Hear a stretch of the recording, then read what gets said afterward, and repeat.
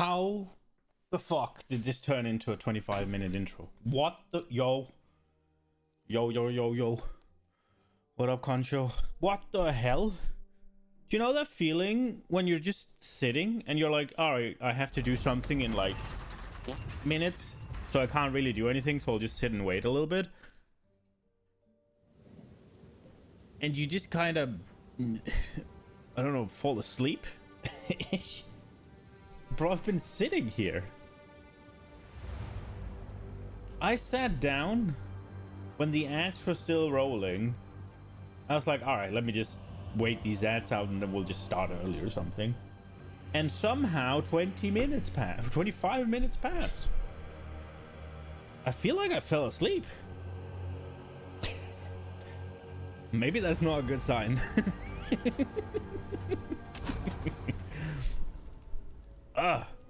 Okay.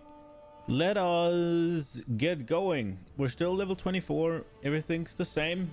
I haven't done anything with my gear or anything.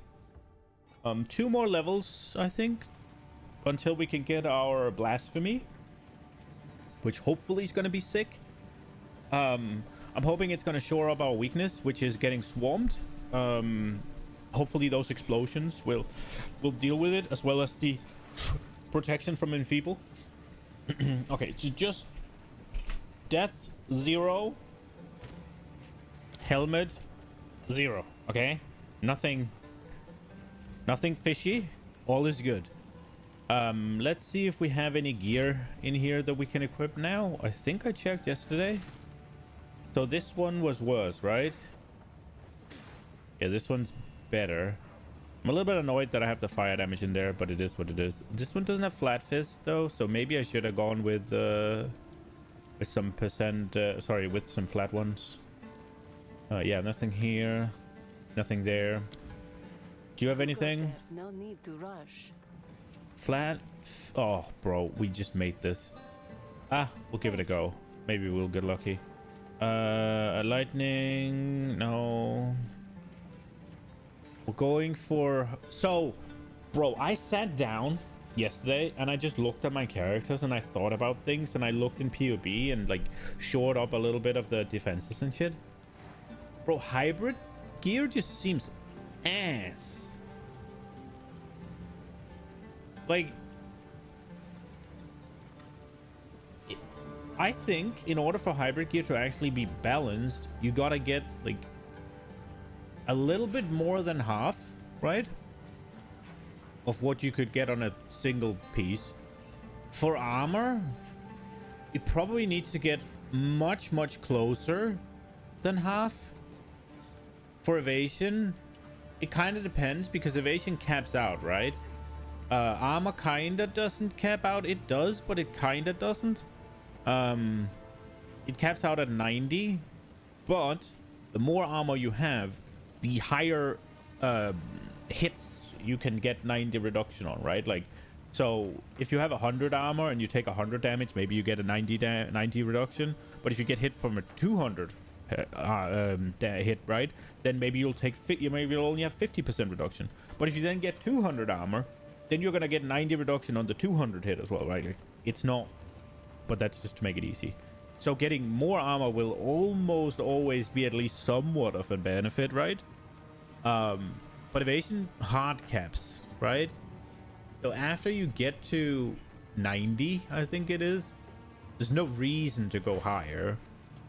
So you should, I think with hybrid evasion gear, you should relatively, not easily, but with some investment, be able to get to 90% evasion with hybrid gear. So the evasion rolls on hybrid gear should probably will probably need to be higher than the armor in order to be valuable, I guess, unless armor is just gonna, I don't know, it depends on how good armor is compared to evasion, right? But I think you should be able to get, but I looked at it, right, and it seems like you don't even get half. Like, if you take like this mask, right, like if I were to just have a pure energy shield, I think I'd get over double the amount of energy shield. And if I were to have a pure evasion rating, I think I'd get over double the amount of evasion rating. So it's like, why would you ever use fucking hybrid gear? Then it's sort of like you just kind of have to do like, oh, right, I'll do an evasion chest, and then I'll do like 2 energy shield things, and I'll get maybe energy shield on my necklace, and then I'll get evasion on my boots or whatever, right? Like, it's so... How did they fuck this up? Hybrids are total shit right now. Yo, Lola. Yeah, I was looking at it yesterday because obviously I was trying to do hybrid on my mercenary, my witch hunter, because it just seemed cool, right? Like, I wanted to get... Also, deflection seems fucking garbage. I thought it was gonna be really good, and they said you could cap it to 100, right? You get 100% deflection with some investment. I took 3 or 4 deflection wheels. I took a bunch of evasion scaling, and I had deflection rating on 2 or something of my items.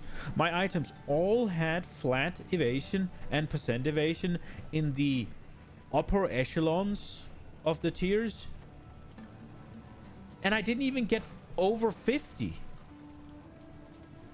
It's like, so it's just never gonna happen. Why would I want a fucking 50% chance for a 40% reduction? It's fucking dog shit. So yeah, my witch hunter needs a complete rework. I think it's either going to be, we're just gonna say fuck that noise, and we're gonna go just fucking evasion and energy shield with and again, that's hybrid, but there are the nodes on the tree, right? Like, especially this node is really good, right? So you get evasion rating from a pure energy shield helmet, and I think there's one, is it up here? Yeah, so you get just energy shield for a full evasion chest, right? So that way you can sort of do it, and then it's just gloves and boots, which you need movement speed on the gloves, and I probably want a bunch of flat damage and shit on... Sorry, you need movement speed on boots, and I want probably a bunch of flat damage and attack speed on the gloves, right? So it doesn't leave too much room for even scaling it there anyways. So I think that's what I'm gonna do. And then popping Ghost Shroud, because the regen of evasion is kind of shit. I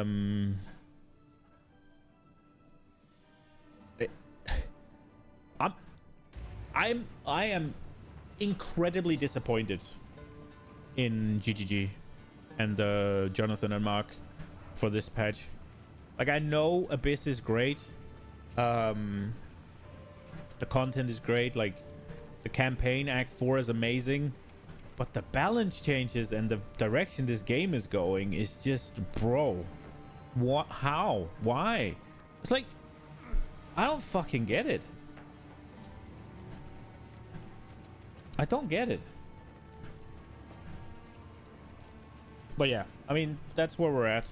I'm hyped to play this though. This is gonna be fun. But yeah, so Witch Hunter needs a complete redesign defensively, and that also probably means the entire tree.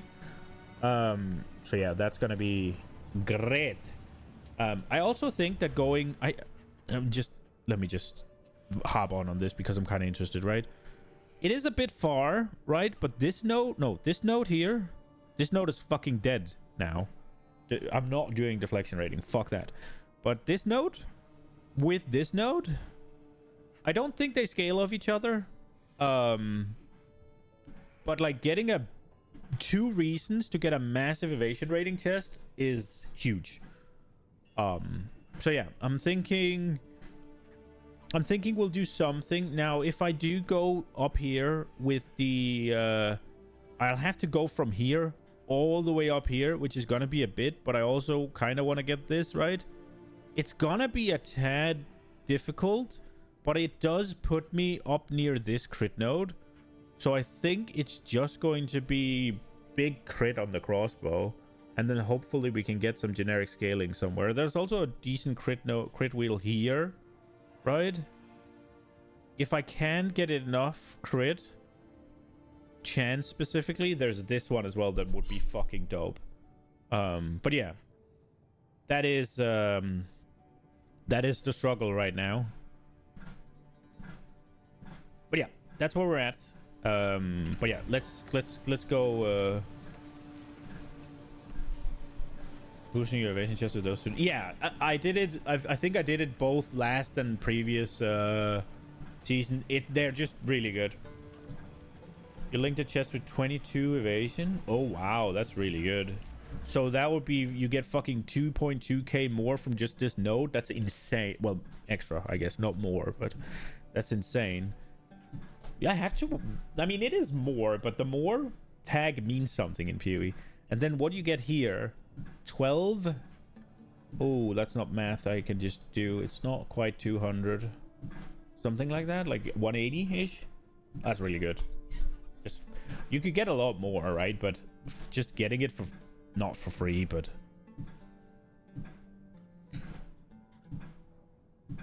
yeah, this is also, this might be okay to pick just this 1 point, right? I don't know, depends on how good flat is. Oh shit, music's still playing. But yeah, that, I mean, yeah, I'm very sad that it has to be this way. It's like everything I wanted to do with the Witch Hunter just got fucking torn to bits. Yeah, I wanted to do the whole like lightning spear with Stormlance being the single target where you get like a massive fucking burst from Riven armor hitting 48 times, but that doesn't work. I wanted to do deflection rating and then have a bit of armor and like evasion rating. I wanted to fucking cap out my evasion rating, cap out my deflection, and then have some armor. And I was like, I'm gonna be fucking giga tank. But it doesn't fucking work because they've gutted hybrid gear, seemingly, from what I can figure out at least. And then I don't know what they said that I don't understand how you're gonna get deflection to 100. I just don't get it. Like, I understand that I might not be to the point of 100, but I had this point, right? Or I have this point. So there's 5 there. I have this wheel, which is freaking, how many? 1, 2, 3, 4. So 4, so 24. So I have 29 here, right? I had this wheel here with 3, and then 4% increase, right? And I think I had this one as well, maybe. Did I have this? But I mean, so what were we on? We're on 29, so we're on 32, we're on fucking 35, and then I get 4% increased, right? And then, which is my only source of increase so far, yeah? And then I had this one. So again, 41, 47, and then 53, and then now we're on 14% increase, right? And I think there's another one I had that gave deflection. I had this as well, right? So what were we on? 67? I had this on a character at least. Like, bro. And then I think I had 40% from gear or something. So I was basically on 100. My deflection rating and my evasion rating was basically the same. And I was at like 44%. Like, bro. With that level of fucking investment, it's like, what am I doing? And I had this wheel at one point. I had all of this, right? Like, I had these. So 45, and then another freaking, so 75, right? And then 100% increase from the chest. And it's insane, man. I don't see how you get there. I'm really disappointed in what they've done. Like, I don't understand. As unpopular as I'm gonna be here, all they needed to do was take PoE 1 and make better fucking graphics, and I guarantee you their entire player base would be beaming. and they'd still get a huge fucking influx of new players because what's it called is new and hyped, right? And there's not like that many years just stacked up because they start from scratch kind of with the crafting systems. And then obviously you do improvements like they did with the gems, but instead, I don't know. At least for these things, right? These balancing things, it's like, why didn't you just do what you do in PoE 2? Or PoE 1, sorry. Like, you've had hybrid gear in PoE 1 forever. And people use that, right? Like, am I wrong?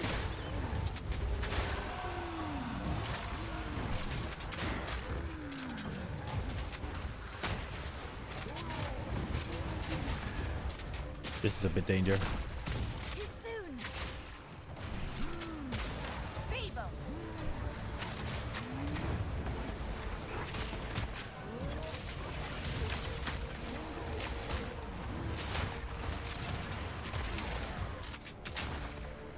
I tried to do the enfeeble. I just didn't quite have the damage to punch through the guys that kept moving forward. Yeah, I don't know. So I got a little bit lost in the sauce yesterday, and that's what I came up with. Like, Witch Hunter is probably hard capped at like tier 8 right now, I guess. So we got to do something, and I think that something is just gonna be the classic energy shield, evasion rating, ghost shroud.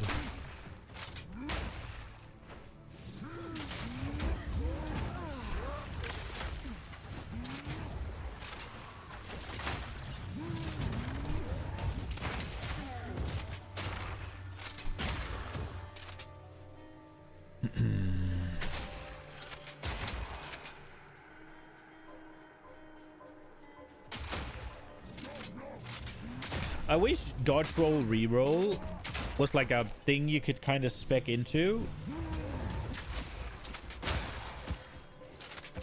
without it being a support gem and super restrictive, or like require to use like a unique crossbow that's just shit. I kind of feel like it would be pretty good if they made a keynote for it.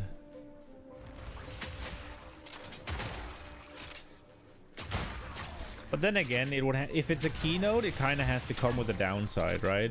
And what would the downside be? It would be a cooldown on your dodge roll or something, and then it'll be unplayable. Maybe just a regular notable, where you just get some quality of life.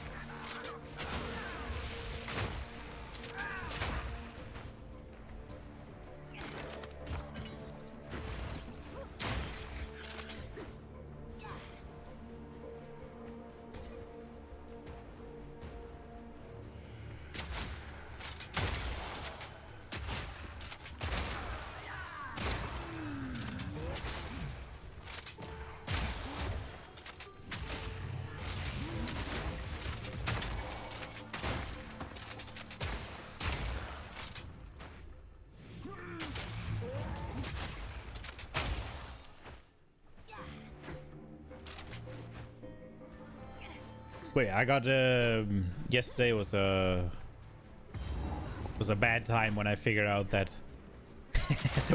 the Witch Hunter was more fucked, even more fucked than I first anticipated.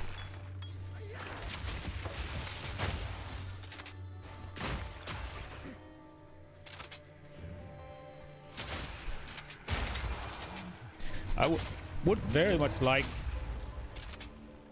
to get a lesser jeweler's orb drop so I can just freaking 3-link all my shit.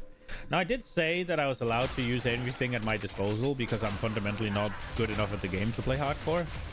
But I also don't want to completely cheese it for my own sense of achievement. Another corpse to serve. So yeah, we are handicapping ourselves a little bit more than I first said I was going to do.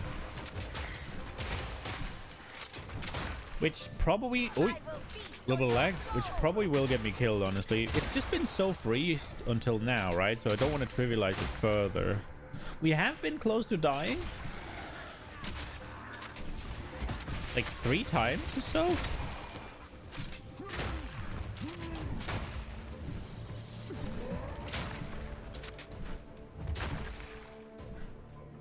Okay, so we found the lightless passage.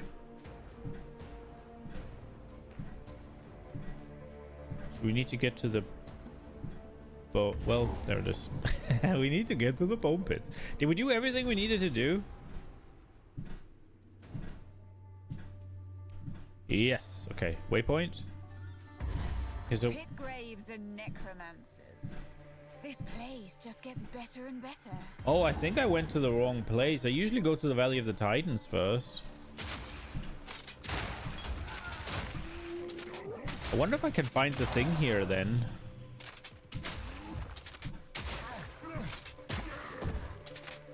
Oh, I have to have that in my inventory then forever? How did I go the wrong way? Should I turn around?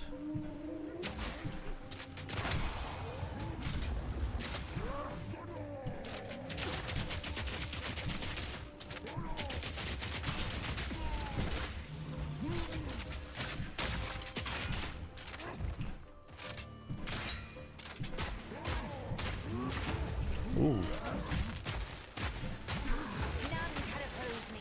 Oh, there's 2 of them.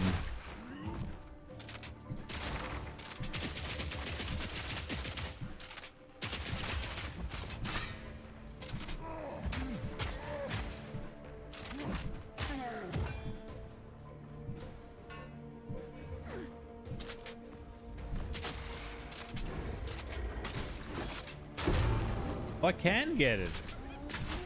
Oh, I'm fucking maimed. Okay.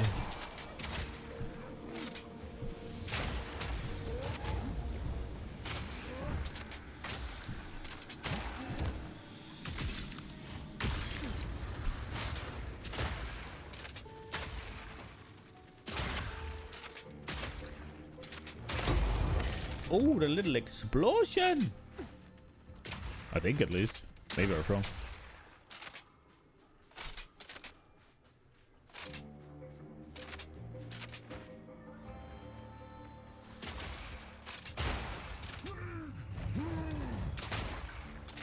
Okay.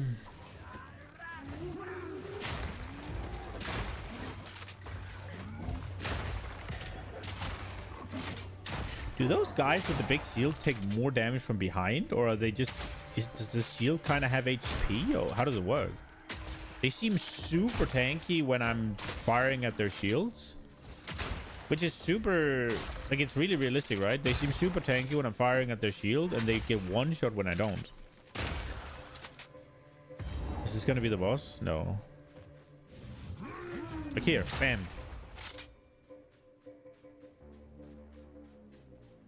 Tip, I guess.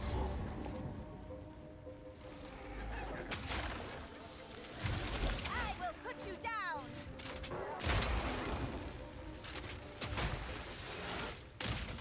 Some of the shield wielding mobs also have same mechanic. Okay. I mean, I know the Death Knight thingies from Act 1, right in the cemetery area. That if you shoot at their shield, they shoot a thing back at you. But they don't get one shot.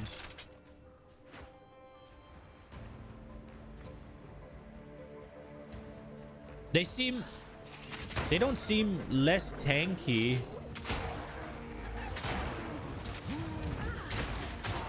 To the same degree from the front. Oh, sorry, from the back.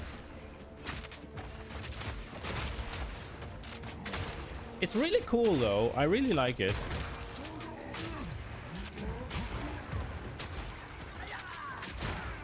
It's super thematic and really...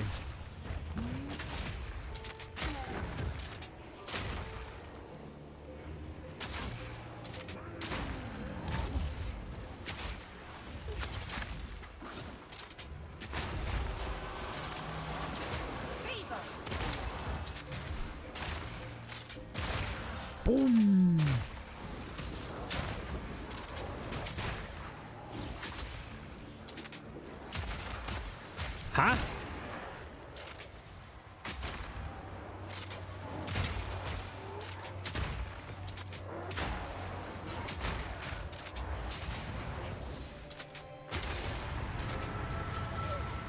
Oh, I saw that before I pressed the button actually.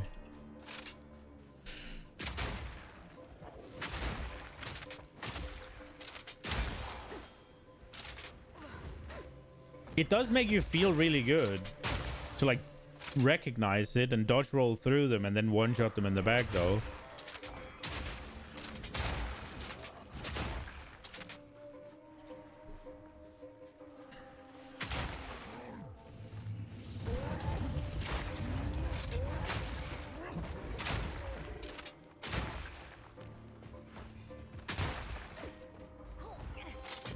Like, they got so many parts of this game down. It's just...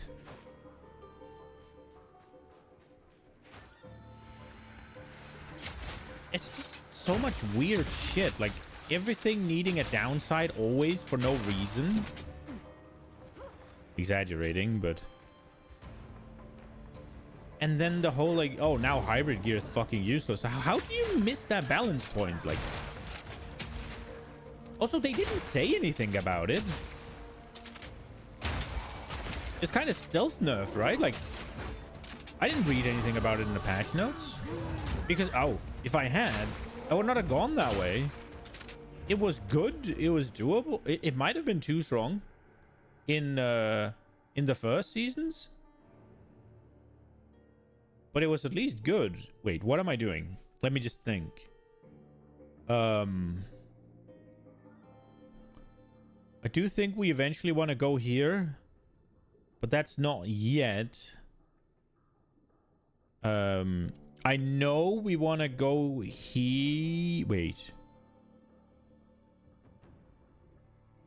Here. The question is whether or not I should get things near Crimson Assault can get allocated without needing to connect. Then I might be able to get this one as well. If it's good, that is. Do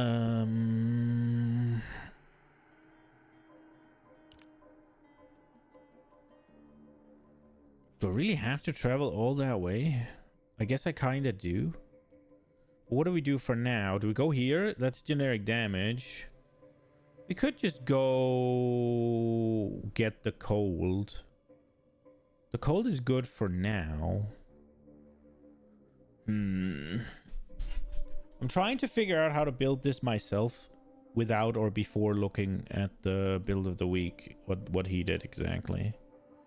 I want to go here, kinda. But that is some points. They've had some strong wrong drugs. Summer vacation, not that I'm an excuse 11. That's how far I've played this character and kept the internet overall. It's good. There's a lot of very stupid. Yeah, I mean, I really feel like, and this might be a bad thing to say, right? I think PoE 2 is carried fucking hard by novelty factor and graphics right now. Like, it's like, no, so novelty factor, nostalgia, and somewhat the graphics, right? Because you get these moments that are really fucking cool, right? Where you chuck the freaking Frenchie charge lightning spear and it explodes the entire screen with the witch hunter thing, right? Like, you get those every once in a while. Or like the 7 freaking falling thunder, right? Or whatever else, like the build that the weekly build that looks really cool, but it's just borderline fucking stupid. And the only reason the weekly build is so cool is because it kind of lets you play PoE 1 and PoE 2, where you just go hold down a button and just go right.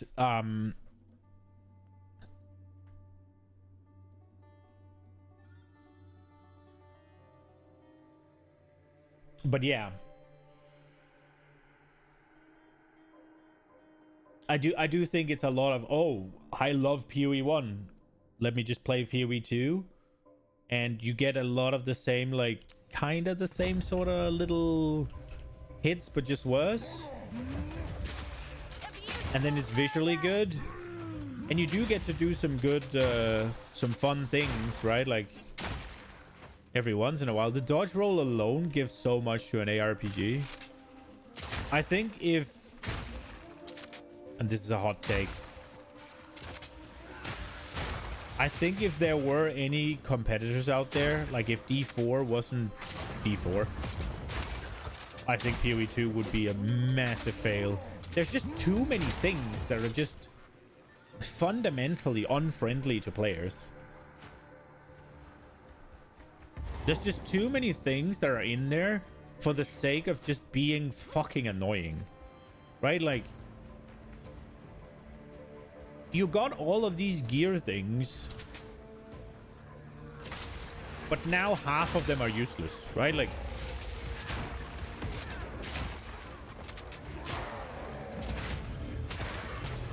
because hybrid gear just got absolutely shit on. You can still do hybrid evasion ES, I guess. I don't think you can really do... I guess you could maybe do hybrid armor ES, because there's no real life scaling, which is another weird kind of thing. So I guess there would be a reasoning behind scaling armor and ES together, because higher life pool, you get more out of your armor, kinda. But the question is if you can get enough armor while doing that, and if you can get enough ES while doing that to really be worth it, right? Like, I don't know. Depends. I guess it also depends on how good that elemental thing is. People said it was going to be dog shit, right? I don't think it'll be dog shit. I haven't tried it though. I'm curious as to what the verdict is on it. Like, deflection I thought was going to be absolute batshit crazy, but it just seems kind of bad. People were saying that the armor thing's going to suck. I never thought it was going to suck. Did I? No, I don't think so. No, wait. I got a little bit derailed by the... Oh, maybe I did think it was going to... No, didn't I say it was going to be entirely numerical based on how much you could get? Because the fact that it goes before elemental resistances is obviously bad. But I mean, if you get enough of it... But then how much of an investment do you have to make to do that? That's the question. It is a suffix, right? So it competes with resistances. I guess you could argue that you need less resistances if you do your armor shit. Maybe you can forgo resistances almost. That would be kind of insane. Probably not though, right? That would be wild. Where the fuck am I supposed to go? All these little dead ends, man.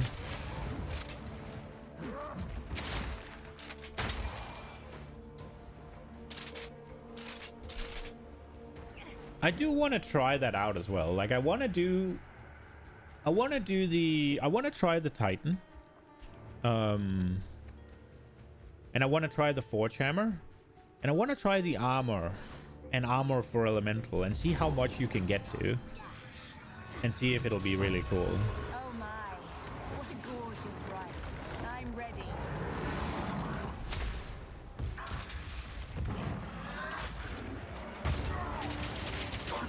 Bro. I'm gonna be honest. I did not realize for a second here that what I'm actually doing here is fucking hardcore. I went into this completely not prepared for that. I've just been yapping. I don't know this fight.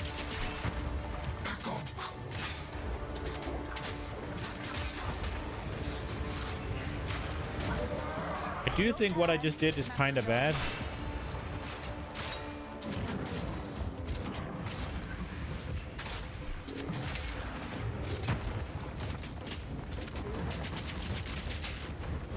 Those look bad.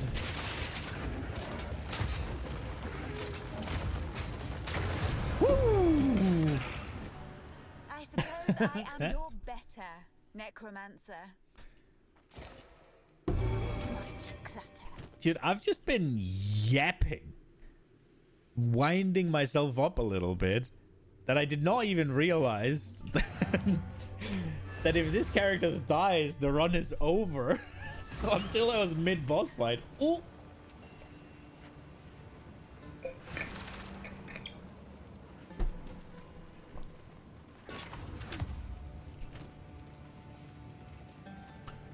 But yeah, I am moderately disappointed in a lot of things they did. Oh no. Nah, it's ass. I'm not dealing with that. Cast speed. Ah, we'll put it in here. Maybe I can use it for another character. Do do do do do do do do do do do do do do do do.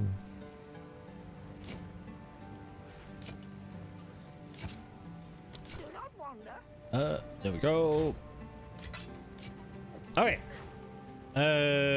We need the tusks. Almost forgot the tusks. These should come in handy. It's just... There's just so many things for this game, right? Like, oh, we want combo gameplay. Great. But not for white mobs. Like, I shouldn't need combo gameplay to clear white mobs. Combo gameplay is great for making better bosses, and I'm hyped for it. These? Not for white mobs. Brother. Just... Please. Not for white mobs, yeah? Surely you don't mean for white mobs, right? Like... But they did.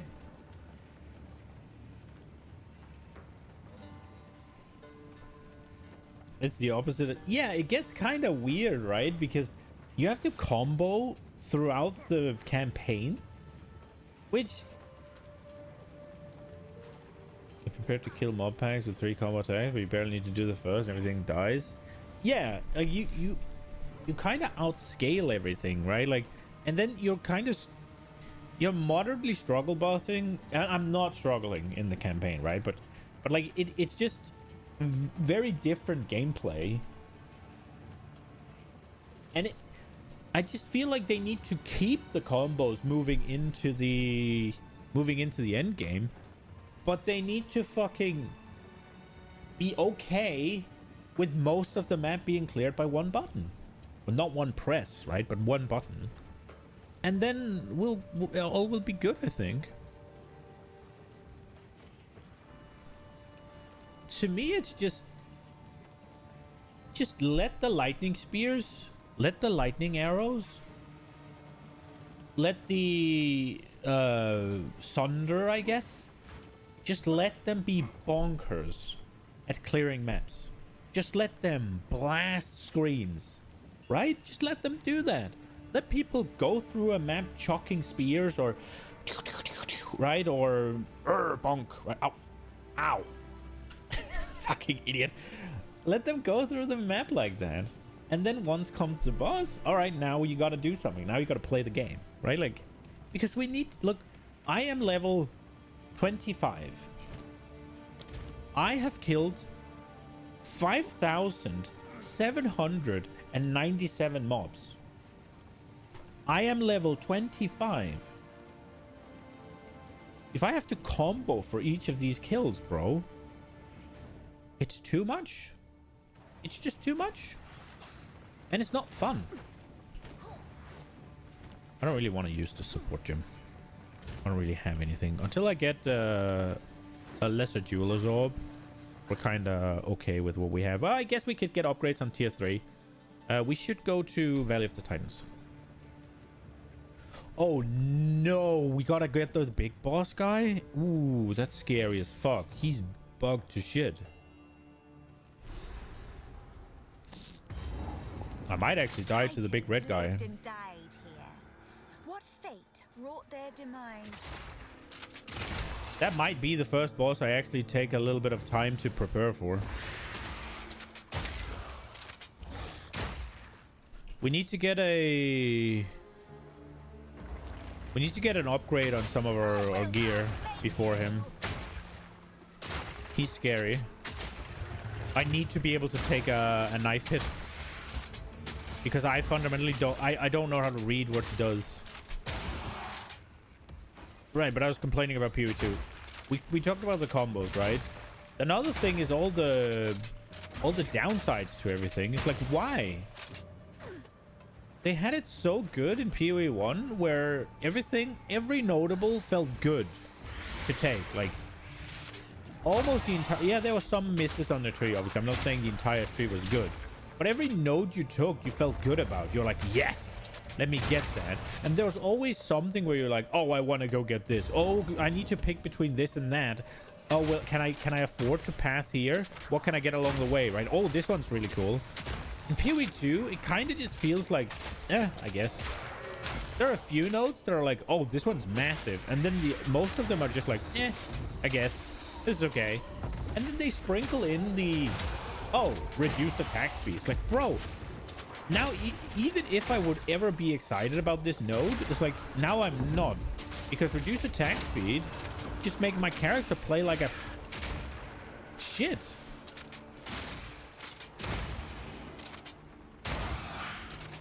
Like, the downside should be on the notables. Now, don't get me wrong. I'm not saying there can't be downsides on anything. Like, there's plenty of downsides to uniques, and that's really good. Again, it's a unique. It's the same as a notable... Not a notable. A keystone, sorry. It's the same as a keystone in the sense, right? You build your character around it, and you have to abuse the strength it gives you and shore up the weakness, right? Like, play around the weakness, abuse the strength, right? Like, that's the mark of a well-designed keynote, right? Or unique. And in some cases even, which is really cool, you can even turn the downside into a positive if you do certain things. Like, that's even better. But when you just get 5% reduced attack speed, it's just dog shit. It just makes you feel bad. And then there's things that give reduced movement. Maybe there... I think I saw one or two that gives reduced movement speed. I mean, forgive me if I'm wrong. But reduced movement speed just... To a lot of players, me included, reduced movement speed makes the node completely unpickable. And there's one with reduced... Or there's a couple maybe with reduced life. Bro, you don't have any life scaling on the tree, basically. But you have life... reductions? What the fuck? It's so bad. It's so bad. Like, what the fuck is happening? GG really don't like health builds, which is kind of weird, right? Because every build is a health build, except CI specifically, right? Like, even energy shield builds is a health build because energy shield is not a health. It's not health. It's not health. It shouldn't, as much as it is just health, it's not. It shouldn't be compared to health. It should be compared to armor and an evasion rating, right? Like, energy shield needs to be comparative. Fully blasted out energy shield needs to be comparable to 90% evasion rating. It needs to be comparable to armor, whatever, right? Like, it doesn't need to... It is not health. It isn't. It's defense. Instead of reducing the damage, you just take it head on, and you have so much quote-unquote health that you can do that. It's not health. Because you don't get... Well, I mean, maybe you do, but especially not with the changes to the hybrid gear, you don't get the ridiculous amount of energy shields with 90% evasion rating, right? Unless you invest big.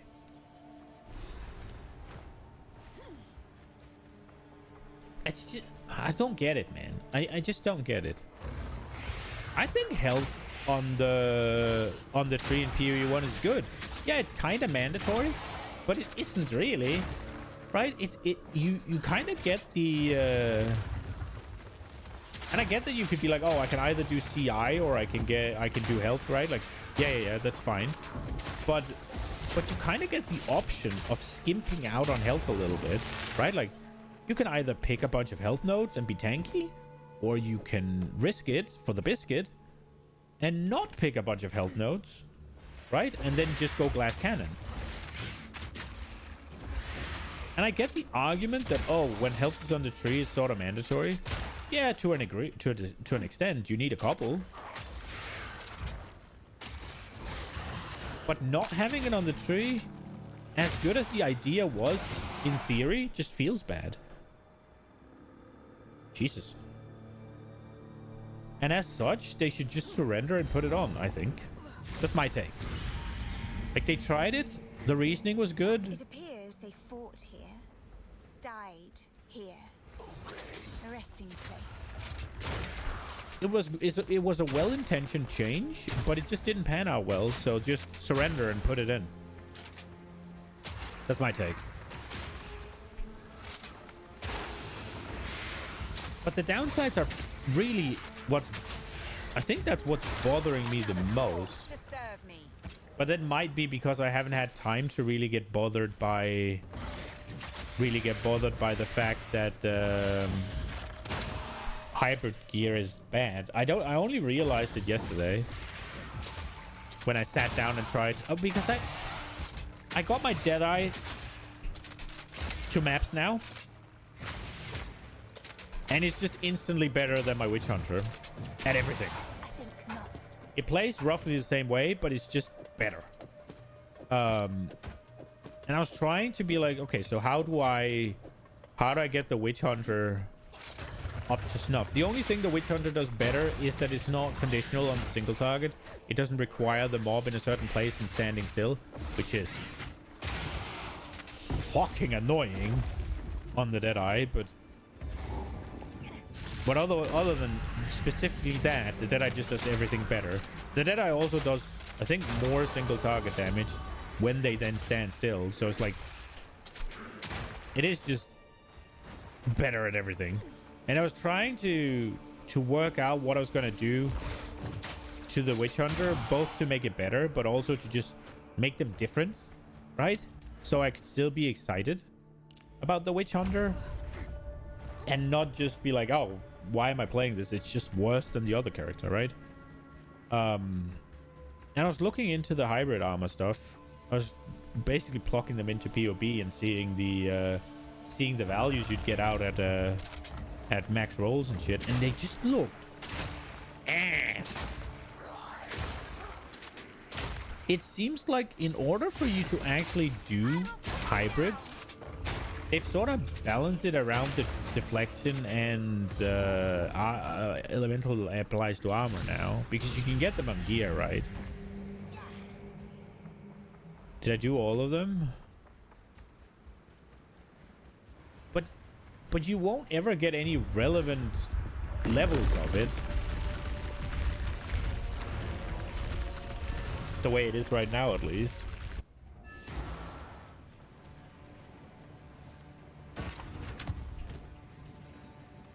Oh, we got a level 7. That means that we can actually get blasphemy now, but we don't have the spirit. Where do we get our next spirit thing from? Who drops the next thing? I guess we'll be stuck a little bit longer. I'm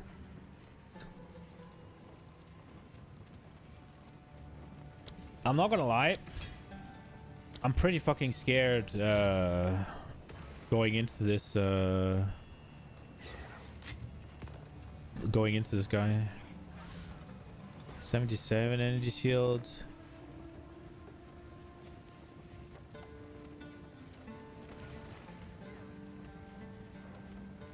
Not an open prefix. I would very much like to get an upgrade. Ooh. This one, right? Let's not screw this one up. No! That screwed it up as well. God damn it. Wow, I really overestimated that. I should have used the little one. Oh well, you live and you learn. I guess we have an upgrade coming. Where did I put the other one? Here, I guess. Okay, shit happens. You make mistakes. And then you don't learn from them and you repeat the mistake. So this one has hybrid. Do I have a little one of the 27 to 42, 34.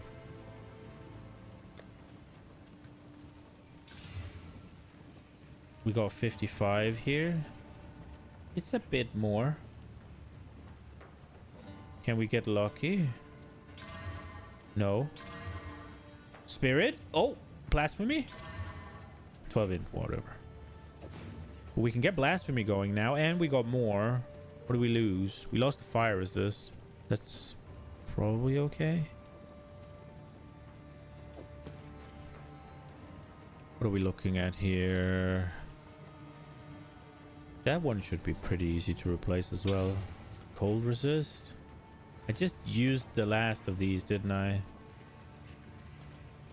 We can buy one, maybe. Lesser essence of enhancement.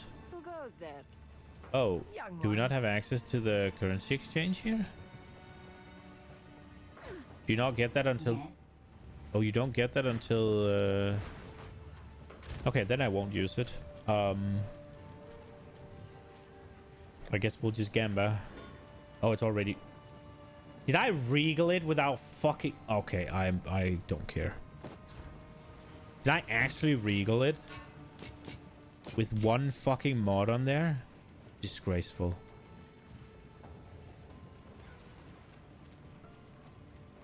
I will tell your tale. Oh my god, the amount of fucking construction that's going on right now is... It's insane, man. We've been living here for a year and they've been building non-stop. I'm fucking getting sick of it. Alright, let's see. Please don't have a better chest than what I just made because I forgot to check. Don't punish me, game. I don't deserve it. I think I'll buy this just to salvage it. It's 500 gold, right? We're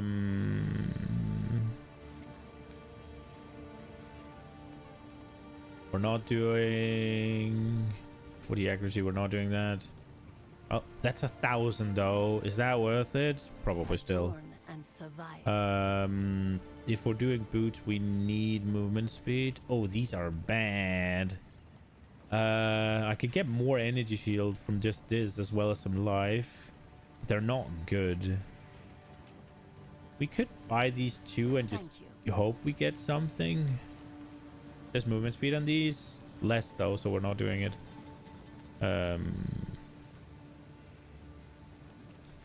Okay, so these two go there. Please.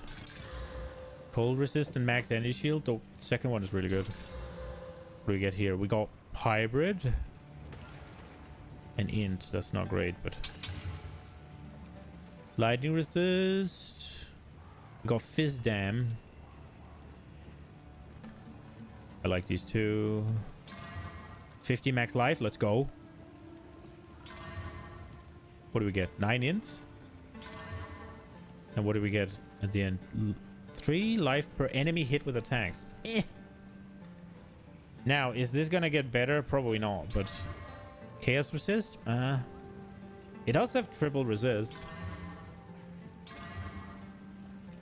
Okay, so 50 life versus 30 something energy shield, huh? The question is the energy shield scaling gonna outweigh it? Just take these off so it's the same.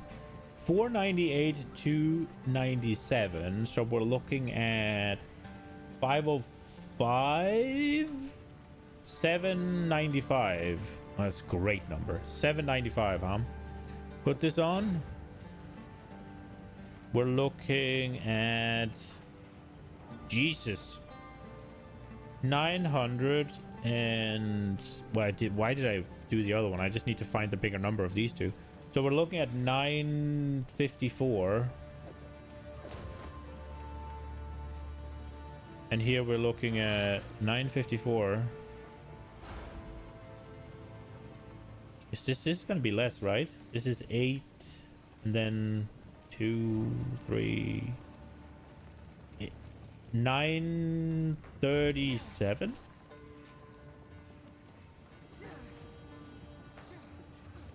But these have physical damage on them, so how much is that? Let's look at high velocity rounds specifically. 19, that is significant, but I think I will take the life here. I think I will take the life here. Do we have anything we can utilize that's better? We got some here. This one is... we keep that one.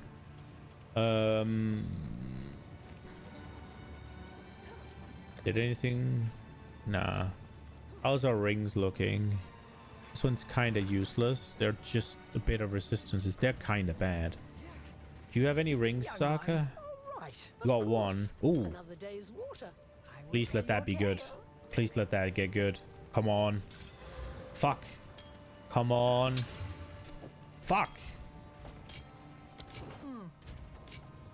I don't want to gamble too much. Take care. But I feel like I kind of have to try a little bit. Yes. Well, I smile for you. Max life with lightning res, rarity, and more lightning res.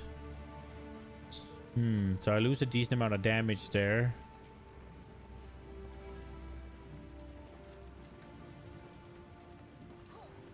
But the other one... the other one's just bad. How's my resistances look when I swap this? I cap lightning. Isn't he lightning though? I think he is, right? So that might be really good. Now obviously cold is probably the danger, especially because I don't have a what's it called, a yeah, let's fucking go. Okay, I'm pretty pleased with this. We got some moderate upgrades. Can I swing in a helmet upgrade somehow? Are we just gonna give it a little gamba? Full energy shield? How far are we from the node? We're not that far. We're going there.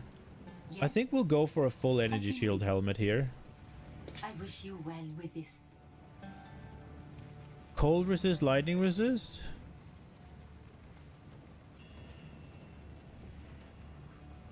Let's go. We slam an exalt on that and we call it.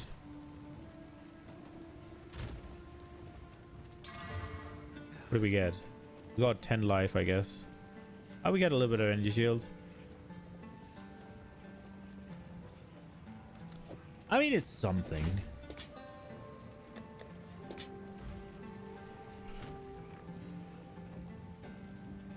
Is there anything left to... this one's full. This one's full. Could bang one onto our boots just because. Got Dex or...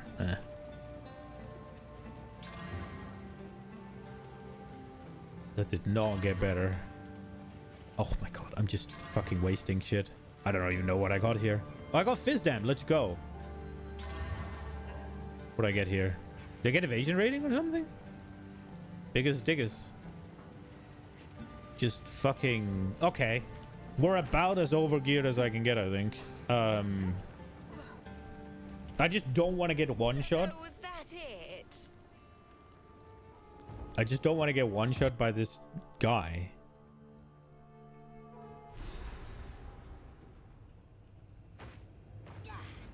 This was certainly off limits to mortals. How exciting.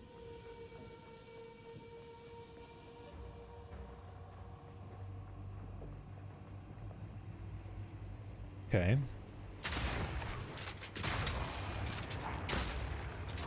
It wasn't the spiders are mortal. There's off limits to humans.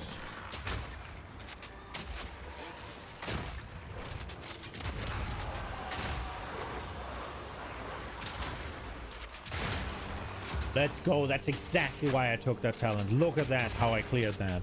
Easy. Never surrounded.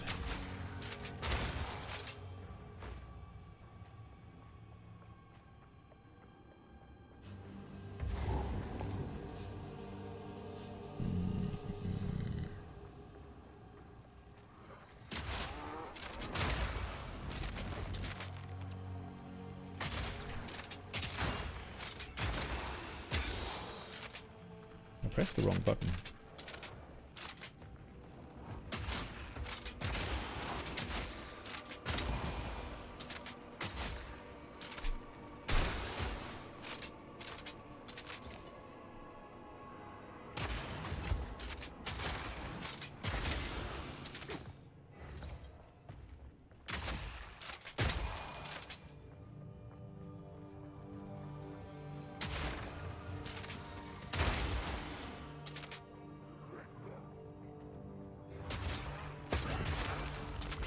Ooh, I did not see that one coming.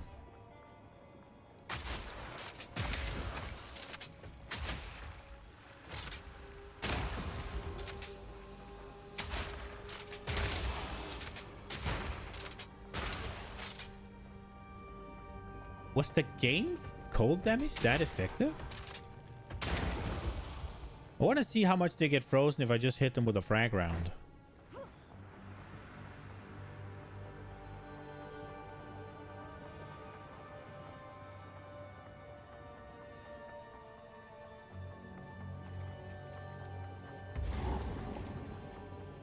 Oh, did we? Oh, shit. We got here fast. Oh, no. Oh, no. For now.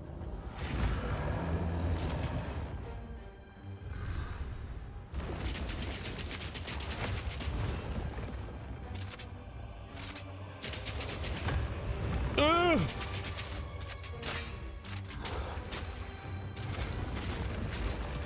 Is he unfreezable?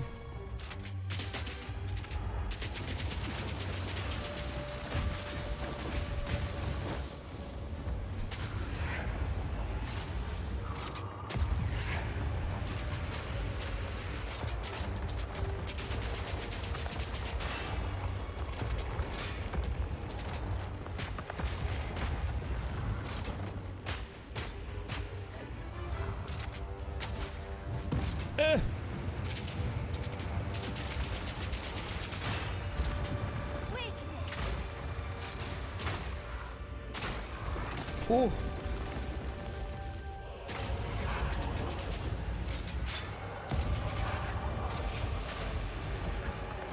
He's locked into so many animations where he just... No!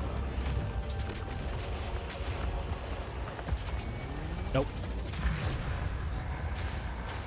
You're quite possibly my largest victim. Farewell. Ooh, I think that lightning resist came in clutch when I took all of those little balls. This was way easier than than I feared it was going to be. It's warm. And now mine. That was good. There's one more thing I need to find down here, right?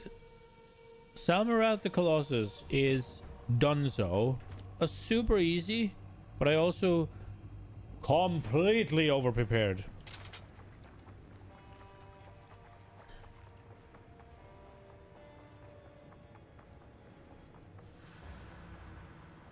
He's super awkward, man. There's a bunch of the skills that don't really work on him because of he's like not where you're like you can't really use ground target abilities as well because he kind of just doesn't get hit by them. At least some of them. I remember trying to use Spear Field on him and it just didn't work. I did him with Deadeye as well. And he didn't really seem to get hit by the lightning rods either. So he's just kind of super awkward.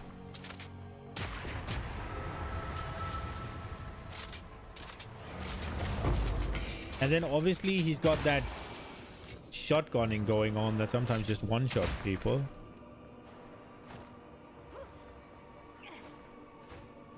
Yeah, we got past him. It's all good. All good.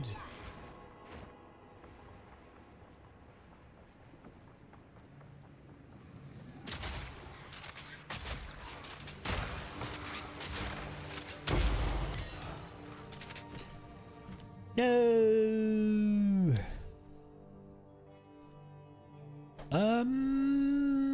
Let's go with frag rounds. We're using them the most. I want a spirit gem so I can use blasphemy. We're gonna have to get rid of Herald of Frost, which was fine.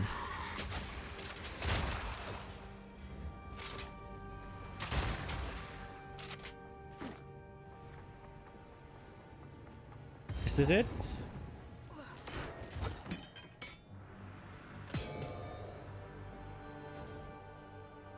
Yeah, that's it. Okay, cool. We absolutely slammed Salma, whatever.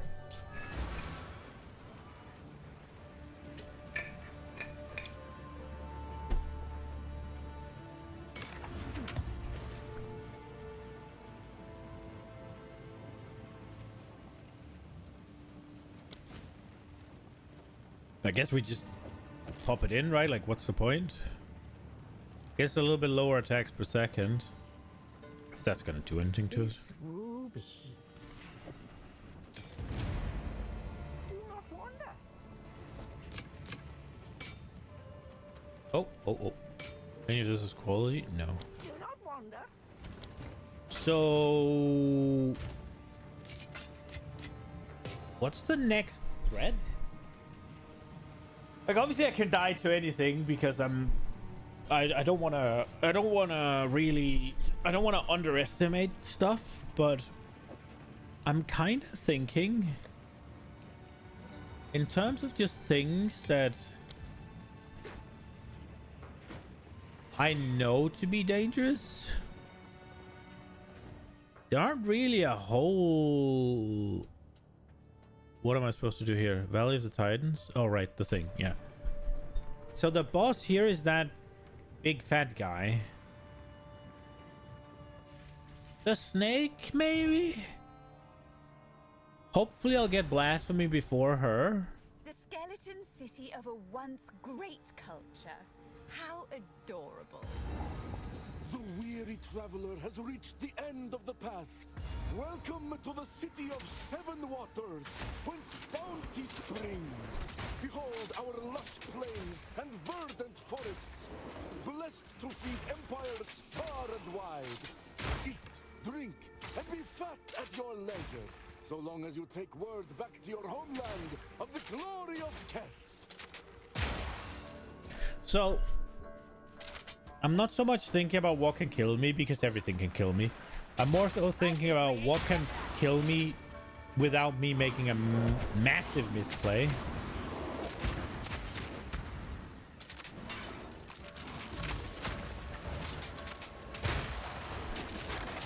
And I think the next guy is the next guy Jamandra?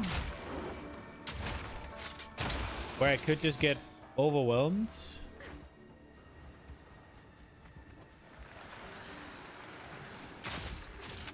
Because the next guy, as long as I don't stay near a wall, he shouldn't kill me. Knock on wood, I don't think he's ever killed me, actually. This snake woman here, I think I might have died to her once.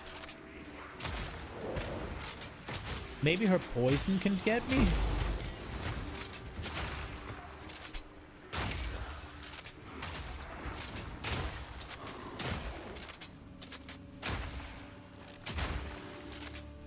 That would not be unlikely, would it?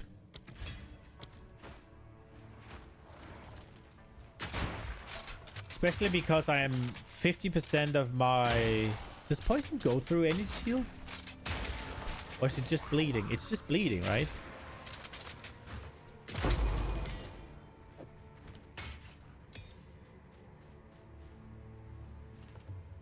Shaman Ra always kills you. You always go in without good enough lightning res. Bro, I am capped. I have 75 lightning res right now. I am ready.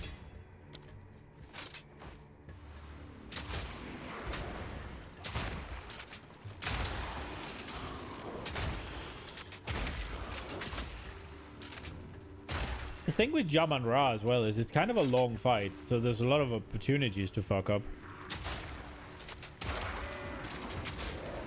Like, unironically, I used to raid Mythic and WoW, right? And fight length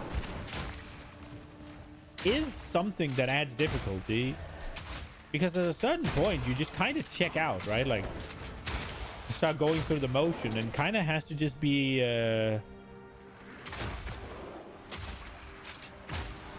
like instinct or whatever, right? Like, at a certain point you just kind of overload and it's like, okay, I'm zoned out, right? Like, you can't be just perma logged in all the time. And if a fight lasts, like, some of the WoW fights have lasted 15-20 minutes sometimes, but at least 12 to 8 8 to 12, sorry, been a decent in that range. Like, at a certain point it just becomes, okay, are we done yet? And Shaman Ra is, it's not that length, but it is just, he has a lot of HP. I guess if you have a lot of damage, he goes down pretty quickly. It could just be that it's the first couple of times I got there, I had 0 damage, and I had to fight him for like 7 minutes. Exaggeration, but I don't know, it just seems like one of the longer ones. Also, he has a little intermission, right? Because that obviously adds to it.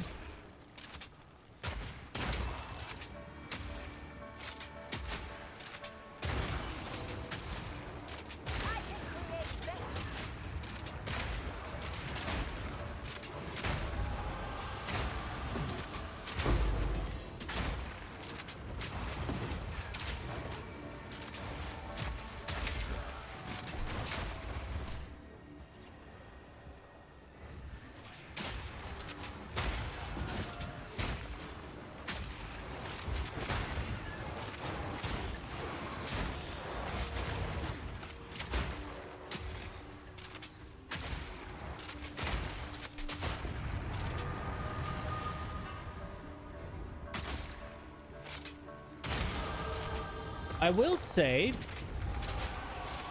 playing this hardcore kind of thing, it has given, as much as I don't really like hardcore in general for this type of game, it does add a bit of spice to it. Like, I'm trying to shore up my weaknesses, right? Like, for my first run through, because I didn't really care about dying, essentially. Well, I always hate it, but I could die, right? It's not a problem. Being surrounded is like, it was a big deal because it'd kill me, right? Like, but I didn't really deal with it. I just got surrounded and died, right? Whereas now, I've picked my ascendancy node. I have picked a skill to deal with it. So it lets you, it makes you think about the weaknesses of your character at a bit of a different level, which is cool.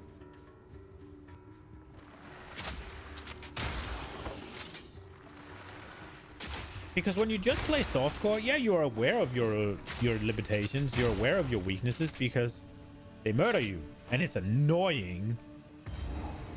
But you have to be painfully aware of them in hardcore, because otherwise the run is over.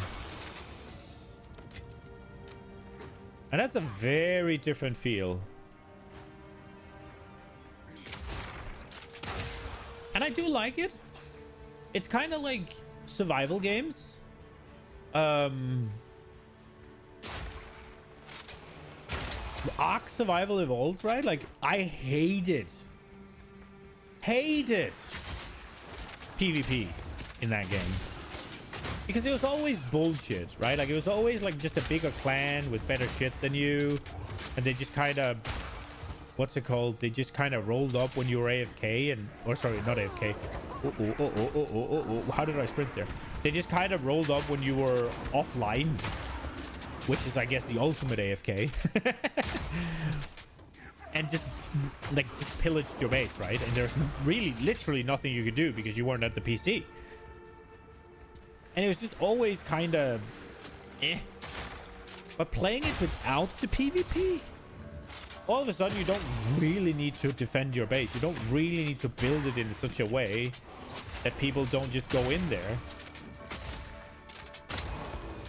And that takes away a cool aspect. You don't have to put traps in. You don't have to like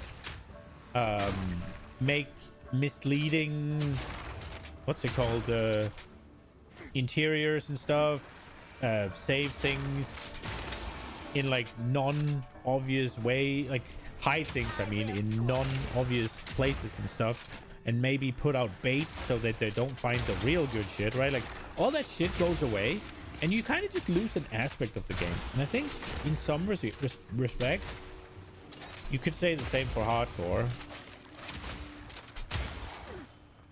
Now, I will still admit that playing hardcore is definitely not going to be my thing, because one lapse in judgment, one fuck up, and you can have hundreds of hours of progress removed. It's not my thing. It's not my thing. I don't want to be logged in whenever I'm playing permanently. I don't want to. I want to chill and I want to fuck around. And I also like to do things that are beyond the capabilities of my character, to kind of just test out the waters, right? Like, and just try it and try and get through it with skill. And that is completely not feasible in hardcore. That is just asking to lose your character. Oh, here's the boss. The Venom Pit. I just want to make sure that there's no mobs around. All right, we'll give it a go.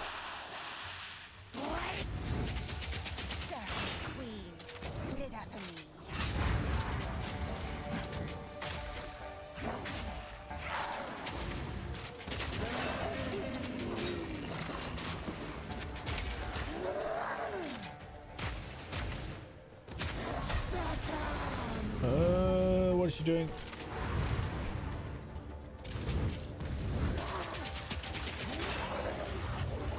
What am I doing here?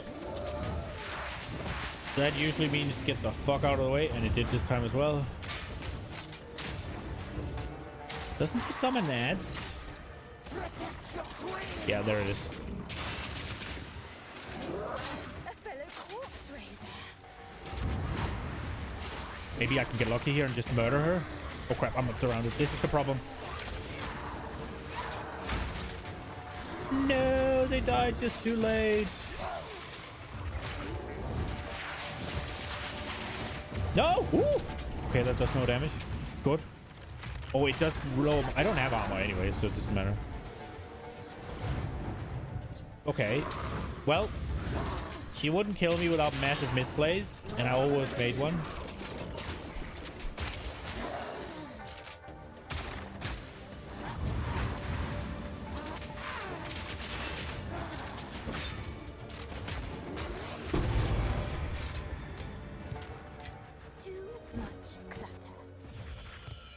Blasphemy is going to be massive, bro.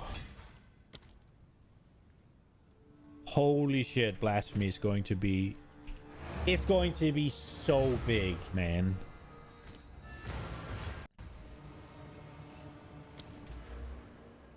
I got 2 points. Now I'm thinking about going here. It's just generic scaling, right?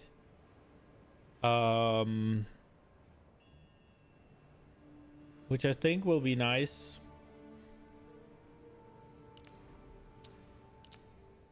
I should probably not pick Dex, actually. I should probably pick Int. The thing is, I kind of need all of it, right?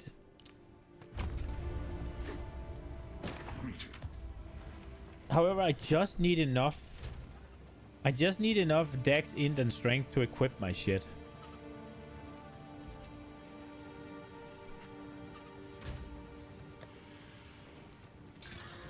Oh. But I don't have the essence, right? Yeah, I only have the big one left.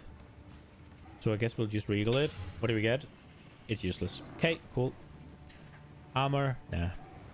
I don't think we have any more gems. No, we don't. We just need the spirit gem, man. Stay in sight.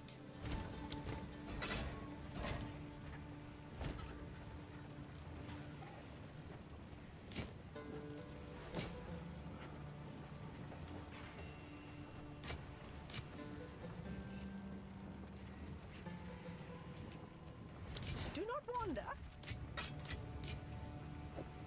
We just need the spirit gem.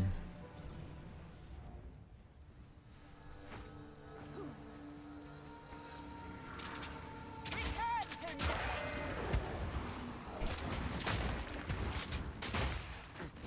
me. Did I finish my point I was making about the survival games? I think I did, right?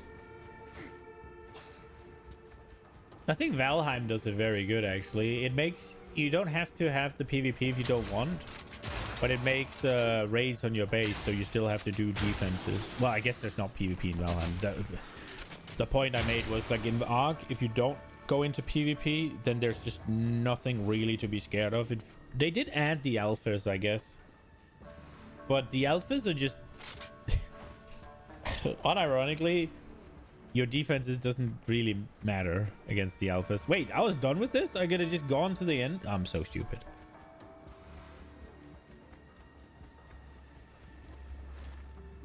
And obviously they do, because they slow it down and blah, blah, blah, blah, blah, and they hit your stuff instead. They hit your walls instead of the things that you want to defend, blah, blah, blah.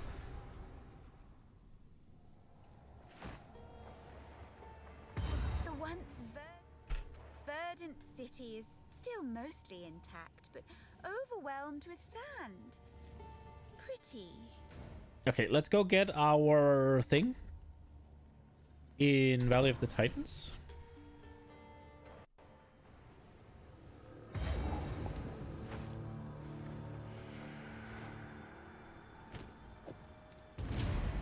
Increased charm charges gained? Yes.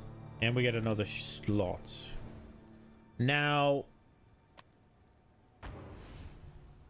I don't actually have another charm, though.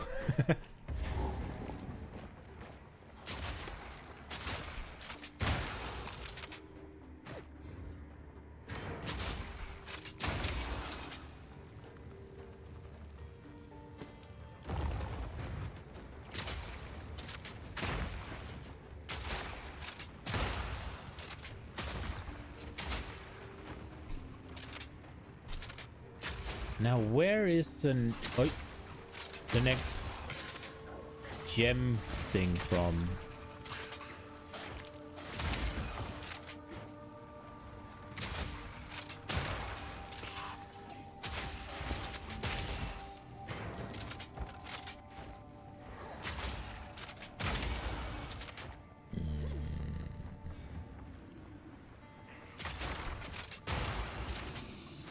Give me a spirit gem level 7, please.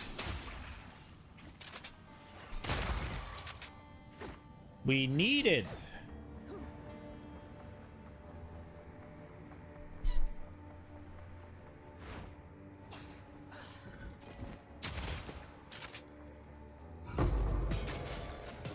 Not a glacial rune, bro.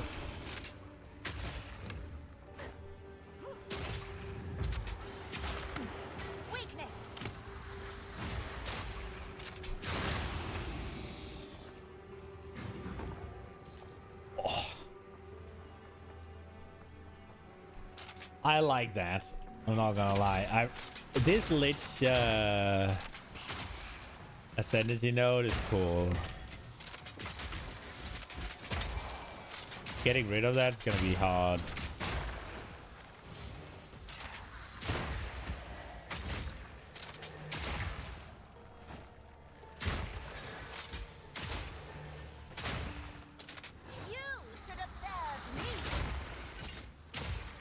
Wait, they didn't get because they were line of sight? Okay.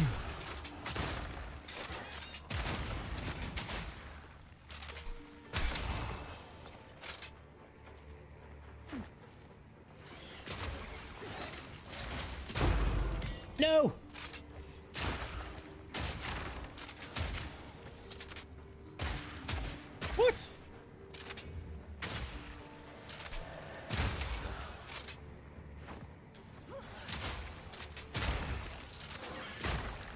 Grant me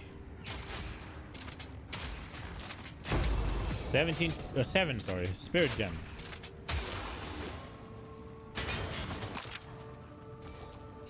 I mean, if it is gonna give me a 17, I'll take it, but ooh, recovers. Let's go. More life. I do need to be aware of life potion or potion upgrade, because that is one of those things that I'm prone to skipping because they don't matter all that much usually.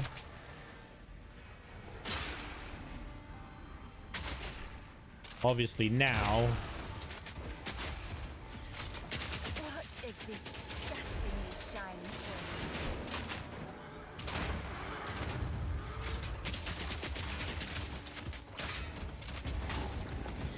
How am I supposed to...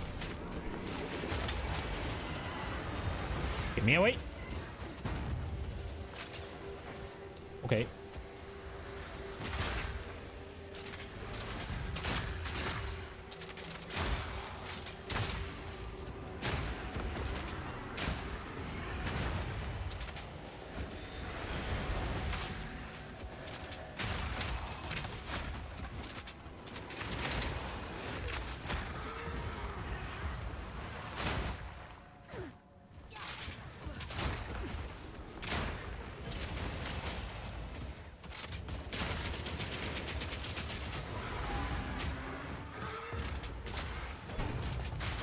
Another corpse to serve me.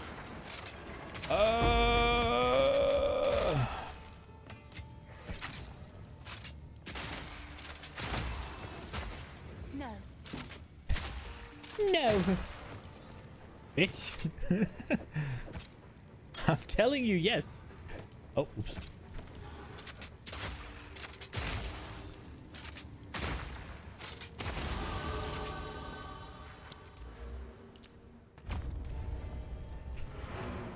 Okay. So far, so good.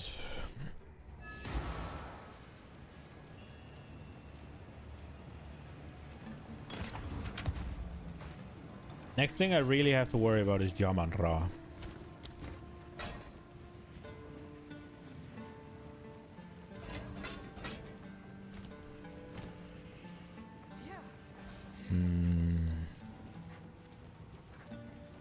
Unironically, this one's probably gonna be...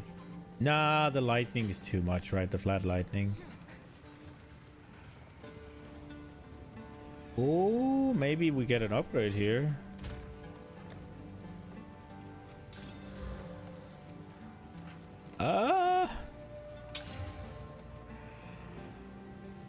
Nah, I want the spirit.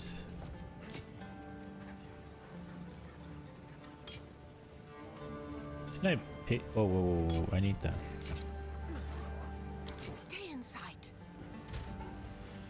Get anything good on this? Inflict ailments. Oh, that's not bad. Spell damage and stuff. Put it in there.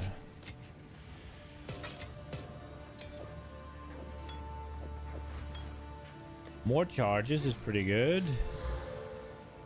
Grants some minions pretty dead. Oh no.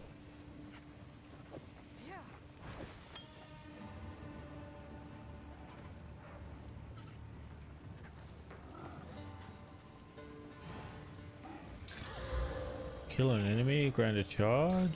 Increased recovery. That's nice. It's just mana though. Life to minions. I mean, this could get better, right? Reduced charges per use. 60% more recovery if used while on low life.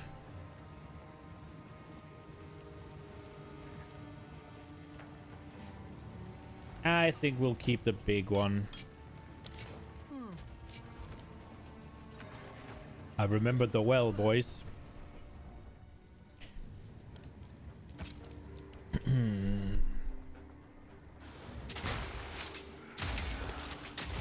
can create better.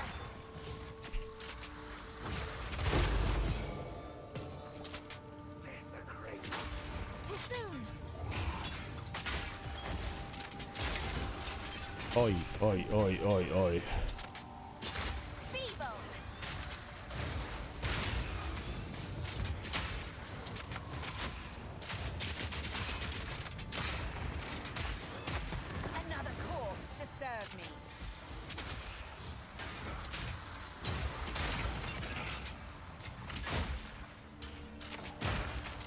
Did I get hit by a bunch of shit here, or did I play that pretty okay? I'm kind of wondering how overgeared I am and how much is just Spirit Gem. Unironically, I really need it for whatever is happening here.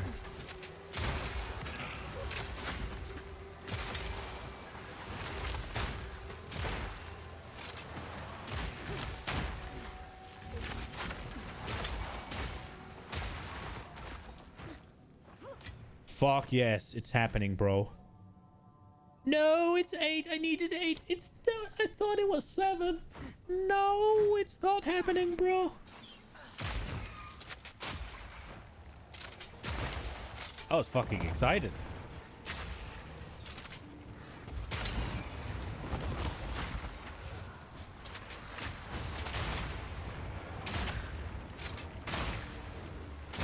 I need more time.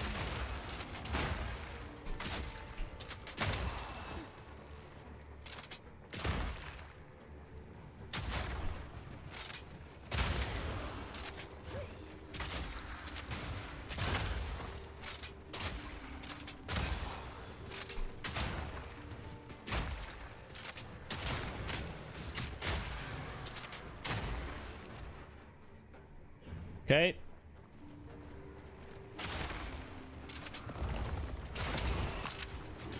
Weakness.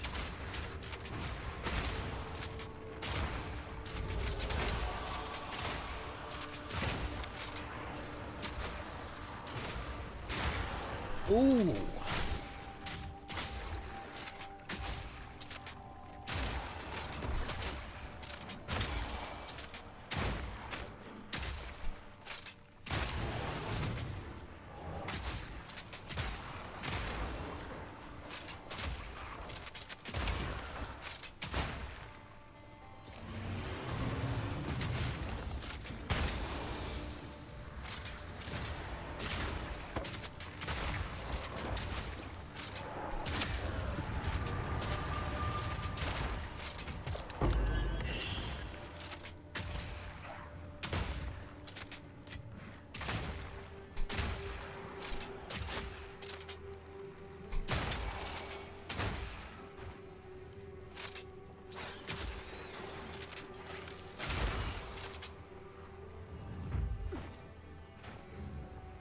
Okay.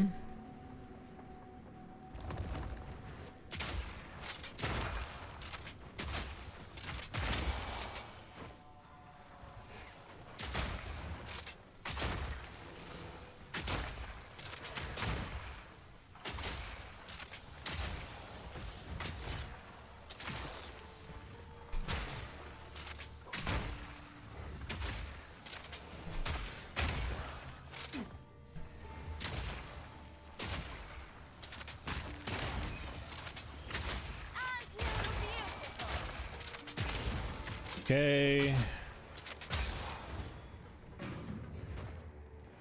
Oh, we did lose a bunch of HP here, actually. I didn't even really pay attention to me being in danger. I guess I would regen really slowly.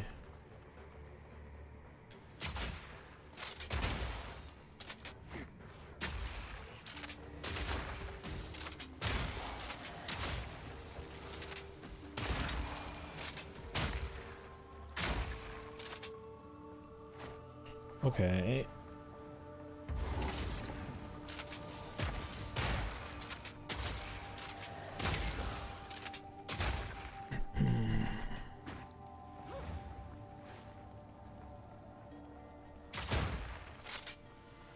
Playing first person, almost.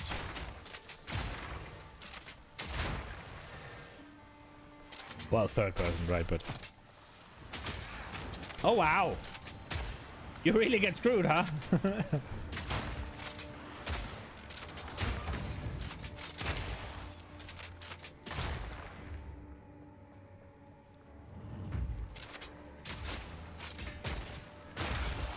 It looks solid. It's just kind of ass that you can't do it like this. It's such a disadvantage, man. You can't see ahead.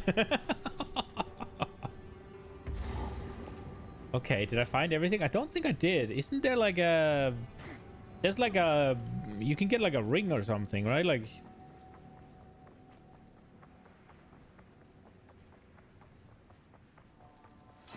Oh, yeah.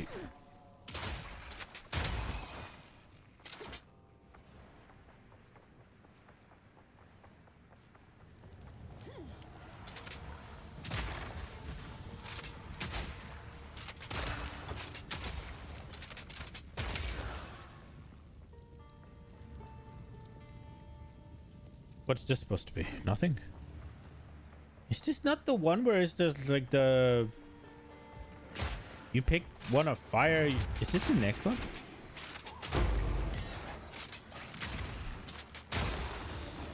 Am I mixing them together because they're so similar? I guess I am. I guess I've done it. Oh, there's a mob here. Oh, well.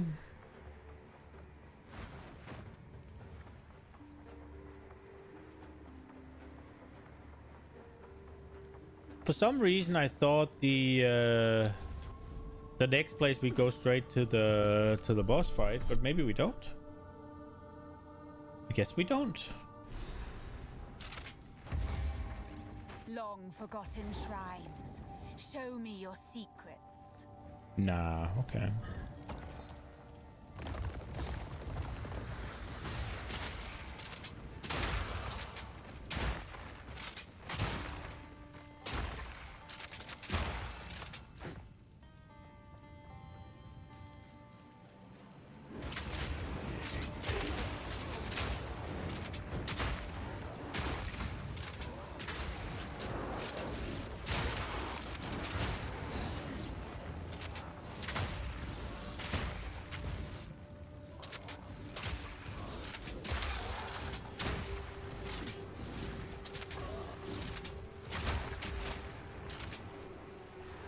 Oi.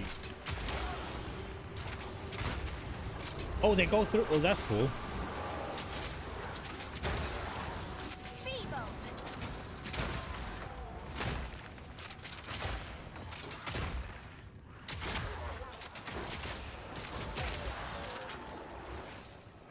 You go through the...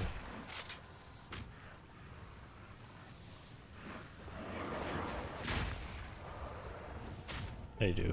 Okay. I can create better.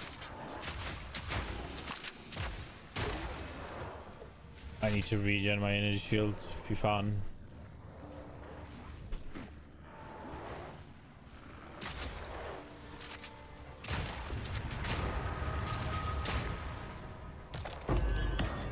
Lesser jewelers, let's go. It's time. It's time we get to use them.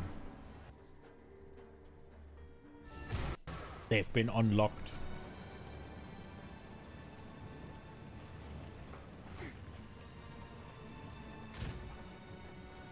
I wonder how much they actually help.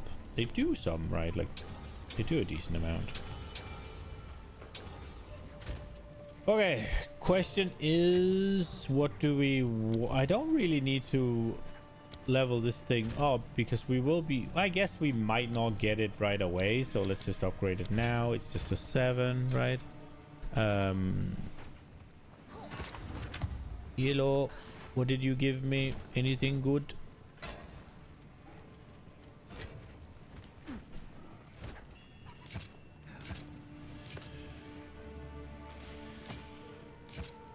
Stay in sight. Gain charges every second. 50%. Yeah. It's better. I will tell your tale. Okay. Support gem time.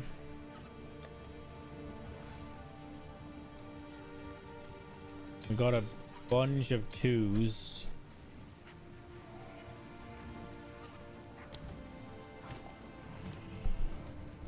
Okay, what do we have up here in the crossbow shot? We got rapid attacks. Now this is my clear right now, so I'm not gonna do the streamlined rounds. was thinking about getting pin too. It's extra crit, like 50% increased crit. I don't know how much that'll do. We could go voltaic charge actually. I don't use it that much, do I? That might be good, right? It's a big boom. Decent for clear.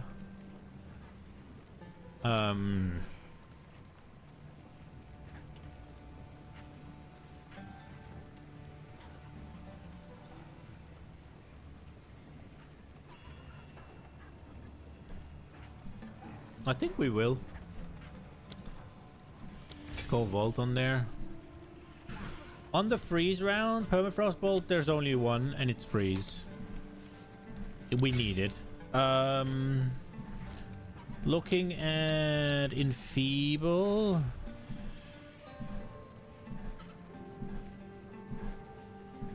Make it go faster. So making it go faster would be nice.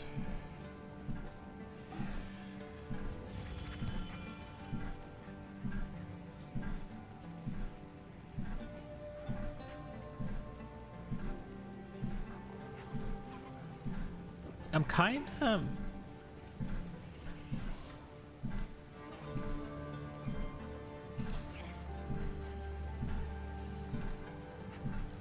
I'm kind of thinking about making it so that it's useful when I swap it in.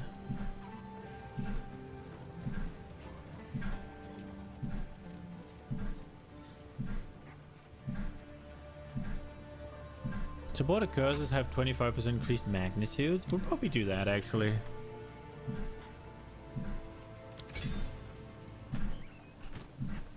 And then what we're looking at, armor piercing rounds. There's not much to put in there if I'm being honest. High velocity round we could do something with, I guess. I don't know that there's any really good rank 2 options for either of these. I guess we could do stun build up.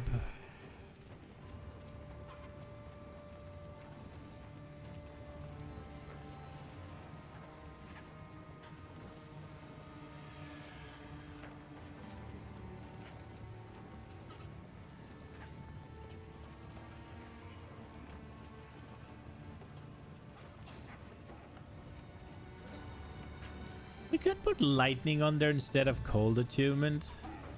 I wonder if that would be better. Have it shock.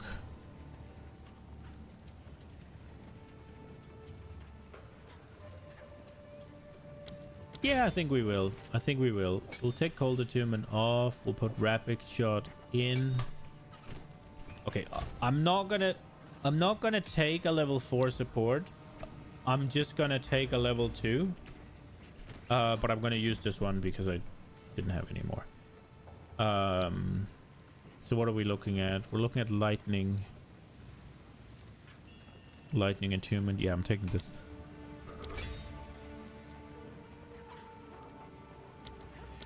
Unironically, armor piercing alone might just be blasting my single target. Okay. I think this is pretty good.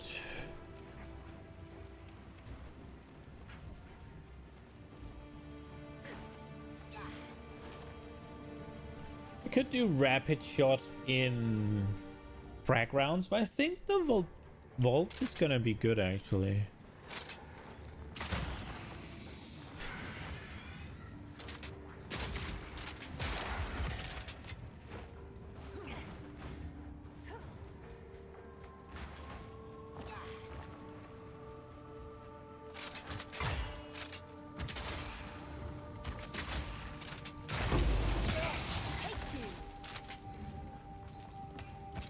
Oh, I didn't want that.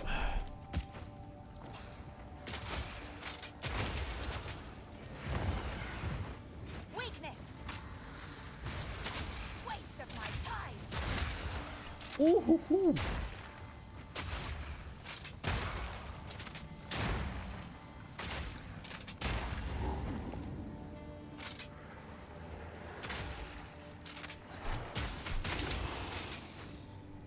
Okay.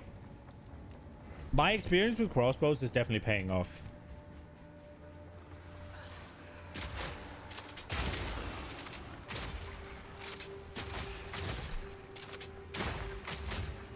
Oh, I didn't swap?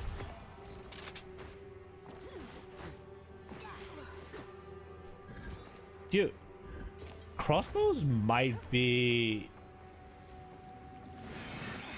It might be the best leveling weapon I've played with.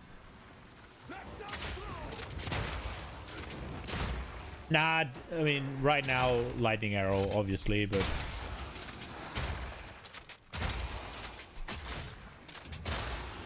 Lightning arrow does come with some minor hiccups here and there.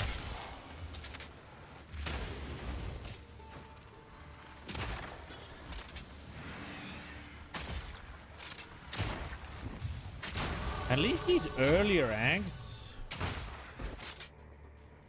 Now this looks interesting. Crossbows just seem nuts.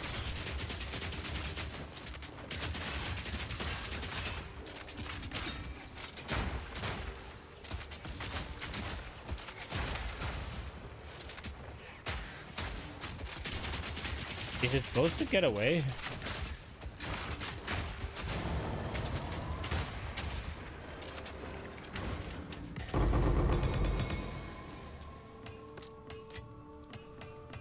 That felt a bit cheesy. I didn't cheese it though. Oh, we have a point. Oh, big point.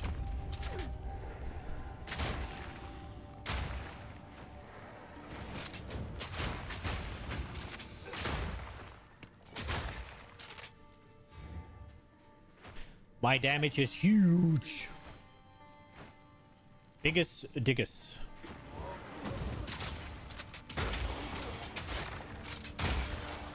I love that sketch. Diggus. Diggus.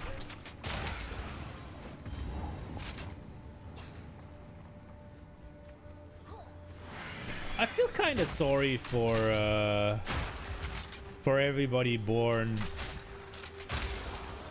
like significantly later than me.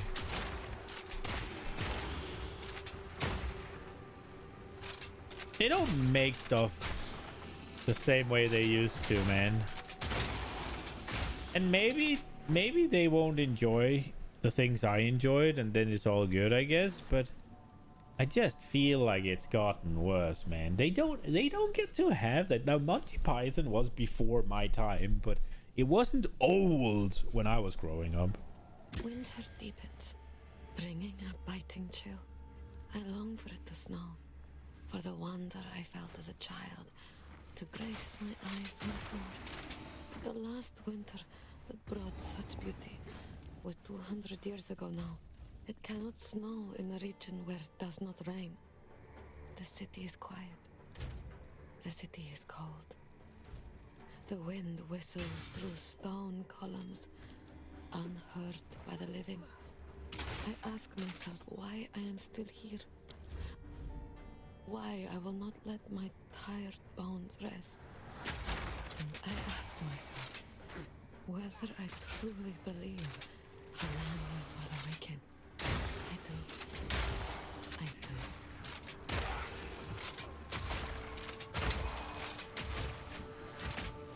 I like the little lore bits.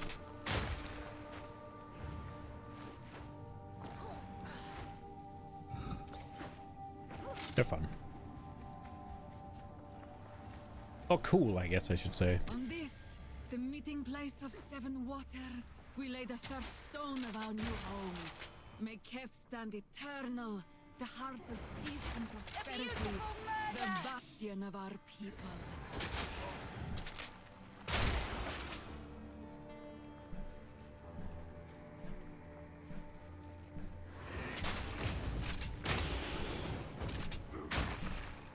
Oh.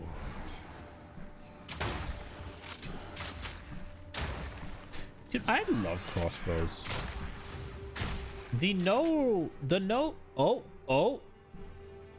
Okay.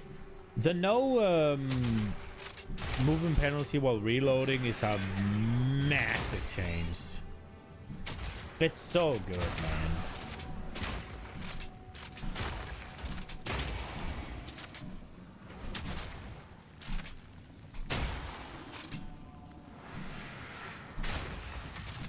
I just want there to be like...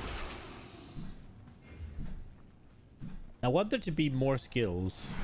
Like, unironically, I think they should take a bunch of the throw spear skills and a bunch of the crossbow skills and a bunch of the bow skills and just share them between them where it makes sense. Like, there is that ice spear thing, penetrating spear, whatever, where you just absolutely blast a spear through everything and it just goes like that. Would make sense for a crossbow because they just didn't they, like, I think older treaties kind of banned the use of crossbows because they were just so freaking inhumane. Of course, they're alive. I don't know if it's bullshit, but I heard it somewhere that there was some sort of I need more time. there was some sort of debacle with the armor piercing quality of a crossbow, and it just gets shredded. Ooh, all hail escape shots.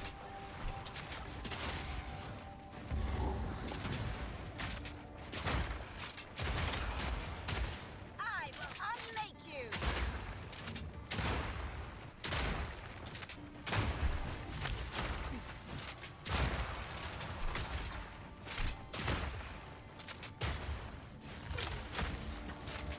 That was kind of cute.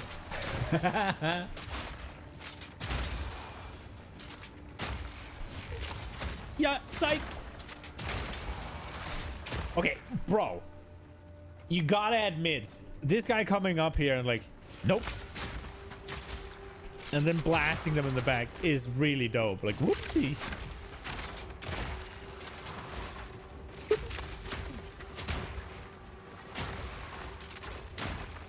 It's unnecessary, don't get me wrong, but it's thematic, or sorry, it's like you feel a little bit like you're in a action movie or an anime or something when you do it. It's super good. I've always liked these kind of backflippy things because at the face of it, it's just escape, right? Like, oh, things in front of me, afraid. But you can use them offensively as well. You vault over. Like, it's not just... Don't get me wrong, it's like, it's just a awkward leap forward, right? But it just...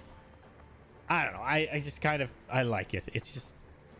There's something about the fact that it's so clearly meant as an escape tool. It's literally called escape shot. But you can use it to engage. Right? Like, you can use it offensively. I love that. It's just cool.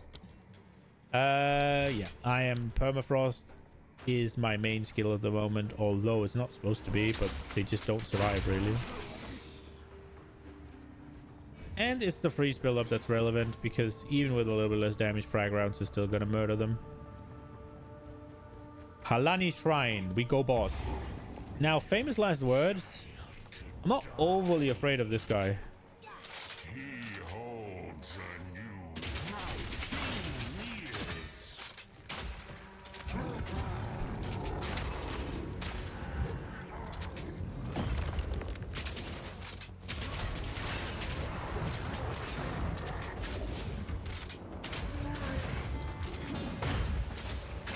That's a bit early.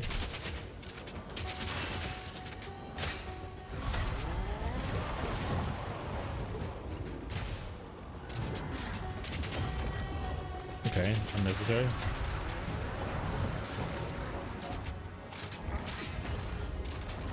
Oi!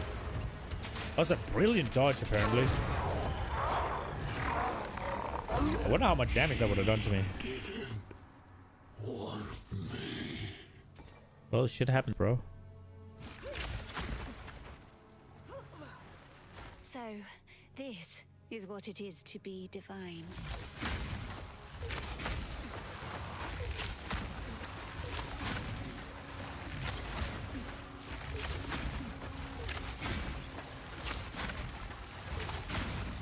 there a little moan? Sometimes.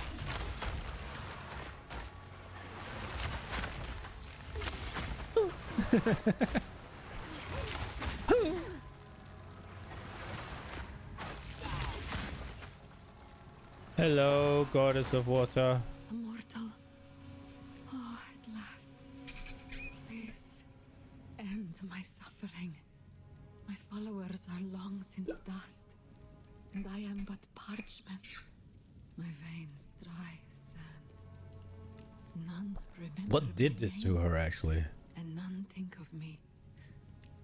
I awoke from my long slumber, unable to move. My time has passed. I ask you, mortal, to use that one element that may finally end me. My opposite. Fire. It must be done. So, I don't quite... That guy couldn't get in, right? She woke from her slumber unable to move, she said. It would make sense if he'd kind of stabbed her through the fucking stomach, but why is it such... Well, I guess it's through the back then with something mad, but there should be just a hole there. Like, this looks like she was put there and experimented on and opened up, right? But she woke from her slumber unable to move. Who did this to her? I don't understand. There's something I'm missing.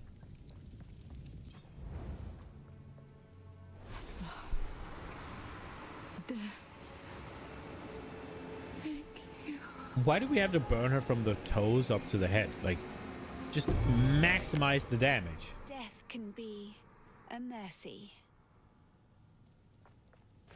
This is what I needed.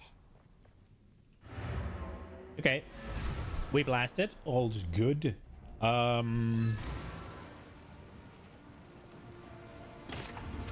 Now, Jaman-Ra is the threat. Magnitude, charm gain, we don't need. Totem damage, warcry, I don't want to play totems. Crossbow reload skill. Ooh. Damn. Get something good. Heralds. God damn it. I don't know why I did that. That one was useless from beginning. Life leech, penetrate, fire resist. Maybe. Mana regen, I guess that could get something as well. What do we have? Penetrate cold? We go bam bam. Increase area of presence area effect. Yeet. Critical hit. Ooh. And bam. What do you get? Meta skills gain. Maybe I want to do something with that. Elemental damage, life leech, penetrate fire. That knows what I want to do. That would maybe be for the warrior. I guess Titan.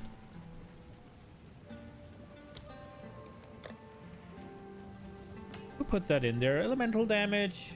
I'm gonna do the fire stuff, right? Like, it's fire fissures. Chaos damage. Yikers. What do we got here? No movement speed. Useless. Don't want. I mean, I could pop it on, right? Like, I don't have a quiver on.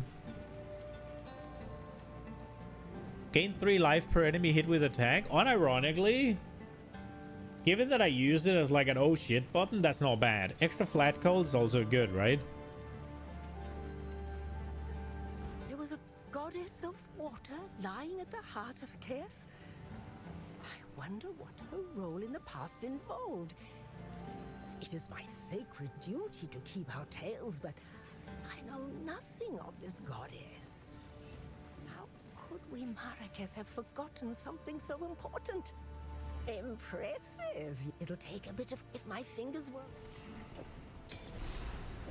So, now I have to blow this thing. So now I have to blow this thing?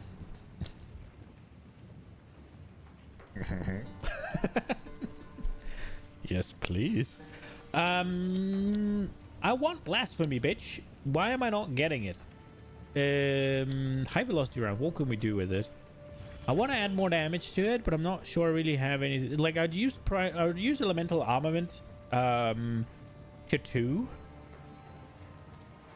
Oh, I could actually go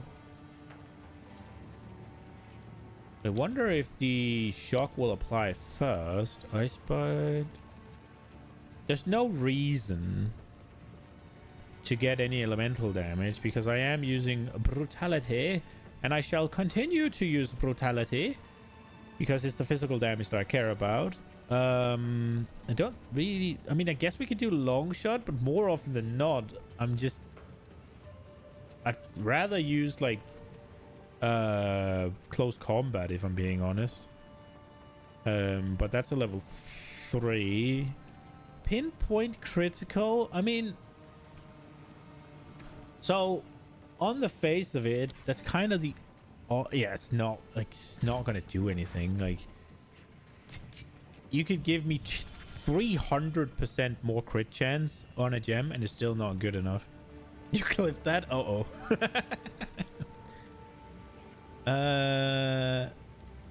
More chance, 40% more chance to... More chance, though. Ooh, Excise might be good. I don't think I used it more. Well, the Riven Armor debuff is 6 seconds. So it's like, why would I not just use Excise? But again, that is a Witch Hunter thing. And it's a later thing as well. Because I don't crit right now. Again, you could give me 500% multiplicative crit and it still would be eh. There's brutality 2? What's the difference? Oh, okay. What do you use brutality 2 then? Where did it go? I didn't even fucking realize. Okay, we do that. 5% more. Here we go. Hello, Asala. It is time to use the reforged Horn of the Vestiri to open the way through. Welcome. Oh.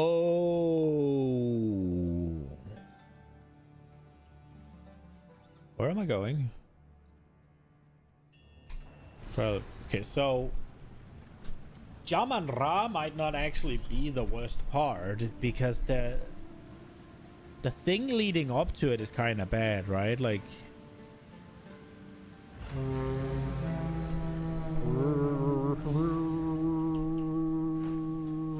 I am hesitant to allow you access to Sacred Deshar, but better a single Jingak than an army of spiteful enemies. Our city of the dead must be protected, no matter the cost. For glory. oh, there is that area now with the 2 As we approach vultures. Desha, I feel I must ask something of you once more. There is someone I care about. Let us leave it at that. I have learned she went. The others cannot know of this, for there was neither sickness nor injury involved. Do you understand? If you happen to... As we approach Desha, Oh, that's the one. Okay. Care.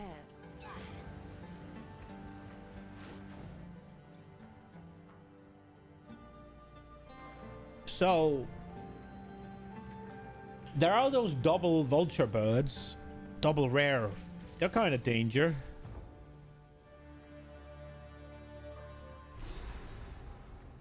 So this is how they bury their dead. It's rather elegant.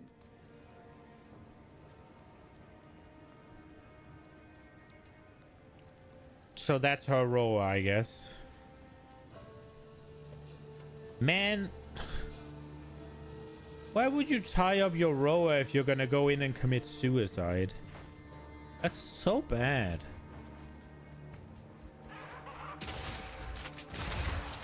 She just murdered her fucking companion.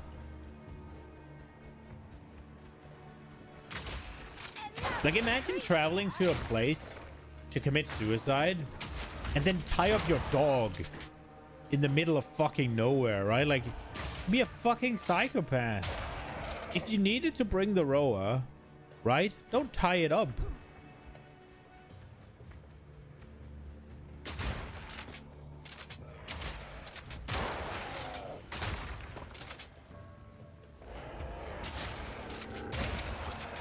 I am a little bit scared of these vultures.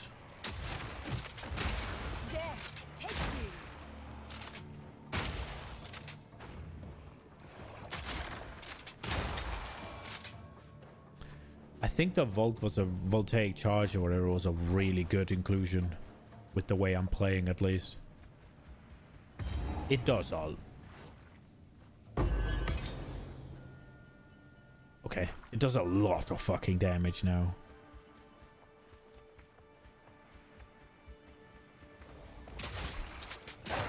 It is kind of just gaining double damage, isn't it? Almost. I need a Spirit Gem level 8 game. And feet.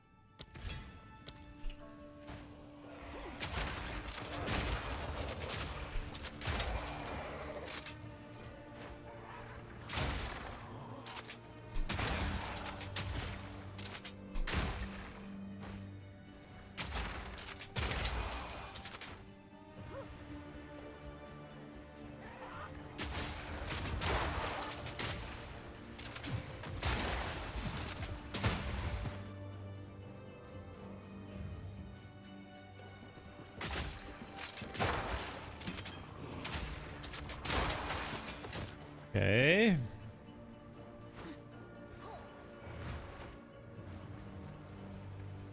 Oh my god, it was the only way.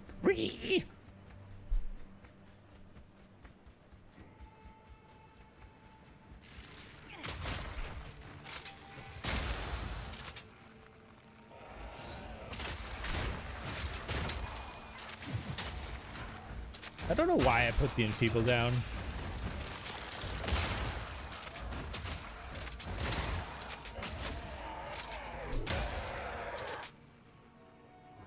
I wonder if I should get Pierce.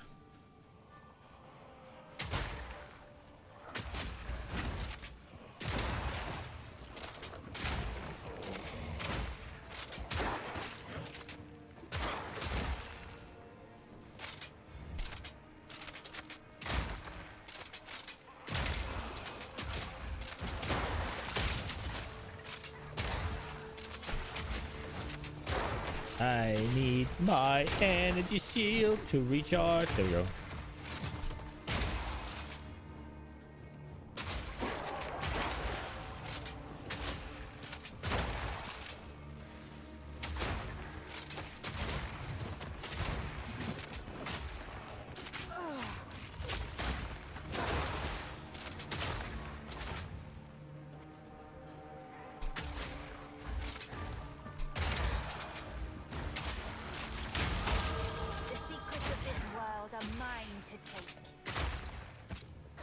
Oh, now we're traveling again.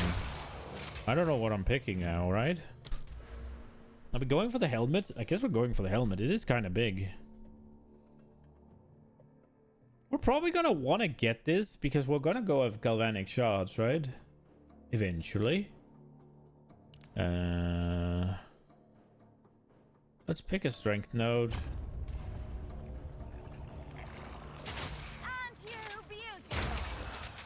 How much strength do we actually need? No, no, no.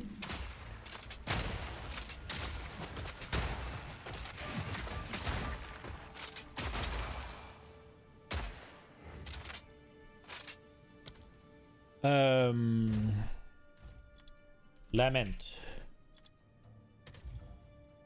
Where is it? 89 of each, and I have 47.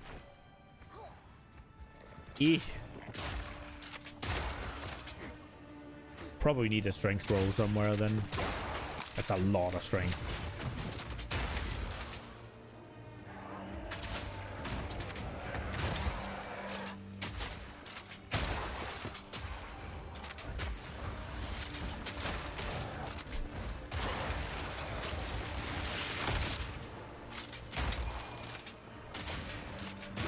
Ah, Nina sent me something beer and I saw it was like something time related. Oh my lord, everything's fucking... What is happening?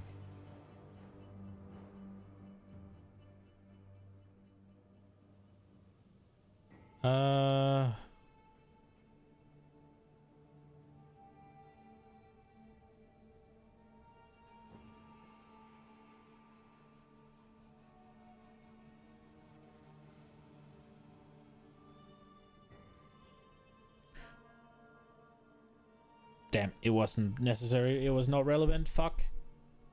I just saw she said something about like 17. I was like, what are we doing right after stream? And apparently we're not allowed to use any tools that make any noise after fucking 17. Now, don't get me wrong. I'm all for letting people sleep and all that. And not using them in the evening. But 17, bro. Like, oh, kids have to go. You think don't go to sleep at 17? It's wild.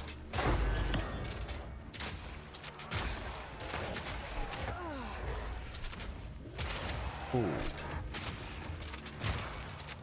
I got hit by one of them. It wasn't too bad, luckily, but I need to not do that because he did mini stun me.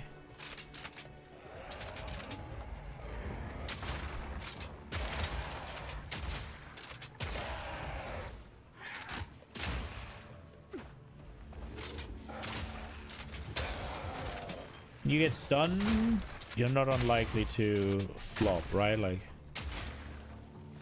honestly, I'd really like to get a I wonder if it's hiding them for me. I would really like to get a charm for freeze and a charm for stun. Okay, so this is the double. Yeah, what do we got?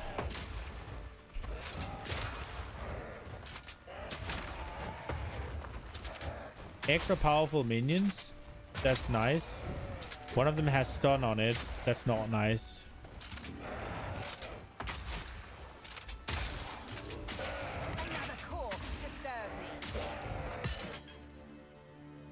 I'm not gonna lie, I was really scared of these two. I didn't get very bad mods though. If you went to bed at 17, you'd wake up at 2. Yeah, it's like look, I'm all for being what's it called, taking the Danish word is just not how you say it in English. I'm all for common courtesy, right? Like, I'm all for being mindful, whatever. Showing what the fuck's the word?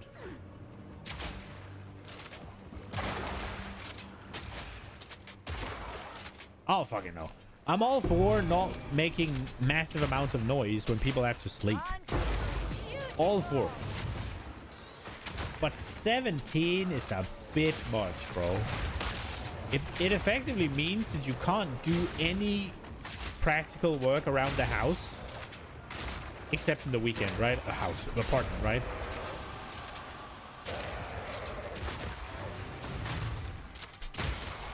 Like, drilling is annoying, but I think it was... So if I go and drill at like 4 o'clock in the afternoon, right? Like, is it really gonna be that much more annoying if I do it at 7 in the evening? Now, don't get me wrong, not much later than 7. Absolutely. Because then we're starting to get into sleep territory for people and children, right? Like, but if the cutoff point was 7, that would make sense to me. Consideration? Yeah. Yes. I'm all for being considerate, right? Like, absolutely.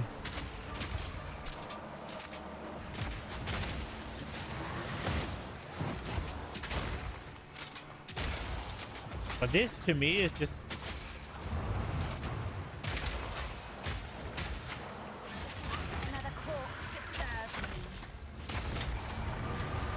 It's just a step too far, right? Like, 17, bro?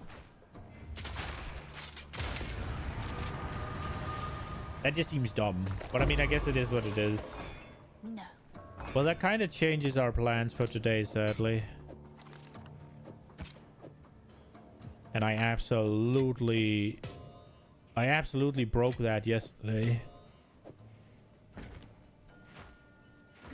I used a manual metal saw yesterday at like 6. Now the question is whether or not other people could hear that, but that definitely makes noise. But it's 90-year-olds or something. I don't fucking know, man. It's like whoever runs the building here are just incompetent.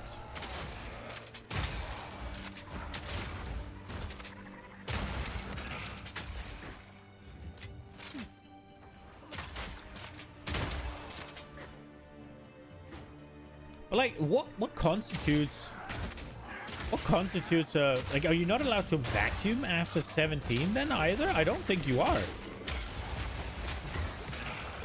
So basically you can't vacuum during the weekday because who the fuck gets off before 5 or is home before 5 almost?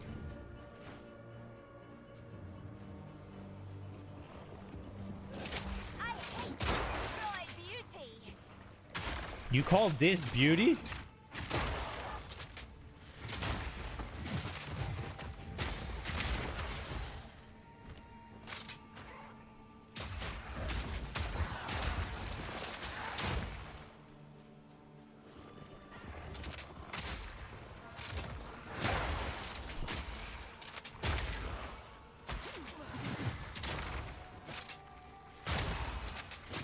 That's fucking wild, man. Like, I'm all for not drilling and shit and vacuuming later even at night. I'm all for it. But 17? I mean, there has to be a cutoff, right? And I guess you could argue about all of them, right? But that's just extremely early. I feel like you should give people... I feel like 7 is a good cutoff point, right? Because it lets people come home from work and actually do shit they need to do without really going into people's sleeping time, right? Like 19 sounds like a great... I don't think you put many kids to sleep before fucking 7. The Faradin. They are still here. And I mean, if you have to get 8 hours of sleep before work, then if you go to bed at 7, you got work at 3, or you get up at 3. I think that'll catch most people, right?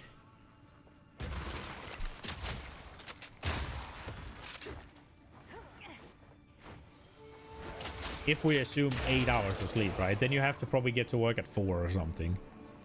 How many people get up at 3? Mostly people that has nighttime jobs, right? And they sleep during the day more often than not, right?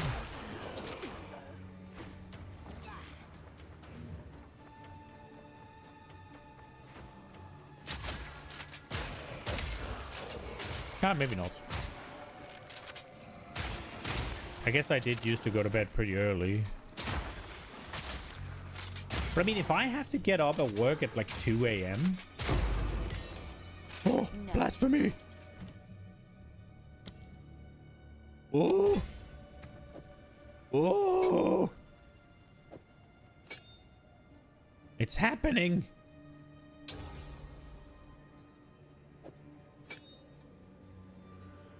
What? Why?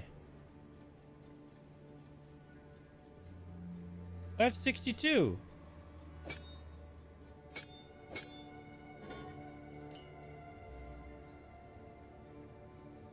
Okay. Right. So these make it more expensive. That makes sense. I was thinking how that was going to work actually with these things. I was assuming it wasn't. But I wasn't entirely sure. Because they obviously they have the things where it's like, oh, you use this in a persistent whatever, you get a spirit cost assigned to it, right? And that, ooh, wow, and that's not there. And Blasphemy just reads reserve 60 spirit per socketed curse, right? It doesn't really read that there's any anything. I could qual it.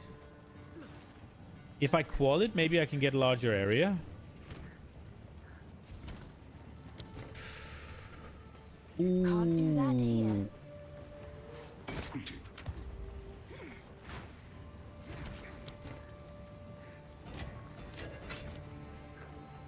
How many quals do I got? 12. Am I willing to do that? Oops.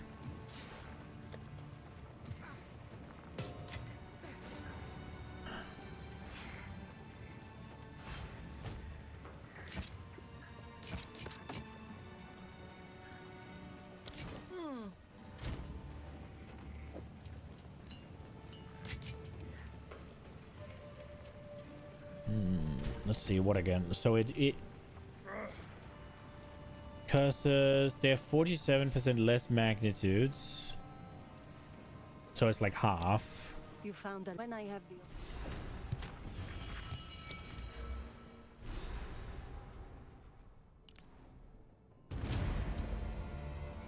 It's not really gonna do anything yet, but we'll go there anyways, right? Like, it is gonna give us a little bit of evasion.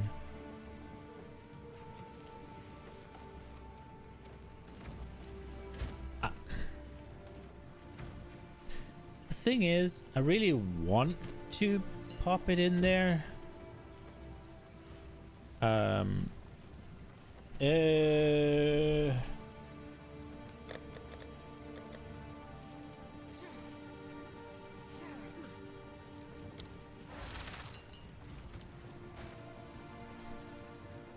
Okay. Let's see how this works out now. Okay, so at what range does it work now? I think it's fairly short.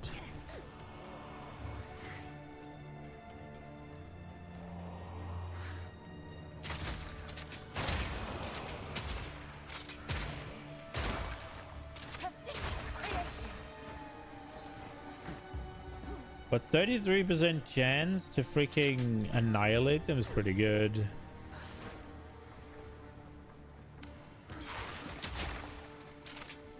Yeah, I think 19 is pretty reasonable, man. Like, it's just, I don't think 17 is reasonable at all, though. It's like, if you work a regular, it's literally called 9 to 5, right? So it just literally means that you can't freaking, you can't do any sort of work around the house or apartment in this case. You can't hang any curtains. You can't, like, drill anything. You can't freaking, what's it called,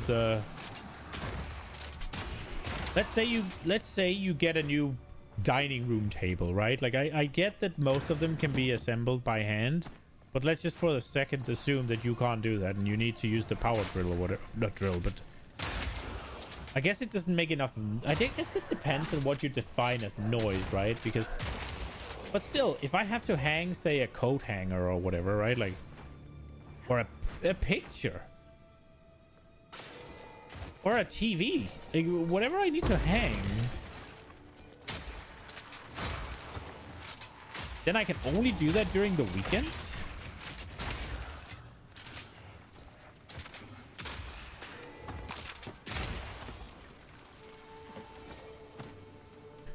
I guess it does. I mean, the more I think about it, the less, but still, it's so early. What? I think it means the vacuum cleaner as well. I think there's in there that one of the examples is a vacuum cleaner. So I think that's why I'm so, because yeah, not using a power drill or whatever, who really needs to do that? And it can't wait to the weekend, right? Like, that is a way of looking at it. But I'm pretty sure the vacuum cleaner is included. And like, also, you can only vacuum in the weekends? That's insane. I mean, here, most people, the 9 to 5 is actually 8 to 16. But you still gotta get home. I think it's insane. I think it's wild. I think it's nuts. Absolutely nuts. Assuming the vacuum cleaner is involved, right? Like, if you're allowed to use the vacuum cleaner, but then when are you, if the vacuum cleaner isn't there, when is it then, right? Because then you have to have two, because there's definitely a time where you shouldn't use the vacuum cleaner. So it must be also the vacuum cleaner, right? Like,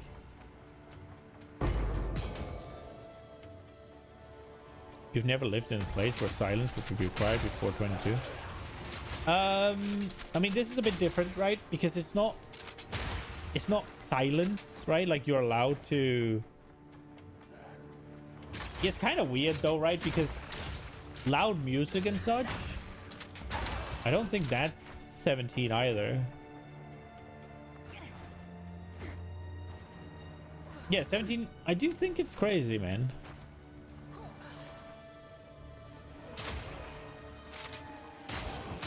Like, even when you're moving in, right? Because that's when you need to use the drill the most. Like, you move into a new place and you actually get around to hanging the curtains the first day, assuming, or let's say you move in a Wednesday or whatever. How fucking hard, how easy is it to get done before 17? How's the walls there? Sounds carry over easily. I'm not quite sure. I don't think so, but maybe.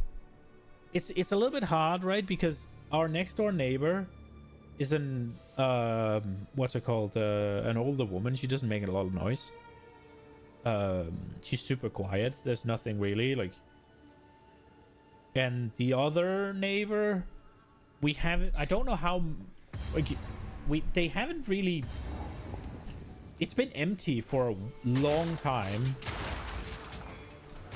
and I don't know how much they're home now. I don't know if it's like a... I'm not really sure how much they're there, but we do hear them sometimes. I don't think we hear anything from downstairs, but we do hear upstairs every once in a while, walking around and like moving chairs and shit. So I'm not entirely sure. I don't think it's bad. I will say though, whenever somebody's fucking drilling the walls, absolutely can hear it, no matter fucking what. During 6 years, you've never heard a single sound from their apartment? Wait. When you moved in, you tested the walls by asking them to listen carefully to what was making noises. Test the walls to the air. Feels like it's 1 meter cement. Fair. But I mean, if you drill, right, like you can absolutely hear that. Like that just reverberates through the entire freaking building, yeah? Somebody's drilling the walls, we can absolutely fucking hear it.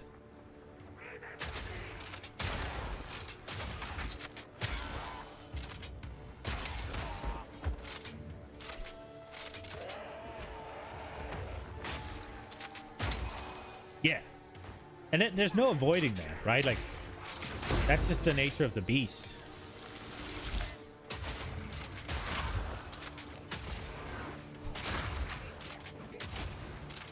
Which is also why it should be...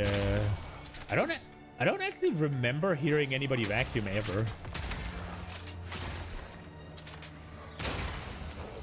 But I mean, if you are a rule-abiding tenant, right?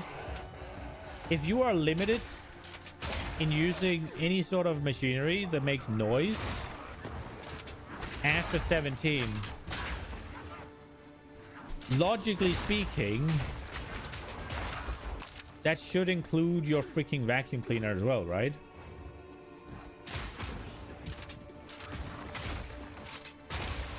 It's a stressful sound. Yeah, I hate it.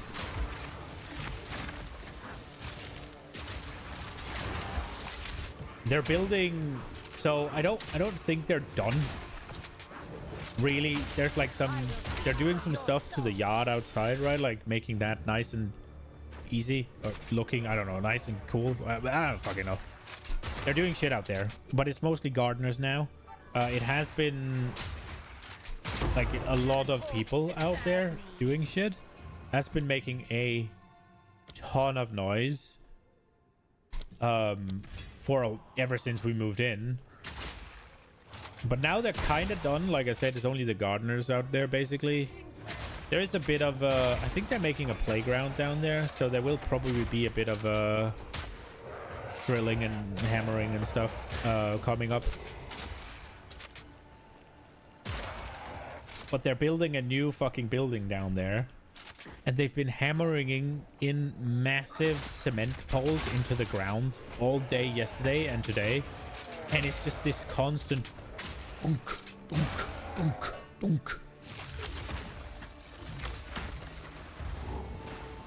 Sisters of Garokan. So we're gonna make all of these active. I shouldn't. I received 10% lightning resist. Is that perma?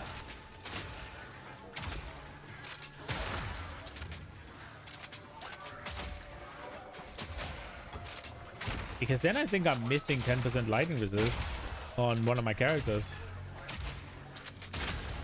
What are we on? We're 97.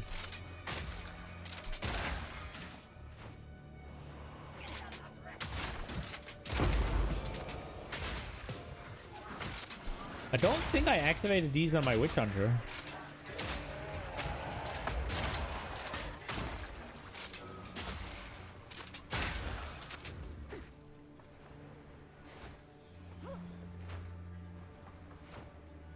It must be permanent, right? That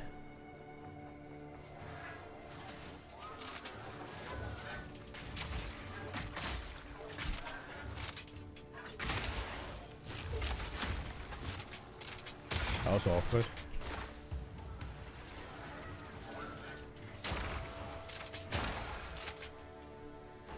Okay, where am I supposed to go? Oh, that way. He said and ran the wrong way.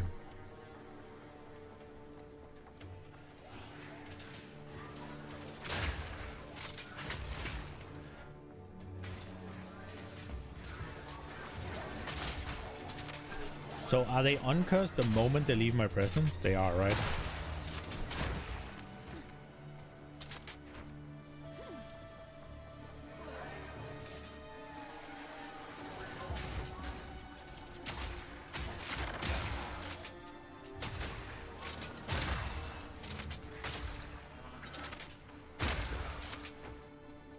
Let these towers stand for all time, so that the sands may never swallow the honored dead.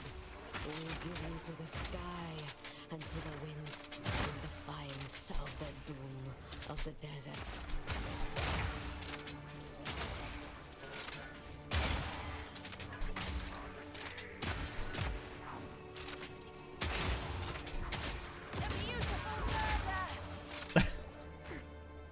A beautiful murder.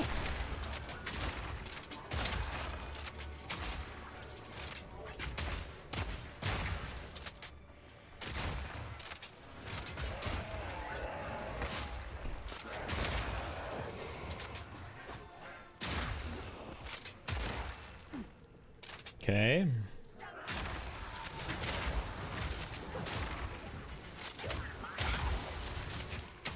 Oi.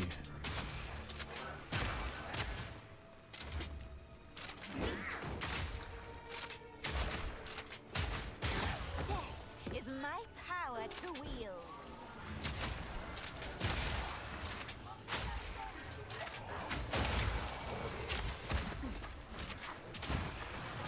I got saved by the Lift Ascendancy and Blasphemy here. The reason I wanted it, get surrounded, kill a mob, 33% chance to save yourself.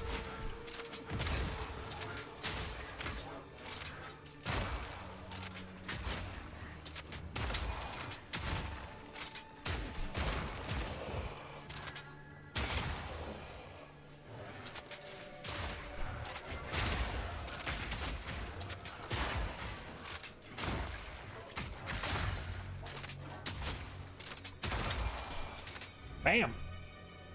I need energy shield recharge.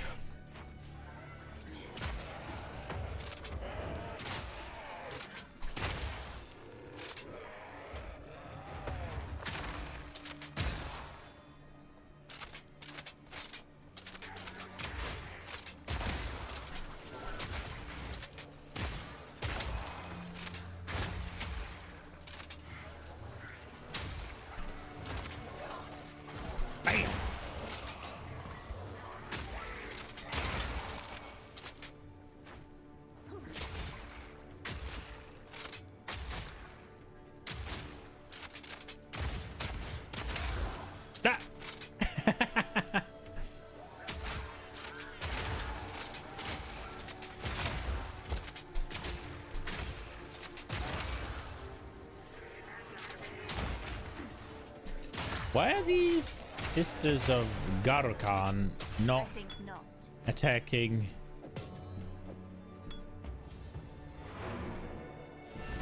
New bug for you at least. Completed a map 100%, 0 months remaining, but map says it's in progress. Rib. Is there an essence guy or something that you haven't broken out or something? Like some sort of, could it be that is there a boss that hasn't spawned in yet?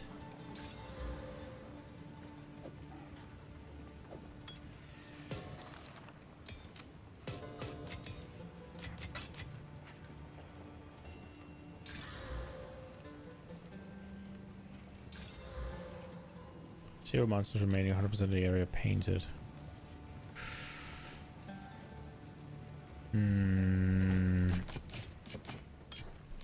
Because, and I might be wrong on this, in PoE 1, I think there is a map, and it's the map you use for the harvest strat, because the boss, I think, isn't in the map when you go there.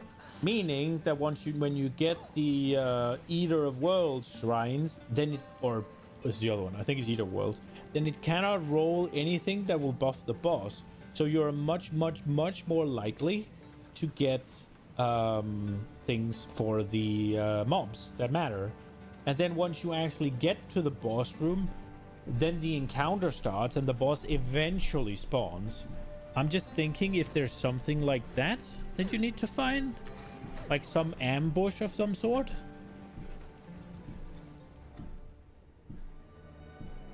But it wasn't a travel node, at least you can just go around. Yeah, but you can just do it again, right? You can just close it and open a new one. If it's the most efficient one. You can just go through it again. But that makes you predictable. They don't get red anymore. Is nigh.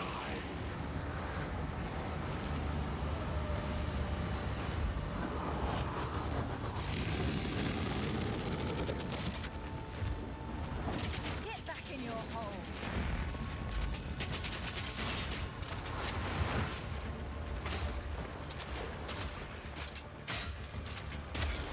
I don't really respect this guy. And I should. Like, I'm gonna be honest, I don't actually know what he does.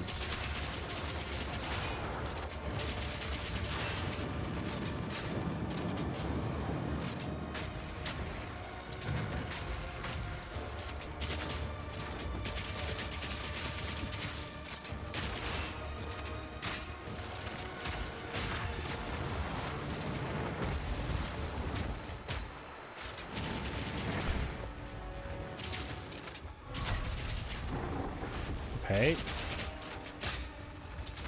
Like, again, I'm kind of asking myself, where the fuck are you aiming, bro? One day, I'll bring you back to serve.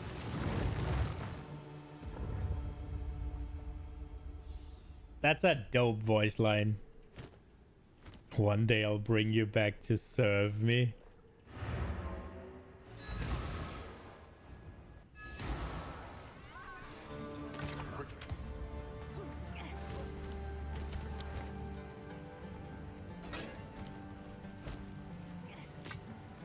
I will tell your tale.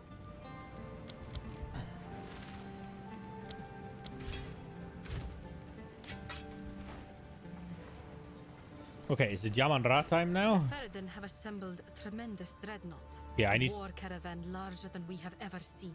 As we speak, Yeah, this Off is... we go. It's time to kill. This is where, this is where we're at risk. we now have their trail. Fight to the last.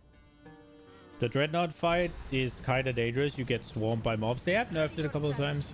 We must prevail, no matter what. Yes, Sekima. We all know you are very brave. Give no quarter! She's a bit of a mean bitch, huh? I never do. A beautiful murder! Give no quarter. I never do. Big note.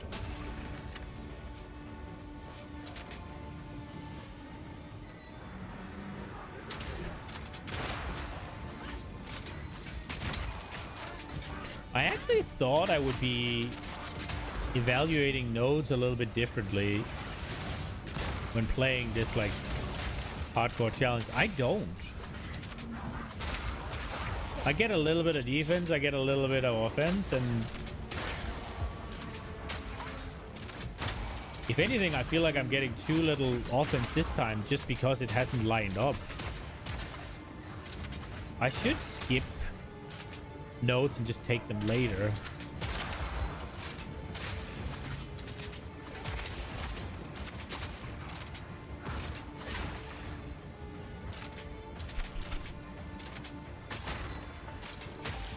It's kind of weird that it flies over there despite being frozen.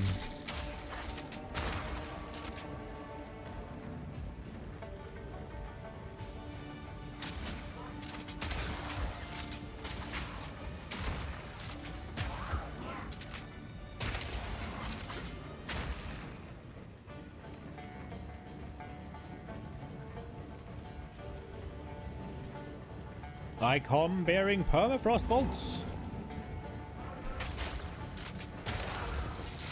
They are... all of these guys are so mobile.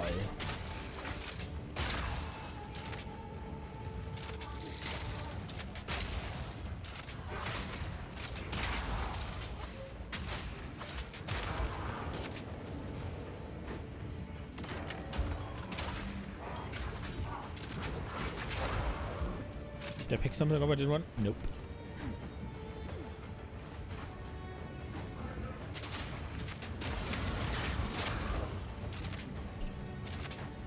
What's over here?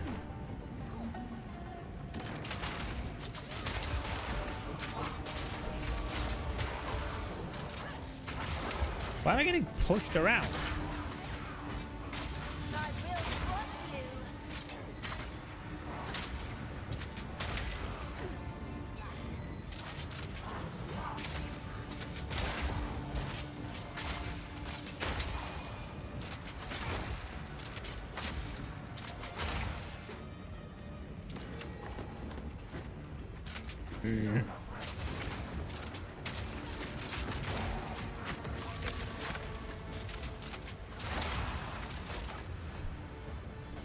Yeah, I need to respect this, otherwise I'm gonna get toasted.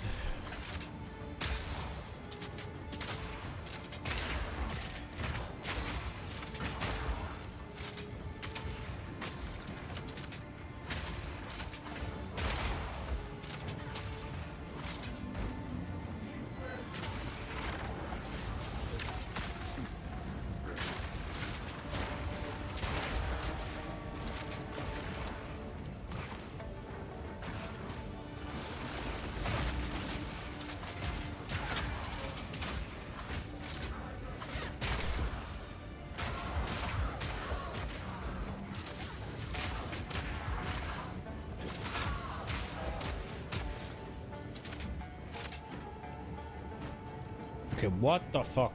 Am I supposed to get... wait, I need to check. It was permanent, that lightning thing. Okay. I need to go get that.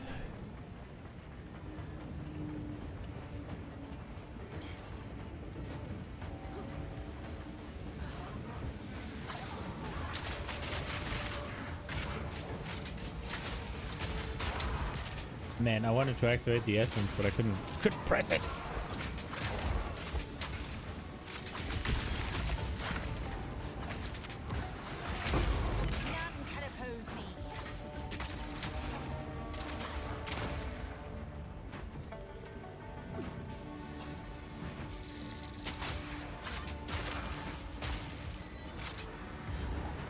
The Dreadnought Vanguard. Oh, right. You have to pass through another one?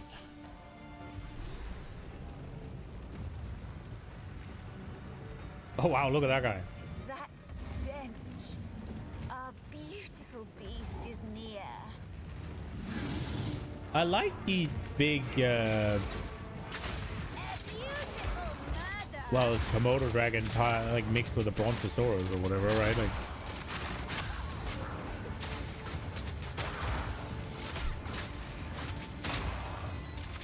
ish. Oh, more like a dragon, I guess, kinda. I wish we'd see them in the game a little bit more. Like, they are massive, but they can't be that rare because he has like 4 of them.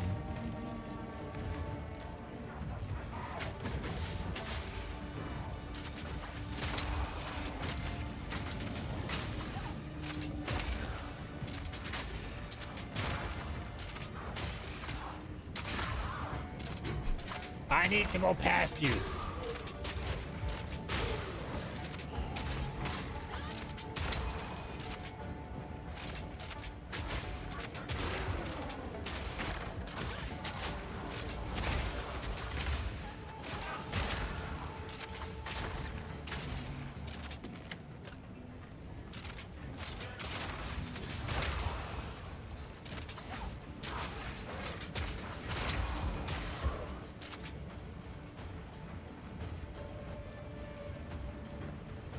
Okay.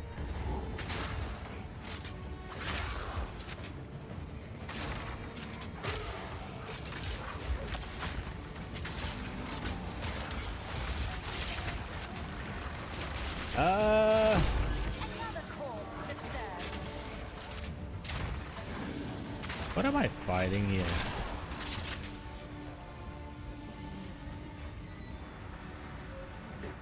Doesn't matter that it.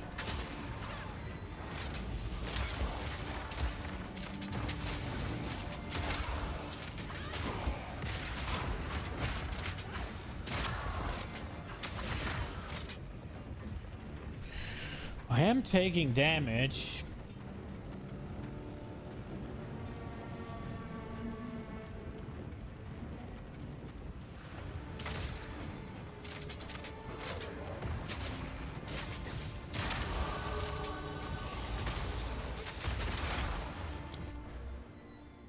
Okay, now what?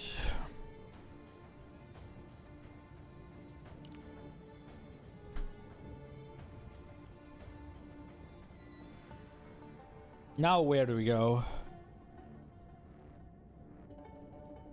Do we go out here? I don't think... Maybe? I think I want this. It's kind of too good to pass up.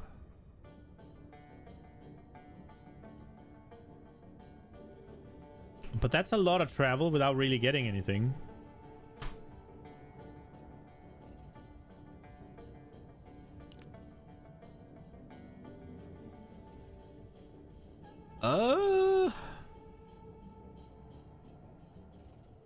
We need to eventually get all the way to here, huh? Are we going out here? What are we doing? Am I just gonna travel out here?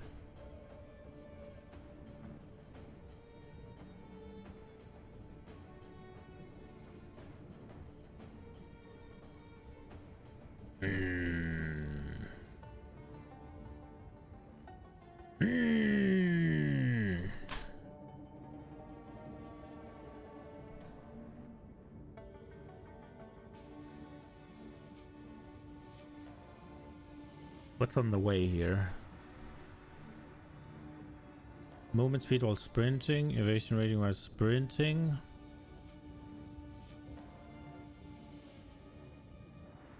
I won't get anything here while I'm traveling, and the next thing is gonna be this. I mean, there's no damage nodes here. I want to get here, though. Should we just get in here? That's also a lot of travel nodes. Monka. We could also just go for this, but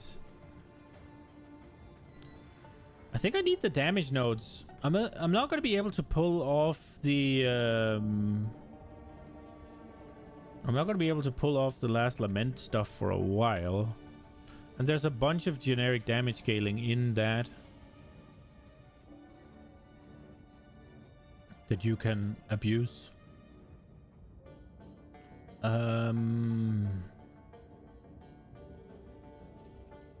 Going here would be nice. But it's again evasion rating, but it's movement speed. Movement speed is good. Oh, Lord.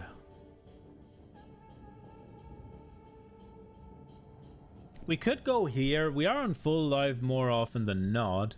And we do need this point eventually. It is just generic damage, right? Like, it's just 40% increased attack damage. Yeah, let's go there. It'll be good. Surely it'll be good.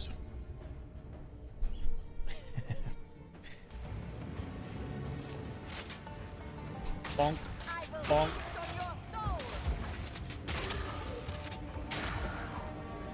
Uh-oh, uh-oh, uh-oh.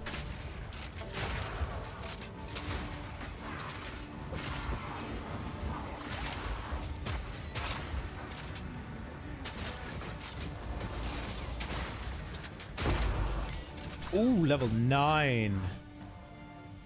Say hello to permafrost bolts. Probably should take high velocity, but no.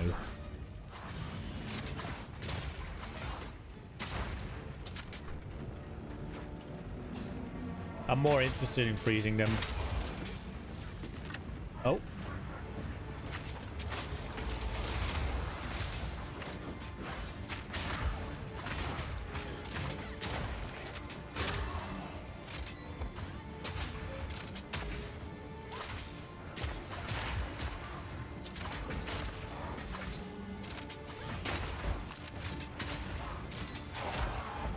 I'm getting hungry as fuck. Gonna kill Jaman Ra and then I'm gonna eat.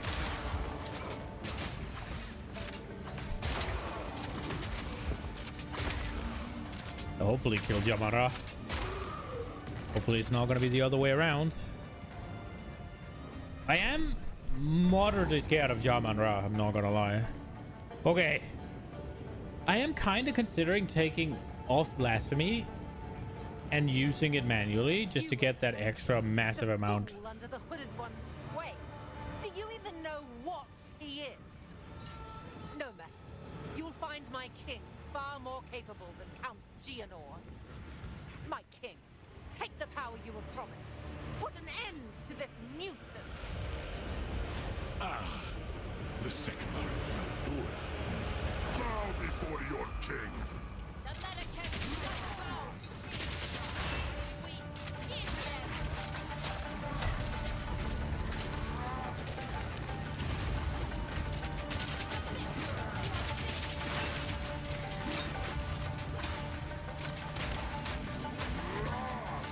For my people! The Manacans will pay! I haven't really taken any damage. The Manacans will pay! Desert justice!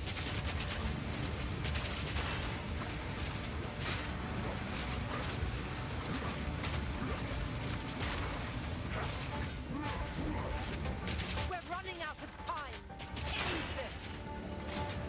I will hold this oppressor at bay! Jesus. I don't have time for this! Sand! Bends to my will! Impede my enemy! Forge our hate! Oi!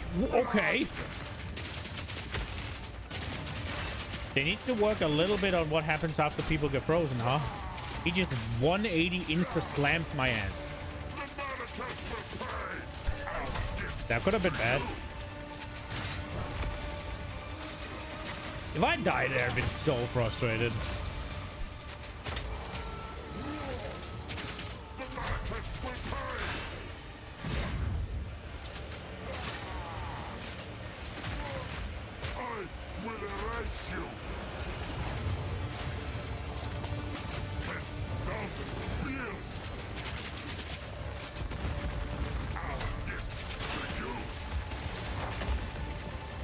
I really just let myself get hit by that?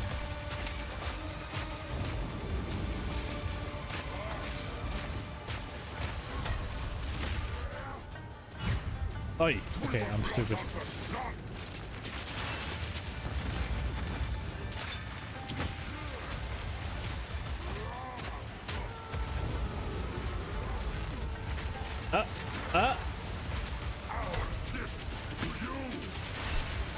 Yeah, so this is where it gets hairy. What just moved me?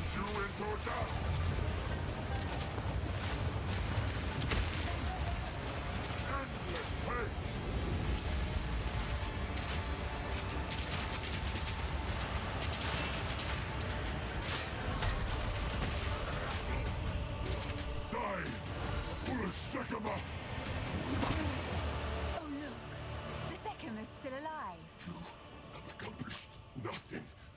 Oriana will prevail, and the Faradin will rule the Vastiri. That was hairy. I did almost die, actually. Like one of those portals in a bad spot, and you just have so much less place to... I return you to the embrace of death! It is done. The war. I return with me. A fine little trinket. A fine little trinket. It's fucking... I like the witch. She's fun. Out of all the ones I've gone with through with so far, I think she is my my favorite.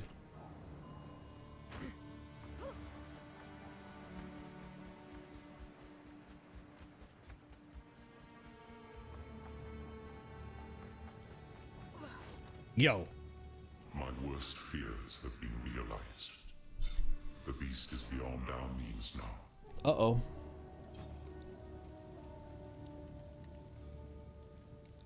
You're right. I have not been entirely forthcoming. It is time I told you who I truly am.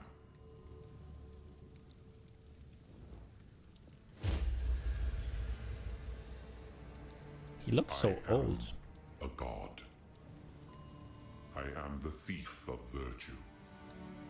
I am sin. And I have failed once again. It was I who created the beast. The seed of corruption that now threatens to grow anew.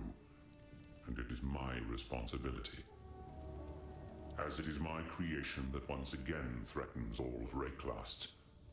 It is by my hand that it must be contained. All I can ask is that, knowing who I am, you still see the importance of our task. The beast has grown beyond our ability. While I stare ruins me. Say something snarky. She doesn't. Sad. How can I? Sad.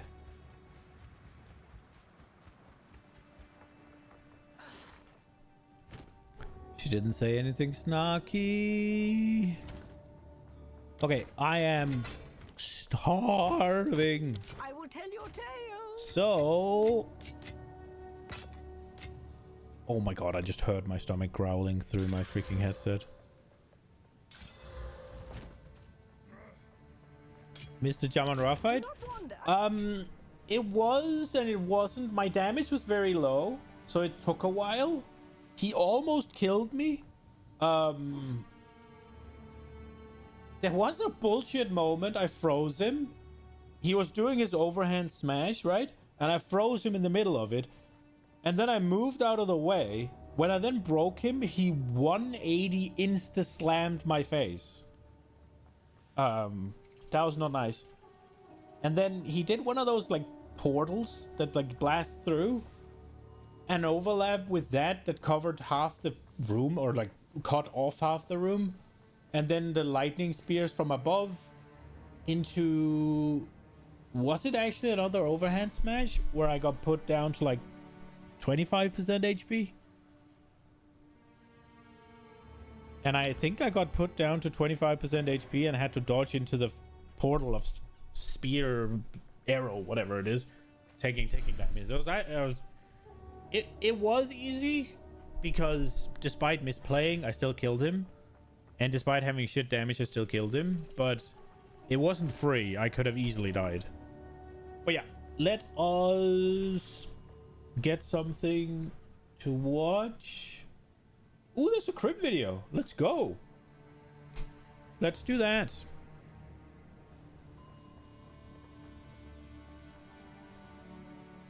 See what Crip has to say.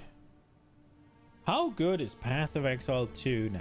Now, usually when he does these, he gives a lot of takes that I can learn from. I think so, at least. Maybe I'm wrong. I feel like usually when he does this, he kind of sums up the meta, what's good, what's bad, kind of stuff. Ish. Let's see. Sound. There we go. Yeah, and I will go cook some eggs.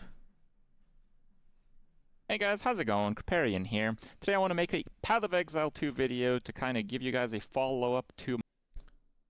Is that where I got my intro from to my YouTube videos? Kriparian here. Today I want to make... Hey guys, how's it going? Kriparian here. Today I want to make a Path of... What the what? You watched this video last night with your Quinn stream? Oh, really? Okay. I think I saw a little bit. But I don't know if he was watching I can't remember. Hopefully it'll be good. Exile 2 video to kind of give you guys a follow-up to my intro when I went over the patch notes. I was in Brazil at the time. There's a lot of stuff happening, and now I've actually played the game a lot. I was about a week late, a little bit less. I did play from Brazil, but obviously that's not the easiest thing from paper-thin laptop on hotel internet. When I got home, I've been playing a lot since, and I plan to continue playing Path of Exile 2. It has been good. Path of Exile 2 has reached a point, in my opinion, where the game is quite fun and good to play like all the time. We were not at this point until 0.3, until this major patch happened. In my opinion, it's a very difficult thing to kind of see coming.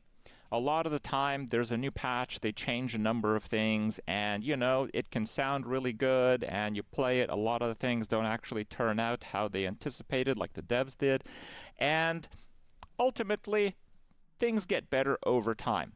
But the main way that I would say Path of Exile 2 existed until this patch was fun to try the new characters, to try some of the new content, but it was not fun to just days on end just grind through the map system, the Waystone system. It was just not fun to do that. It was fun to kind of make new characters and try some new builds and stuff, and that was pretty much it. And that would last a week, 2, maybe 3, and then, you know, you'd play something else. Now, we've kind of hit that tipping point where they've changed things sufficiently to where, in my opinion, it is actually fun to just keep playing the game. And that is a... I don't think it is really at all at that point. Like, in PoE 1, I have very easy determined goals that I can work towards, right? I got a very easy way of just say, pick an upgrade, pick a path that I want to take for said upgrade, and go farm it, right? If I want to play SSF and I need an anoint, I spec into Blight and I go do Blight, right? If I'm playing trade, I can decide I want to buy something and I can be like, okay, I need 120 divines. Let me go do harvest. Let me go do whatever, right? I can blast through X amount of maps, the same map if I want to, different maps if I want to. I can be efficient. I can get the scarabs to like really empower the maps I want to the point where it is as hard as my character can manage. And I get to have the same bonuses. I get to pick the bonuses and all of that. And I can grind it out. Or something in between. Like, say, you grind out for the crafting materials you need, and then you find the base and you craft it yourself. So kind of middle ground between full trade and SSF, right? Like I'm playing. You can do that. In PoE 2, it's kind of... I can't control the tablets, man. It's just like they're gonna go where they're gonna go. I can't control what's on the tablets other than, well, I can pick which tablet I put the things on, right? I can't control what blue mods they get. And now the blue mods gets added to everything, but that also means that I have chance to have an extra breach on a map that doesn't have fucking breach on it. It's like, I can't do it. I can't just pick something and farm it. It's always this, like, annoying, like, oh, is this map good? Does this get all the things? Oh, did my precursor tablets roll good shit? Do I have enough precursor tablet that I can just roll them and get good shit? Like, and then whenever I've done the, like, 5 maps that were good in the, like, double, triple, quadruple I found, I think, map, like, tower overlay, I've done the good ones, then I need to move on and find the next thing. It's... Ugh. You found the reason for a map bug as they did in the same tower raiders also didn't get completed. They watched how much more artillery and says completing irradiated mobs removes the irradiating effect. Irradiated so wait, completing irradiated maps removes the irradiation instead. Oh, okay. Oh, so you can do it twice? With all this, that's kind of cool. But it's just, I think PoE 2 endgame is a bit too annoying. Really big point in the game for them, because I think there's been a lot of people who have been pretty critical about Path of Exile 2, how they've done things differently versus Path of Exile 1, and this, in at least from my side of things, is a really redeeming point in the game's history, because we are now at a point where Path of Exile 2, I think, actually will begin to rival Path of Exile. That's me, really critical, and I don't agree that it's gotten to that point yet, but cool. 1 on a mechanics basis. So really amazing stuff on that end. So why is that? The crafting, I did say that it was still going to be like gambling, but gambling less. Actually, I was a little bit wrong in that prediction. There are ways that you can now deterministically craft top-tier items in Path of Exile 2. This was something that I never thought we would see in this game, given the state of crafting in the previous months in Path of Exile 2 is literally just like gambling and bricking items nonstop. Now we have actual crafting, while the methods to craft are much more rudimentary than Path of Exile 1. I think they're at a point where it can act as an entry level to a deep crafting system for people that haven't played Path. I will admit, I really like what they did with the omens. It's really good. Unironically, they're probably slightly too powerful to build upon, right? Because you can pretty much, as soon as you get one of the mods that you need, homogenization, what are they called? Omens are really good. Like, really good. And I like them, and I hope they're not so good that they're going to get taken away, but I fear that they're so good that they're going to take it away. Like, how are you going to build more crafting systems onto homogenization without just completely going deterministic? Like, unironically, what can you add to something that has omen of homogenization? I mean, ways of getting the... You can get... Obviously, you can add ways of getting things that aren't homogenization, right? But, like, you want fizz stuff? Well, if you got the fizz modifier, right? Bigger chance. I guess it's not guaranteed because it also has the attack roll. So maybe there is room for it, and I just haven't gotten far enough. Now that I think about it, right? There is obviously the, oh, I want deflection or whatever, right? Like, but I guess that would have the evasion rating tag, right? So you could probably go that way. Oh, my accident.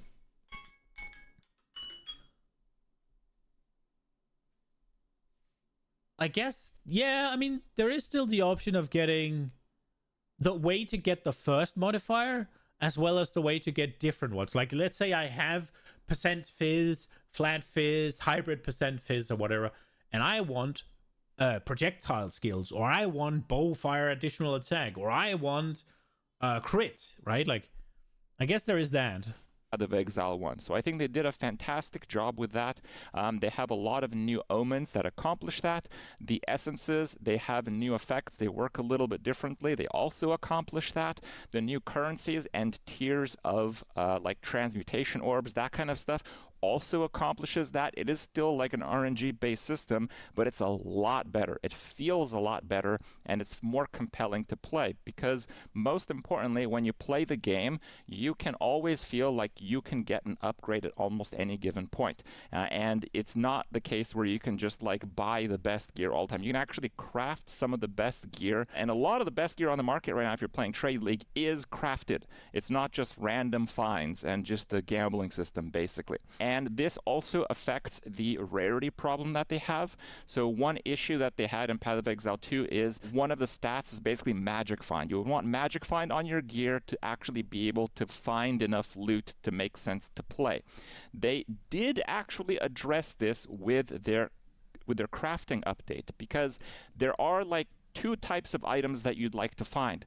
You'd like to find like unique items type of thing, and you'd like to find maybe really high tier rares, but most of those are really dropping off of bosses anyway. And the bosses have a huge amount of built-in magic find, so the magic find you have on your gear doesn't actually apply to bosses all that much. And the other form of magic finding, or other playing the game, is with no magic find. You might be thinking, why do you want to play with no magic find? Yes, you get less currency, that's true, but the items will drop regularly in their white format, like blank items, instead of blue and rares. And the white items are actually more valuable this patch because of their update to Transmutation Orb and Augmentation Orb tiers. If you get like a white Imperial helmet, for example, it's better that it comes white than it comes blue, or even rare, because if it's white, you can start by crafting the item with a tier 3 Transmutation Orb to get like a tier 1 or tier 2 affix. And then if it's a good one, you can use a tier 3 Augmentation Orb to get another really good affix. And if it gets a good affix that you actually want, you can use like an essence and kind of go from there. So, you know, the magic find on gear thing is still a little bit of a problem, but they actually did a really good job in kind of finding a middle solution here where people can still play magic find characters, but you can play the game effectively with no magic find at all on your character. You just have to approach it a little bit differently. The new sprint mechanic where you run through maps I thought would be really good. It's better than I thought. It takes a little bit of getting used to, but once you get used to it, it actually feels really, really good. I don't think the game is at a point where you need more than 30 movement speed to actually have fun playing the game. If you regularly use... I think Magic Find is really cool. And I'm probably going to be... It's probably an unpopular opinion. I think quantity on gear in PoE 1 when it was there was really fucking cool. And I think rarity is a little bit less, a lot less cool, but a bit less cool at least. But I do really like the idea of Magic Find. And I think it's an amazing stat whenever it's a little bit of extra optimization on the top, right?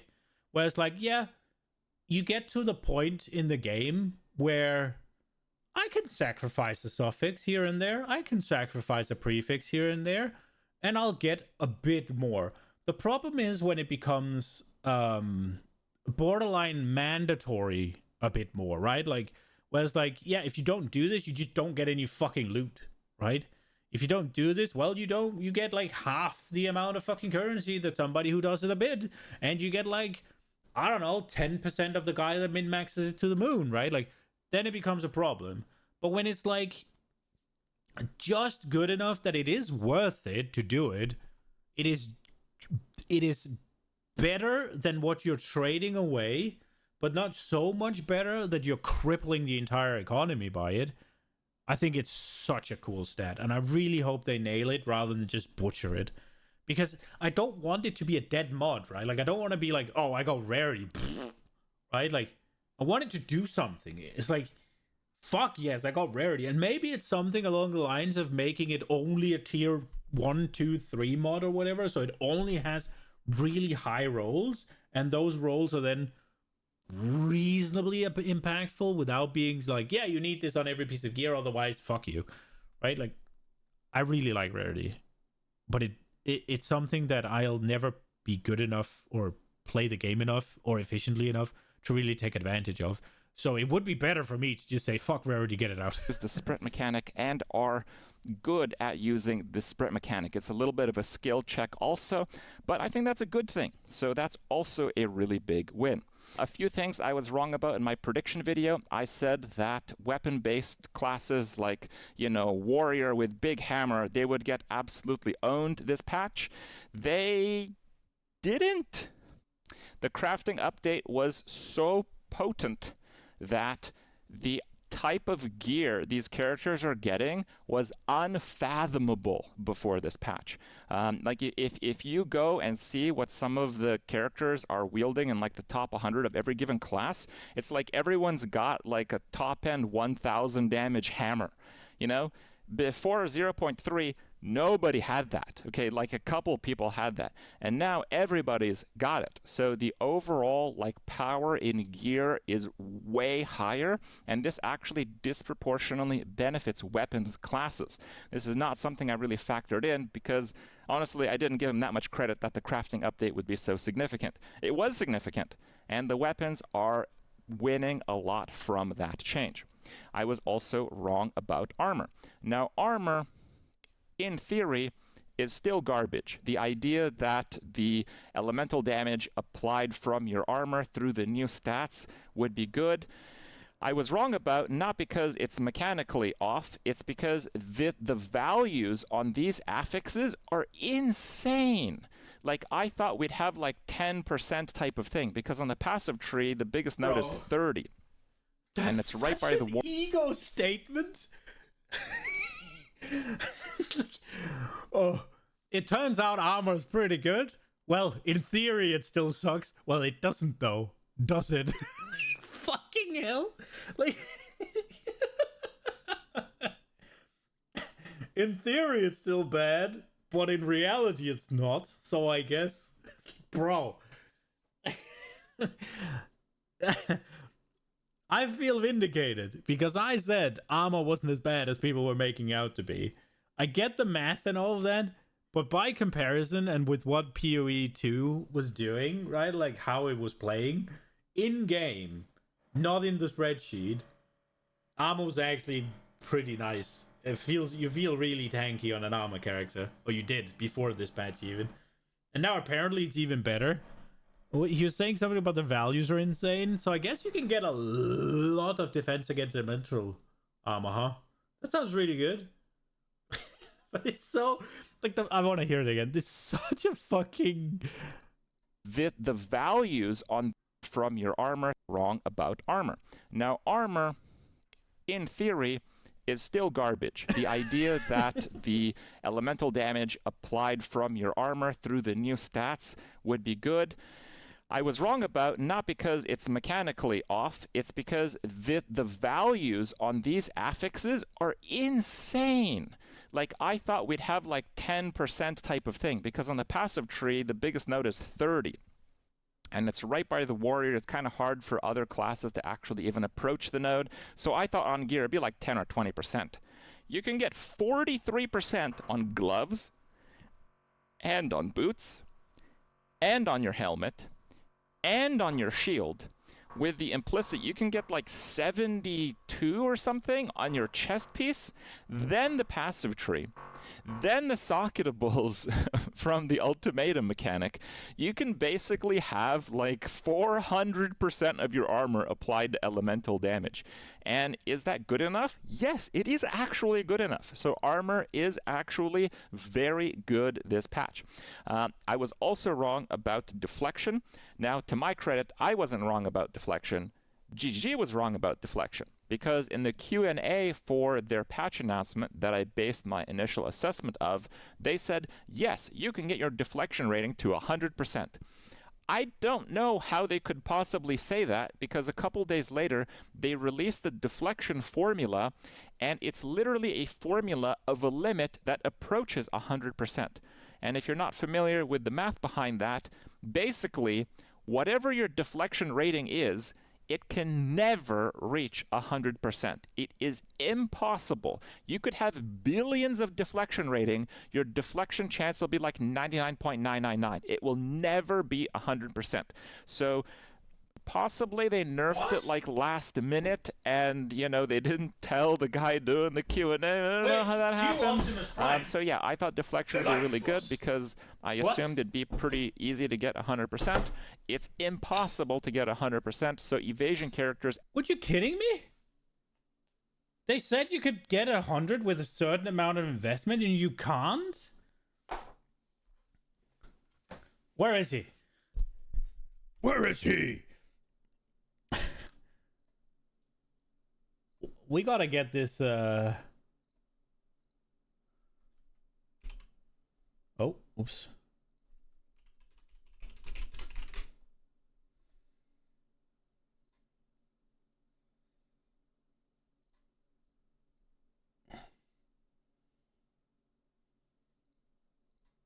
The silent treatment? We've seen that, and this is not that. Definitely not. This is worse. This is the one. Prime, make something of yourself.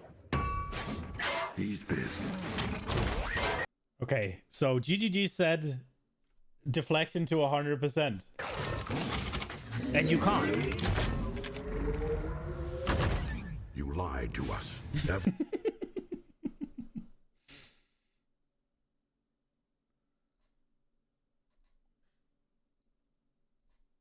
Wow. I want to hear it again. It like last minute, and a couple days later they released the deflection formula. Now, to my credit, I wasn't wrong about deflection. GG was wrong about deflection, because in the Q&A for their patch announcement that I based my initial assessment of, they said, yes, you can get your deflection rating to 100%. I don't know how they could possibly say that, because a couple days later they released the deflection formula, and it's literally a formula of a limit that approaches 100%. And if you're not familiar with the math behind that, basically whatever your deflection rating is, it can never reach 100%. It is impossible. You could have billions of deflection rating. So doesn't that just make deflection completely fucking useless?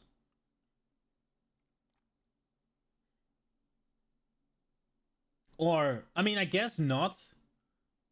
If you run evasion rating 90%, and you have deflection rating, say they cap it at 90, assume you can get there, which I'm not sure you can, but let's assume you get there.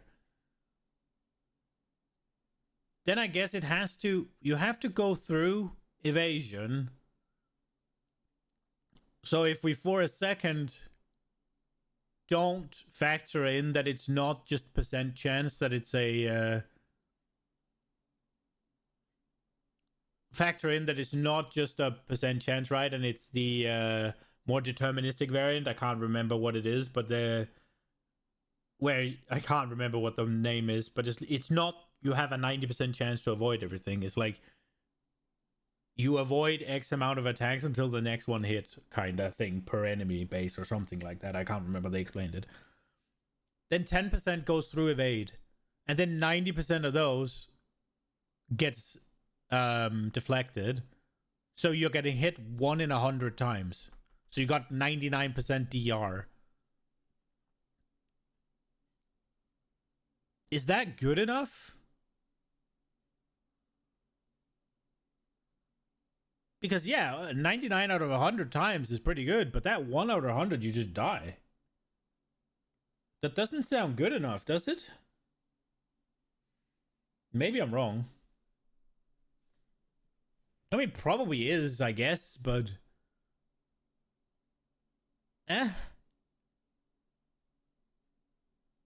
It would be frustrating, for me at least. Deflection chance will be like 99.999. It will never be 100%. So possibly they nerfed it like last minute, and they didn't tell the guy doing the Q&A. I don't know how that happened. So yeah, I thought deflection would be really good because I assumed it'd be pretty easy to get 100%. It's impossible to get 100%, so evasion characters actually did get a little bit nerfed because deflection is one of the weaker mechanics that they introduced this patch for defenses, and yeah, that is a pretty good thing. Despite that, almost everyone's playing Deadeye, so obviously evasion is still good. They also nerfed evasion baseline on the percent. I don't think you can make that distinction. I don't think you can say because everybody's playing Deadeye and they're playing evasion, energy shield, whatever, that evasion is still good. Like, energy shield is just better than everything.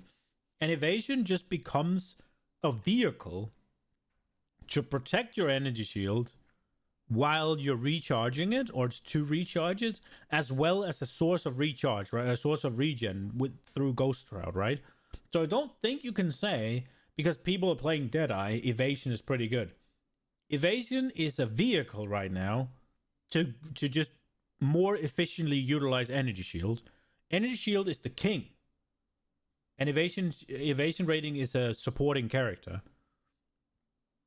While evasion rating should be able to stand on its own 2 feet. And I do not think evasion rating has really been able to stand on its own 2 feet for any of the seasons in PoE 2. Now, I'm obviously not very good at the game, so I could be wrong. But I think I'm right. And I think people are being a little bit hyperbolic in this armor evasion energy shield. There's a lot of things that I think are dumb. One, I think they're highly underestimating how good armor is and was. I'm not saying it's not bad on a spreadsheet, but playing it in game, it felt pretty good. And I think two, this whole like, oh, evasion rating was so good because everybody played it. I don't think it was evasion rating being good. I think it was energy shield being good, and what evasion shield does for energy shield is so fucking good. That doesn't make evasion rating good. That makes energy shield the king and evasion rating support. And then lastly, they always fucking compare energy shield to life, and you cannot do that in all sense, right? Like, yeah, sure, it is just blue life kinda, but it's supposed to be a defense. It is supposed to increase your life total by the amount that armor would have reduced the damage you take, or by the amount of things you would have evaded with evasion rating. That is what ES is supposed to do. It is not supposed to compete with life, because if ES and life ever becomes equally good, then ES is useless, because why would you not just scale the life and get armor? That's my take. Maybe it might be a little bit, I'm not entirely sure about the wording of that last one, but evasion rating has to be, energy shield has to be as good as evasion rating and armor, not as good as life. And I think that's important. Percentages, which affects a few things disproportionately. But again, almost everyone started the league by playing a Deadeye. It wasn't that bad. Okay, it wasn't that bad. Another undocumented change is they nerfed... But they're playing Deadeye because it does fucking all the damage and it moves fast. It has nothing to do with evasion rating. Zero. It does giga damage. It moves giga fast. It's close to all the things. All the things. It's close to all the things for a lightning arrow. And you get tailwind. And you get an extra fucking attack. Like an extra fucking lightning arrow, right? It does the most damage. And it goes the fastest. It has nothing to do with evasion rate. The hybrid rolls on gear. So before, if you had like a piece that was just armor, you'd get like, let's say it would cap out, and as an example, at like 2,000 armor, okay? And then you'd get like an energy shield chest, and then it'd cap out at like 1,000 energy shield. And then you'd get a chest that was both armor and energy shield. And before this patch, you could get it to very, very close to those values. You could get it to like 1,800 armor and 900 energy shield. And that's why hybrid gear is actually really good. That might be huge too amount close. of players was using hybrid gear. The affixes that roll on hybrid gear were across the board massively nerfed to the point where most pieces of gear cannot even get halfway. Oh! So now if an That's what I armor could found. max out at 2,000, an energy shield at 1,000, it's almost impossible I found something. I was right. Let's fucking go. for most pieces of gear. The bases do differ, so some of them do, but most of them don't. Most of them don't even go to 1,000 armor and 500 energy shield. So then, like, what's the point of using hybrid gear? Most of the time, honestly, there isn't a point in using hybrid gear. I think they kind of over-nerfed hybrid gear. It probably needs to be brought up at least slightly. I think the reason that they did this is because the new bonuses are really powerful, and hybrid gear can have both of them. For example, if you want deflection and armor applies the elemental damage on an armor evasion piece of gear, you could get both of those bonuses. So to them, it might make sense that the base defenses on this piece of gear are less than half of each of the maximum of the alternative, but in practice, yeah, it doesn't really work out that way. Hybrid gear is kind of garbage.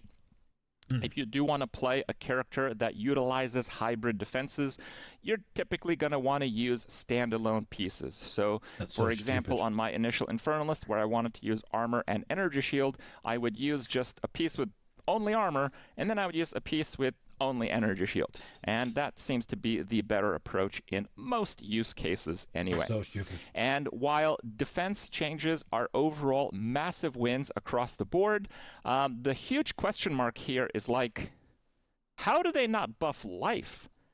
It kind of blows my mind. Because of the improved crafting system. Is he gonna do it? How did they not buff life? Is he gonna compare it to energy shield? Systems, you're basically able to leverage power through gear. What was the most powerful gear? Energy shield. There's people with 30,000 energy shield.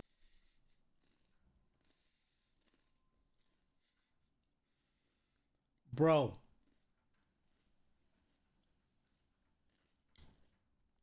Getting 30,000 energy shield. I'm not saying it's not overpowered. That's not what I'm saying. But if you could get 30,000 life, that would be even more fucking incredibly busted. Because you would be able to get these 30,000 life with 30,000 energy shield or with fucking armor equivalents, right? I guess you wouldn't have any damage, but bro, I agree life should be better, but energy shield is the same as armor. It's not the same as life. I'm not saying it's as efficient. Energy shield is better, but playing the game right now, and if you play a life-based character, you will struggle to get over 3,000. And let me just paint the picture there. So if you had a life character with 3,000 health, let's say you had quadrillions of armor and it applied to elemental damage, and damage over time or chaos damage didn't exist. It would still pretty much be the same as having no defenses with 30,000 energy shield, because the armor reduction cap is 90%. yeah. So whenever your armor applies, then the 3,000 is the same with armor as the 30,000 with energy shield. That's the point, right? Now, granted, because energy shield's more versatile, it should be slightly weaker. It should. If you can get to 3,000 life, and that's kind of where you camp out, then you probably shouldn't be able to get above like 20,000 energy shield. But I mean, the comparison is not 3,000 life to 20,000 armor. Or sorry, energy shield. It is what the armor does, right? Not the life. He did that to his credit. Yeah. While evasion is kind of more balanced, while armor is finally good, life is just giga trash.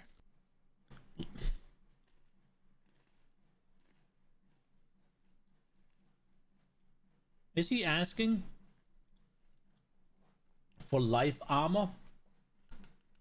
Like, is he asking for life to be made a defensive on its own, in like the same way energy shield and the other ones are.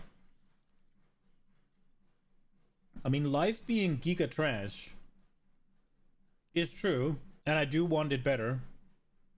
But like, if this is where we're supposed to be in terms of defenses, then in order for life to get buffed, they'd have to nerf armor. I also like how he's like, evasion rating is sort of balanced and armor is good, and that's great, right? Like, it's just clearly that people want, like, it's a little bit biased to armor, yeah? You want to play armor and you want it to be the best. That doesn't sound like crypto, but it is what he's saying, kind of. I really think that it's a fucking like it's a bad argument, and it's a wrong line of thinking that they are always comparing life and energy shield. And I understand it because it is blue life. It is. But it comes from a completely separate source. It is considered a defense. You're not reducing the damage you're taking, you're beefing up your health pool, right? And if you could do that with life while still getting massive amounts of armor, right? If you could pseudo rival energy shield in HP, raw HP value, and get the armor on top or the evasion rating on top from your gear, so maybe you won't get all that blasting armor, right? Maybe you won't get to 90% evasion rating because you're scaling life, but just having that layer of armor on top, even at a 50% reduction, well, now you have double health, right? Now it has double scaling because you reduce everything by 50, whereas the energy shield just takes it all, right? So it is just it's a wrong comparison on the base of it. It's just not the way the game is designed, and neither was PoE1. Like, unbelievably bad, to the point where you actually do want to utilize armor, but you want to use it on an energy shield character. Or in my case right now, I'm playing a Titan. Yes, you want to use armor on an energy shield character, but you get them from the same fucking source, so you cannot.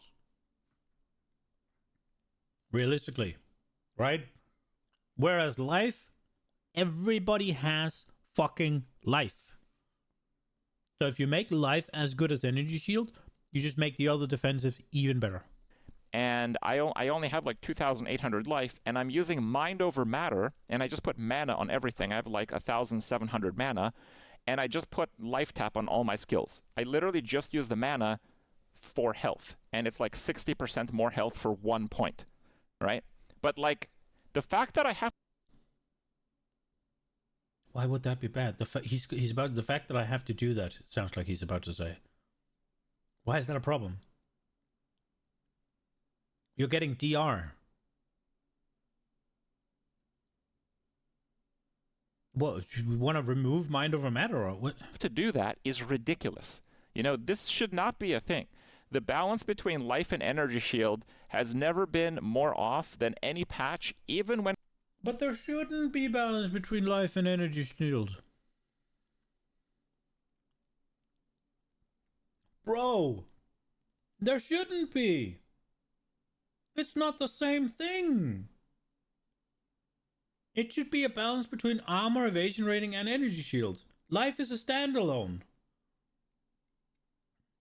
If anything, there should be a balance between life and chaos inoculation. It's not the same. Energy shield is a defense. Life is a baseline. Compared to Path of Exile 1. It's hilarious. To kind of stress this point further, this same character, the Titan that I'm playing, it's a life-based character. It also has mind over matter, right? So I'm next to those points, and I'm Titan, so I have 50% bonus effect. So I can get 7 strength stun threshold, 7 strength stun threshold, and then 3% health. And I have no % health on my character. And I'm right there. There are no travel nodes, and I'm playing life. I did the math, and those points are still not worth it. I'm literally playing an ascendancy that has a bonus to those passives. They are literally some of the best life passives on the entire skill tree. There's very few of those, by the way, and it's still not worth the 3 points to get them. Like, I did the math, and it literally increases my overall health total by less than 1% per point. I literally might as well get armor. Like, 22% armor is better than that.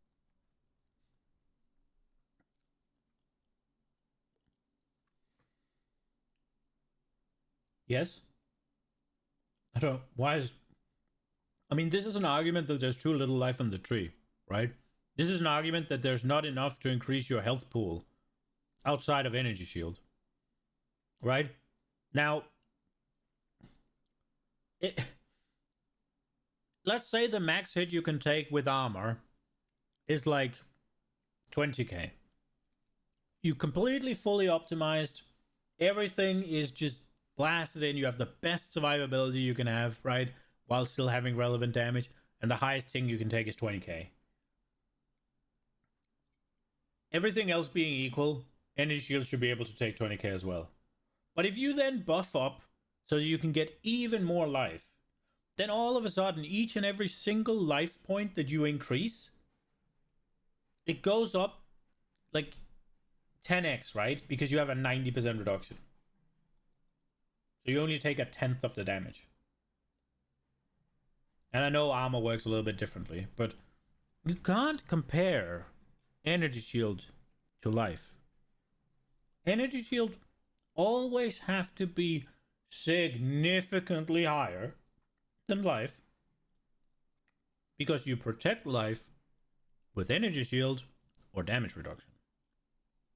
It's like 20% armor is like 5% more armor, which is not 5% more health, but it's not less than 1. It's like 3 or something, right? So like life is just, it's just comical. It's like a joke. It's like they forgot about the fact that people play builds that utilize life pools.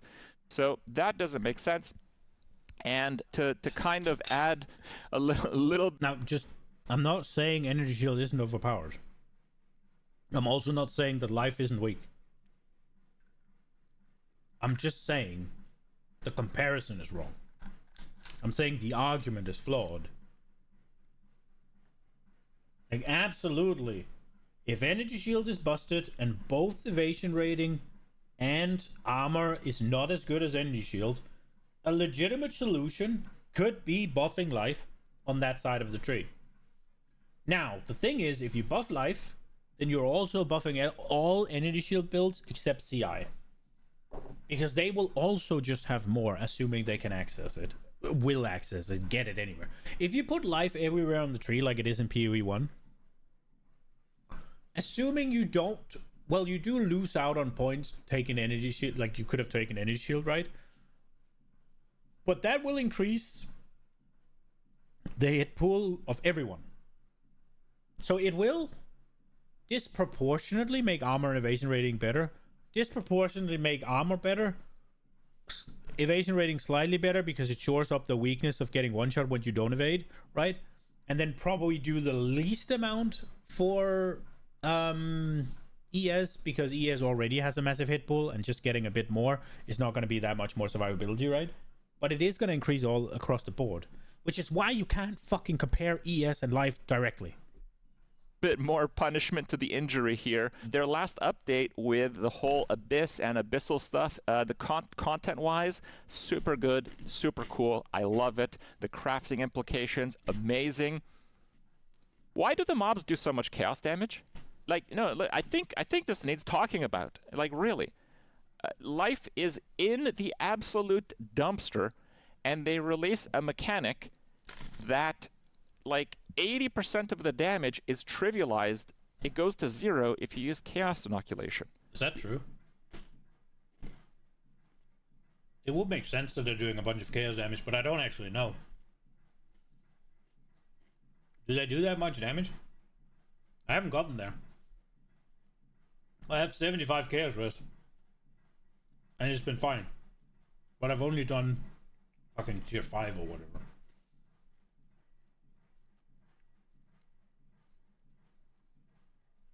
I mean,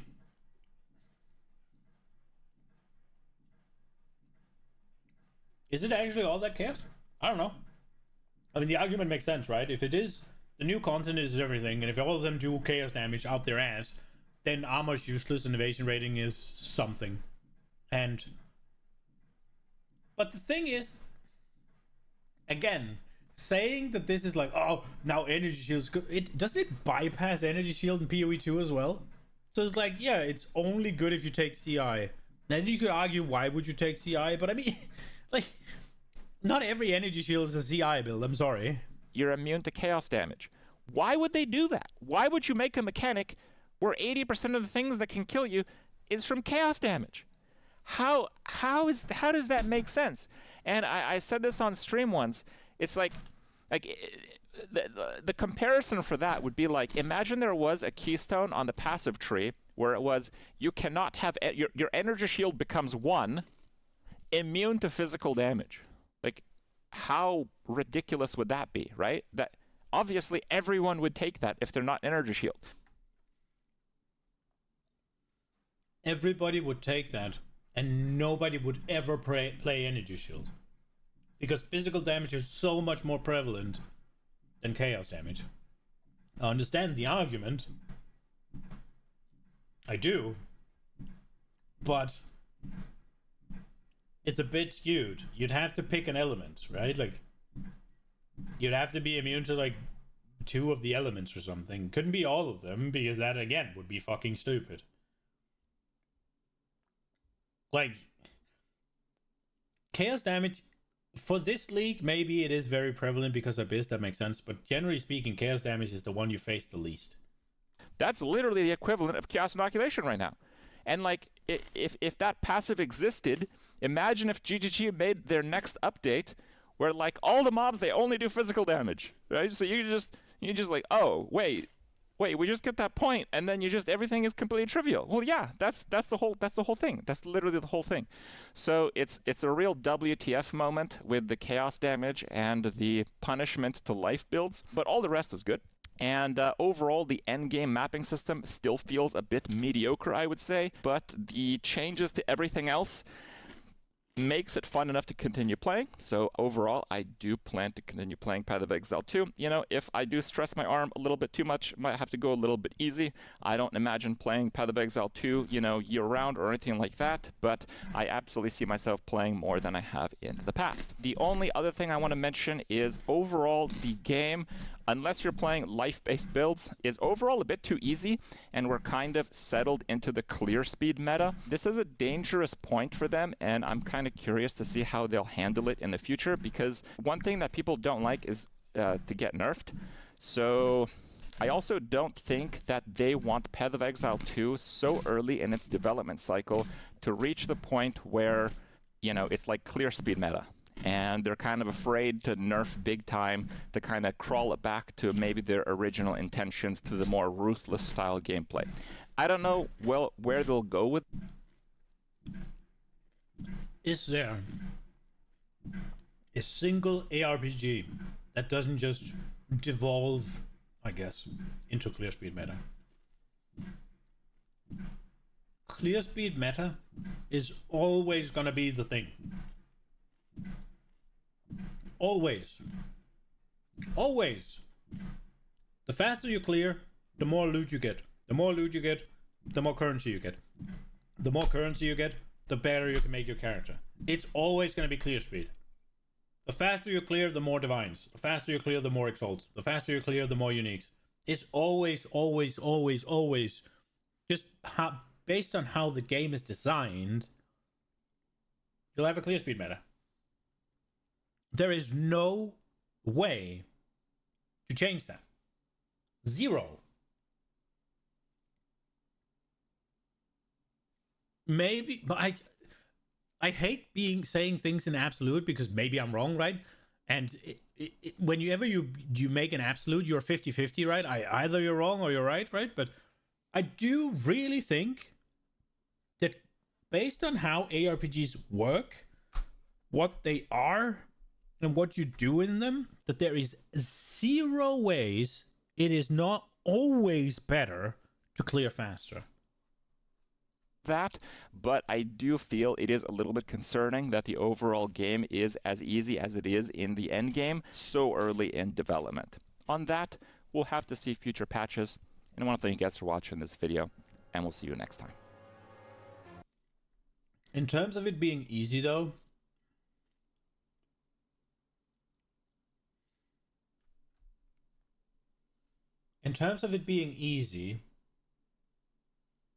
we are lacking all the juice, right?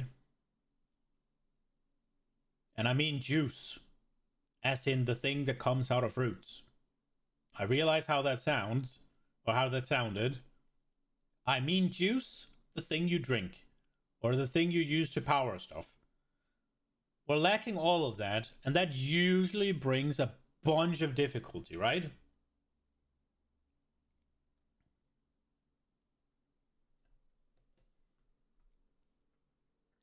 So, the fact that it's easy now and pretty trivial pretty fast, is that a problem?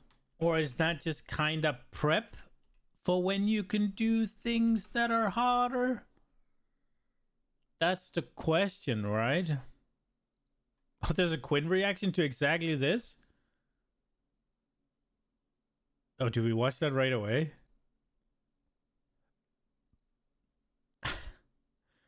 Oh my god. Oh, I have to make a new freaking camera placement then, because I don't want his chat fumbling about. Is that where he's gonna be? Is that where it's gonna be all video? Oh, Quinn's gonna have some fucking unhinged takes, isn't he? He is absolutely going to have some freaking unhinged takes. Let me see, can I just copy this? Paste. Reference. Move it up here. No, wait, move it here. Inception. And then... Hey guys, how's it going? Okay, we're gonna hear it again.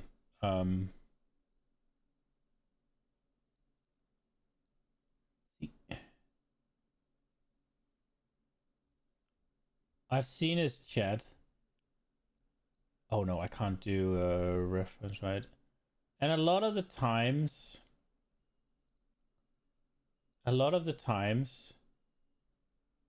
his chat will throw in these like,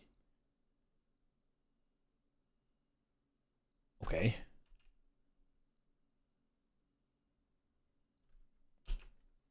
A lot of the times his chat will throw in these like asterisks, whatever, these art thingies, right? And I don't want to deal with that.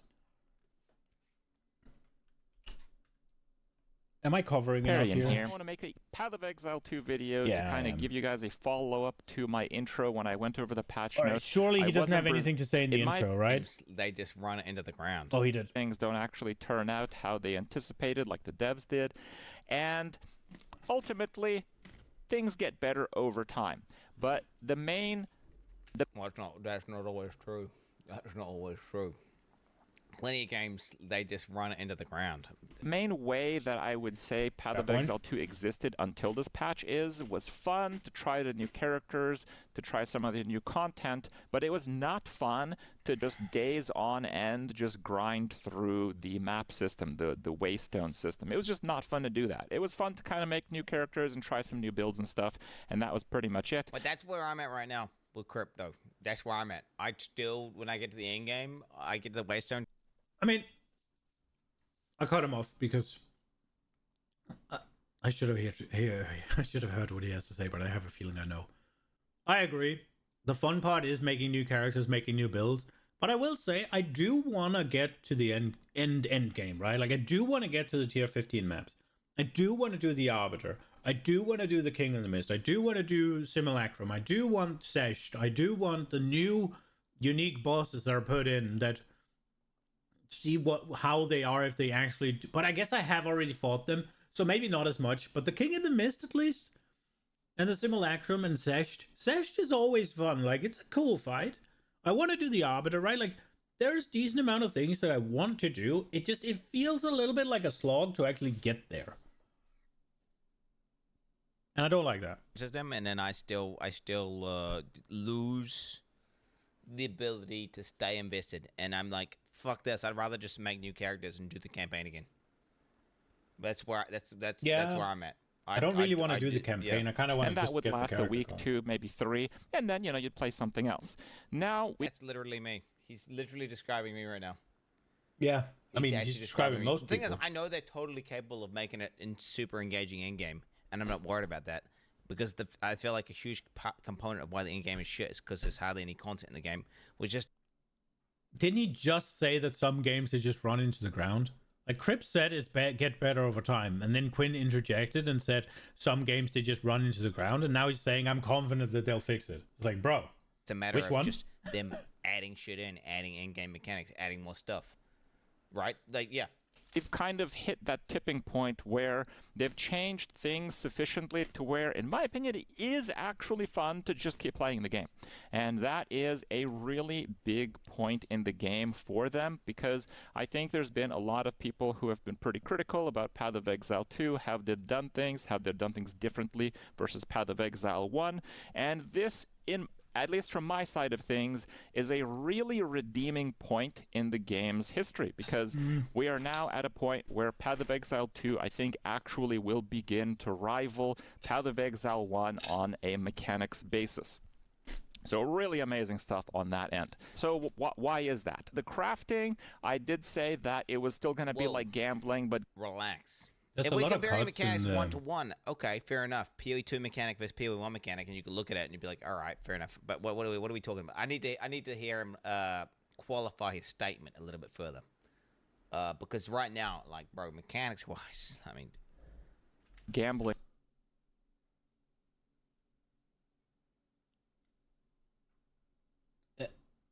Am I misunderstanding what Crip's saying, or is Quinn an idiot? I know which one I'm leaning to. Like, mechanics in PoE 2 is absolutely better than PoE 1. If we're talking about how the character moves, how, like, dodge roll alone, right? How the skills moves, how the skills are used, and, like, all of that, right? Like, gameplay, responsiveness, all that shit. It's at least, I don't know, maybe I'm wrong. If we're talking about mechanics like Breach and Abyss and Expedition and all that, well, PoE 1 has more. If we're talking about mechanics like the Atlas and the passive tree, yeah, PoE 1's better. But I think he just means gameplay mechanics, right? But maybe I'm wrong. Less. Actually, I was a little bit wrong in that prediction. There are ways that you can now deterministically craft top-tier items in Path of Exile 2. This was something that I never thought we would see in this game, given the state of crafting in the previous months in Path of Exile 2. It was literally just like gambling and bricking items nonstop. Now we have actual crafting, while the methods to craft are much more rudimentary than Path of Exile 1. I think they're at a point where it can act as an entry level. I think basing the crafting on omens in the large pod is a lot simpler and way easier to understand.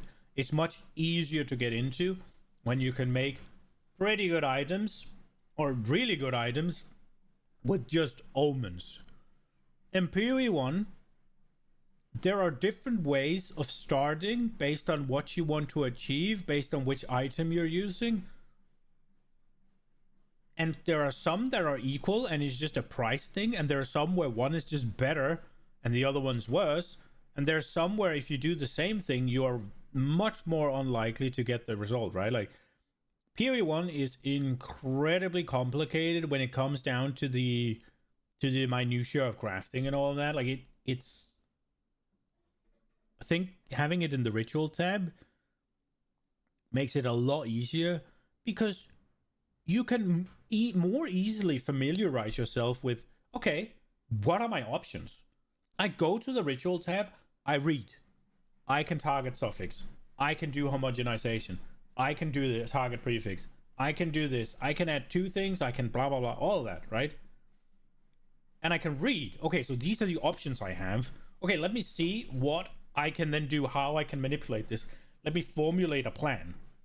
You need a lot more knowledge in PoE 1 because then it's like, oh, I can do freaking delve crafting for this to then lock it with the fucking thing on the meta crafting on the crafting bench to then slam it with a harvest craft to get this. Then I can fill up the slots with crafting bench, metacraft, and all that, and then I can guarantee that I get this to then remove blah blah, blah. And it just what the fuck.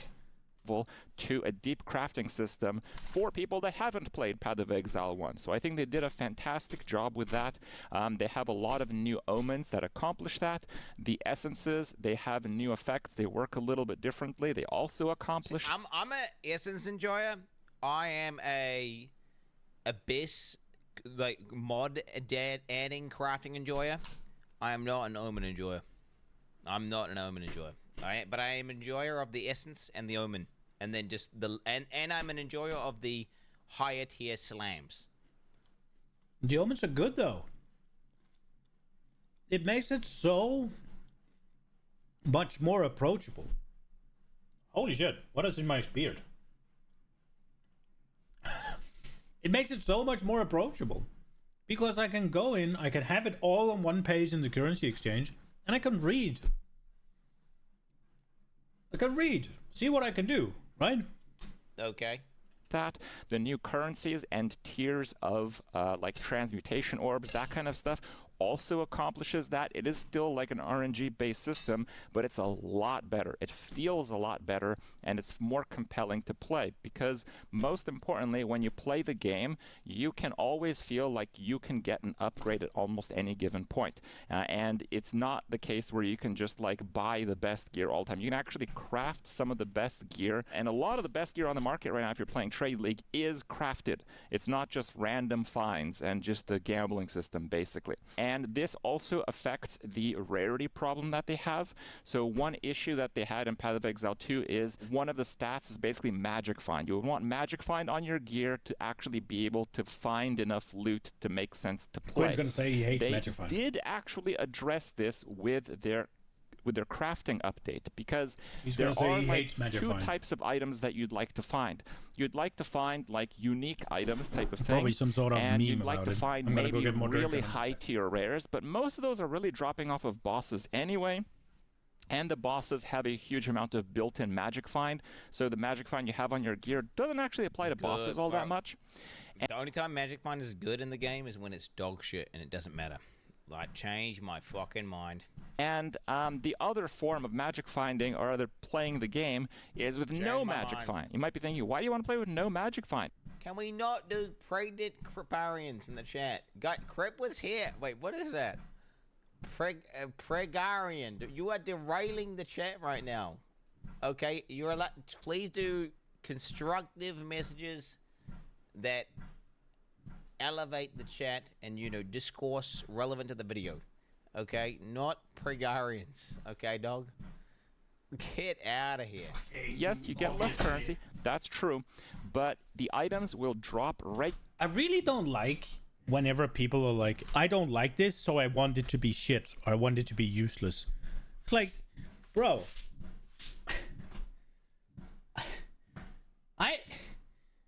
Like I said, Magic Find is super cool, but it needs to definitely not be mandatory. It needs to be nowhere near mandatory, right? But it needs to be good enough that you can be bothered trying for it.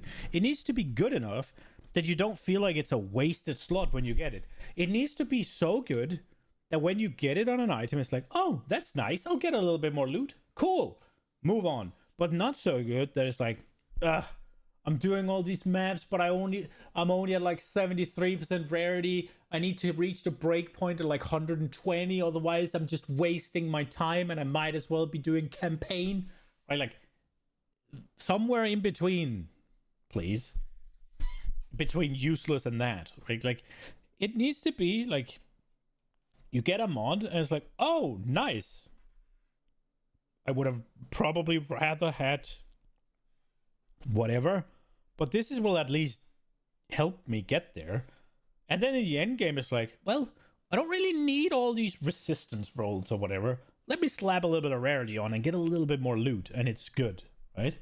And then it's really cool. Regularly in their white format, like blank items instead of blue and rares. And the white items are actually more valuable this patch because of their update to Transmutation Orb and Augmentation Orb tiers.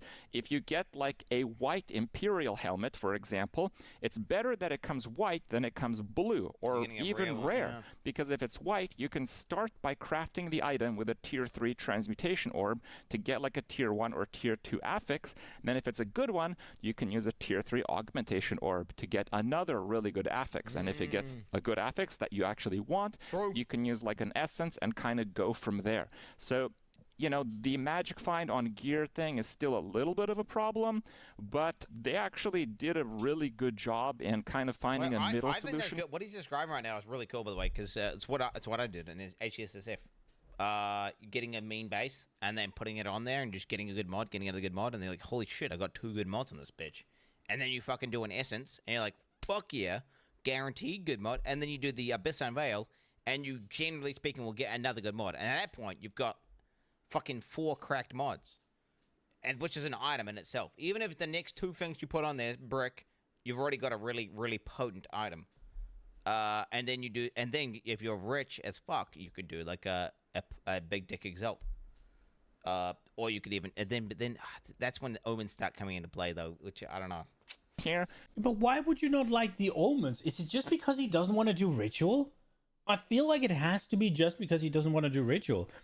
If you're an SSF gamer and you manage to find a fucking omen of homogenization, now you know for sure that you can make an absolute banger item, right?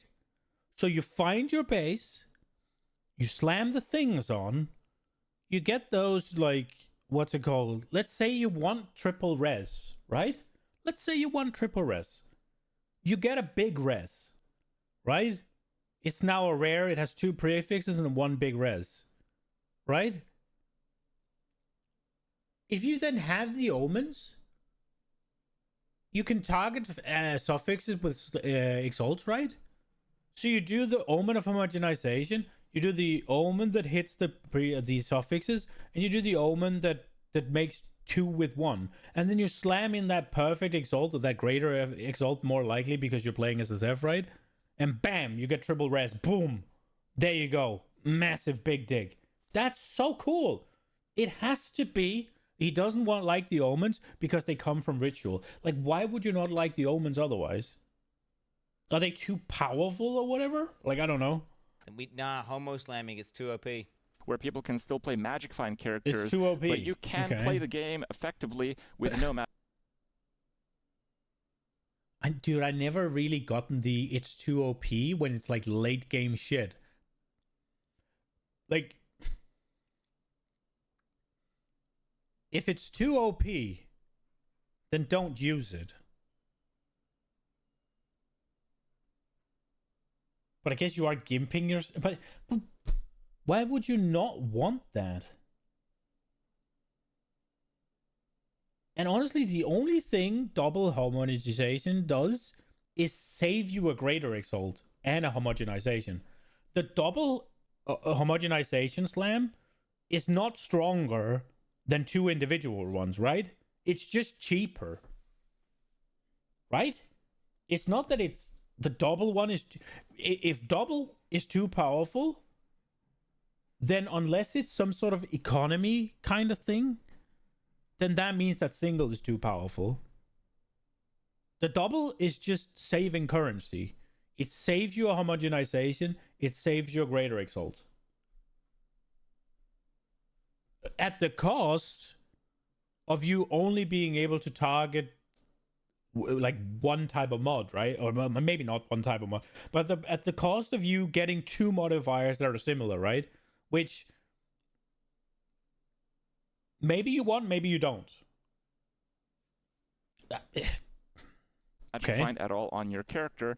You just have to. I play the game as if Magic Find does not exist. I don't even consider it a stat, bro. Oh god. To approach it a little bit differently.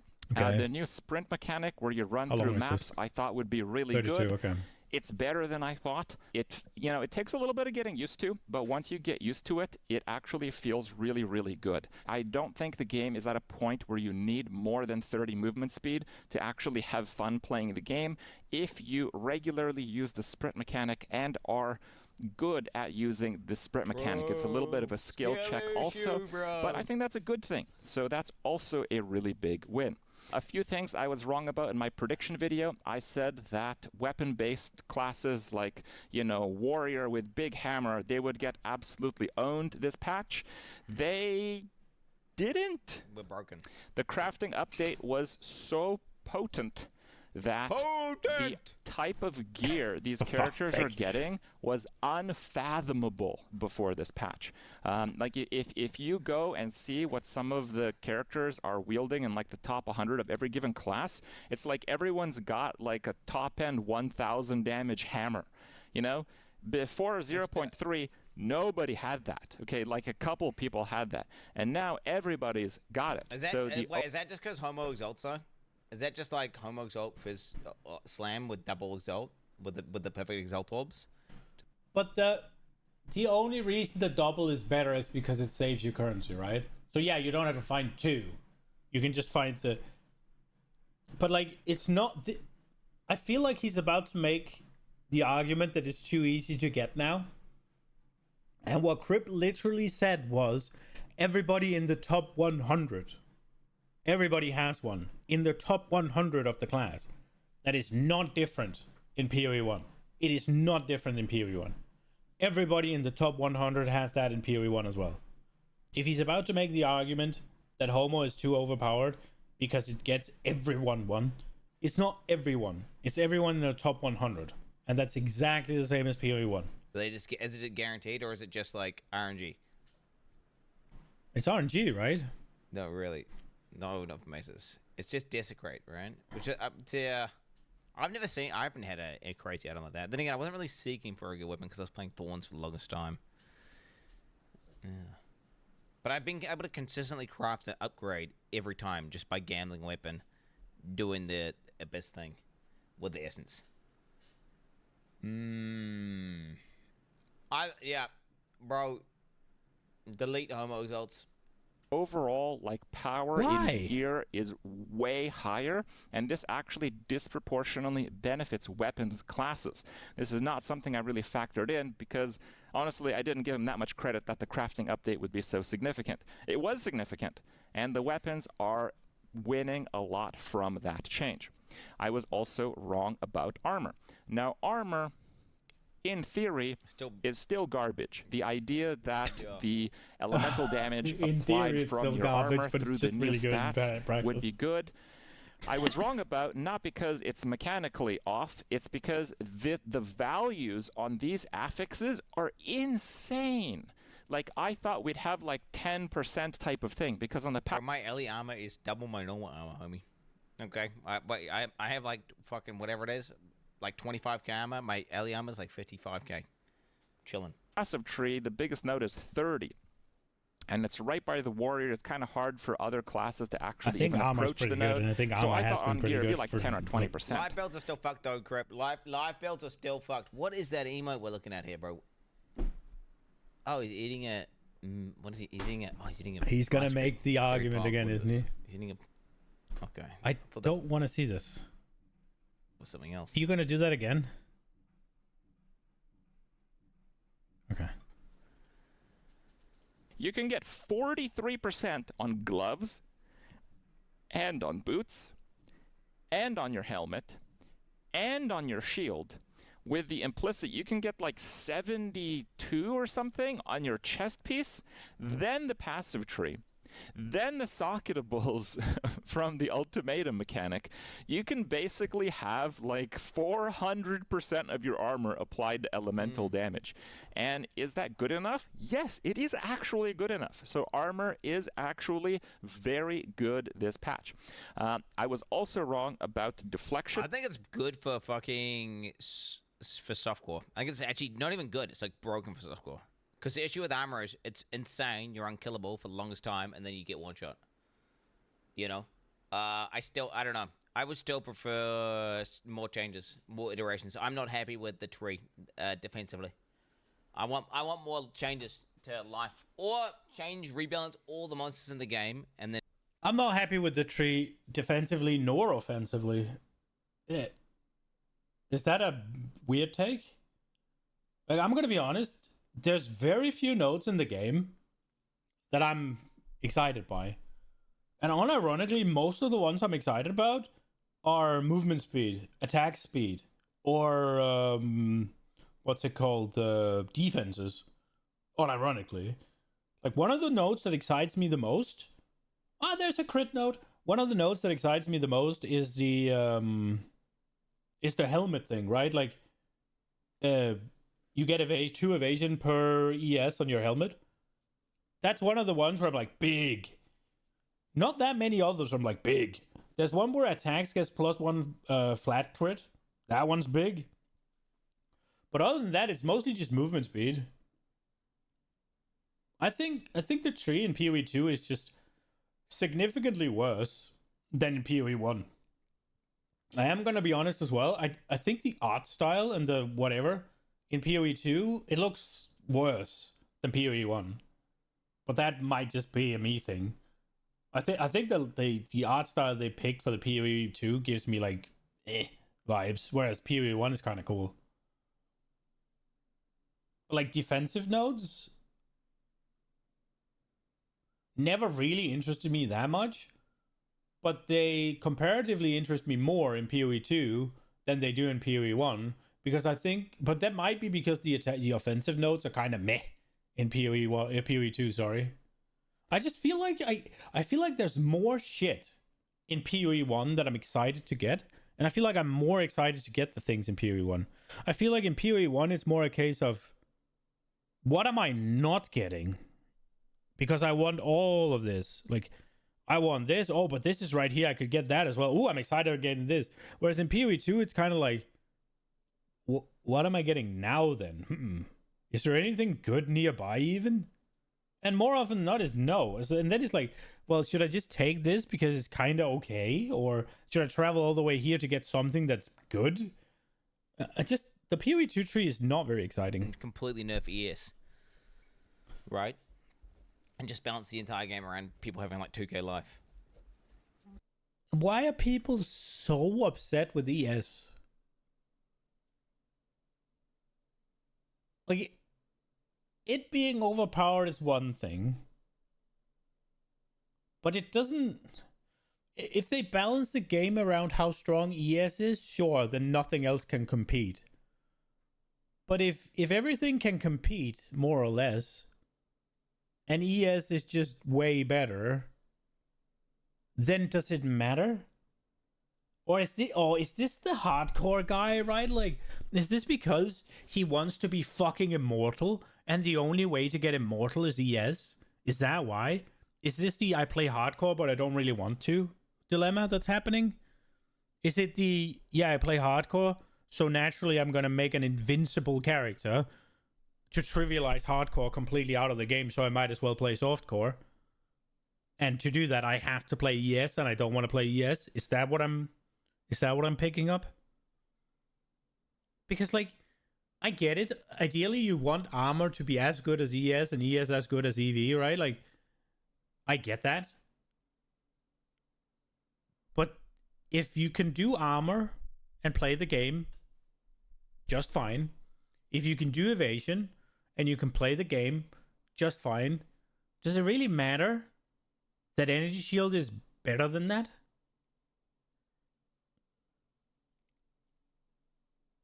I guess Quinn especially is very competitive Although he has no reason to, because he doesn't fucking compete. But like, does it really matter? It just seems like such a fucking red herring to me. It's like, well, you're just getting baited, wasting your time. Just play the game the way you want. I mean, yeah, no sign life. What the fuck, bro? On God. Now, to my credit, I wasn't wrong about deflection. GG was wrong about deflection. Yep. Because in the Q&A for their patch announcement that I based my initial assessment of, they said, yes, you can get your deflection rating to 100%. Lied. I don't know how they could possibly say that, because a couple days later, they released the deflection formula, and it's literally a formula of a limit that approaches 100%. And if you're not familiar with the math behind that, basically, whatever your deflection rating is, it can never reach 100%. It is impossible. You could have billions of deflection rating. Your deflection chance will be like 99.999. It will never... That's like Diablo mode same shit. ...be 100%. So bad. Possibly they nerfed it like last minute, and, you know, they didn't tell the guy doing the Q&A. I don't know how that happened. I feel like with full investment into evasion rating, you should moderately easily be able to get 100% deflection rating. I feel with good investment into armor evasion or ES evasion, you should be able to reasonably cap a deflection as well. Like, it should be like spell suppression. Capping spell suppression is a moderate investment. Right? Same shit. And it makes sense that it's easier for only evasion rating. So yeah, I thought deflection would be really good because I assumed it'd be pretty easy to get 100%. It's impossible to get 100%, so evasion characters actually did get a little bit nerfed because deflection is one of the weaker mechanics that they introduced this patch. They didn't get nerfed. They got buffed. They didn't get comparatively stronger. They didn't get nerfed. They just didn't go afar as fast. If you want to call that a nerf, I guess fine, but evasion is better than before. And when you say they got a bit of a nerf, just like that, it's like you're going to mislead some idiots, right? Sure, you can argue that comparatively they got nerfed because armor got something really good and evasion got something pretty bad, so armor leaped ahead. But that's just armor being buffed rather than, because evasion got buffed as well, right? You can now evade everything, right? Except, can you evade the red ones? You can't, right? That would just make evade. Or is it just block? Can you evade the red swings? They're just for block, right? Like armor still works on them, right? You might be able to evade them. I don't know. For defenses, and yeah, that is a pretty good thing. Wasn't that the change they made? Almost everyone's playing Deadeye, right? So obviously evasion is still good. They also nerfed evasion baseline on the percentages, which affects a few things disproportionately. But again, almost everyone started the league by playing a Deadeye. It wasn't that bad. Okay, it wasn't that bad. Another undocumented change is they nerfed the hybrid roles on gear. So did he say they're pussies because they're playing Deadeye, bro? It's like you spent your entire character building making your character immortal, and people playing a squishy thing because it goes fast are pussies. God damn it. Before, if you had like a piece that was just armor, you'd get like, let's say it would cap out, and as an example, at like 2,000 armor, okay? And then you'd get like an energy shield chest, and then it'd cap out at like 1,000 energy shield. And then you'd get a chest that was both armor and energy shield, and before this patch, you could get it to very, very close to those values. You could get it to like 1,800 armor and 900 energy shield. And that's why hybrid gear is actually really good. A huge amount of players was using hybrid gear. The affixes that roll on hybrid gear were across the board massively nerfed to the point where most pieces of gear cannot even get halfway. So now, if an armor could max out at 2,000, an energy shield at... Bro, why wouldn't they make it halfway? Why wouldn't they make it halfway? That's fucking bullshit. Wait, not even halfway? They need to go further than halfway, though. Because when you're doing a mono defense, you can invest into increasing said mono defense. And generally speaking, the mono defense nodes are a higher value for the defense specifically than the dual one, right? Like, a thing would be that the small evasion rating nodes are 15, and for the dual between evasion and energy shield are 12.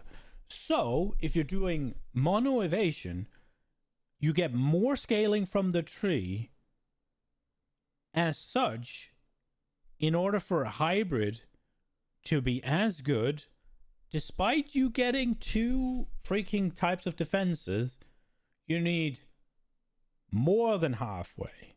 Because the only one, and I guess it's, you got like, how many do you got?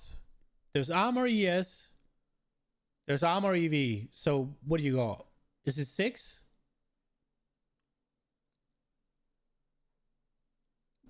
It is 6, right? Or is it less? Is it 4? Wait, so armor evasion, armor ES, and that's both of the armor ones, right? Like, so then you get evasion and energy shield. Is it only 3? Is it only 3? Am I stupid? I'm stupid. There's only 3, right? Is it only a 3-way? Each of them combined 2 times. But obviously, it's only 3, right? I'm stupid. I don't even know where I was going. Yeah, so 2 of the 3, right? You get benefit sort of like scaling off each other, right? Because, well, maybe not very evasion rating, but armor at least kind of scales off energy, or energy kind of scales off armor, right? Because you reduce the impact you take and then you increase your hit pool, right? But if you have armor and evasion rating, both of them doesn't just scale linearly, I don't think. I think they scale a bit. You need a lot more at the high end than you do at the low end, right? Like, it's not, what the fuck is it? The graph that goes faster upwards. What the fuck is that called? Whatever. They scale aggressively. Let's just say it like that.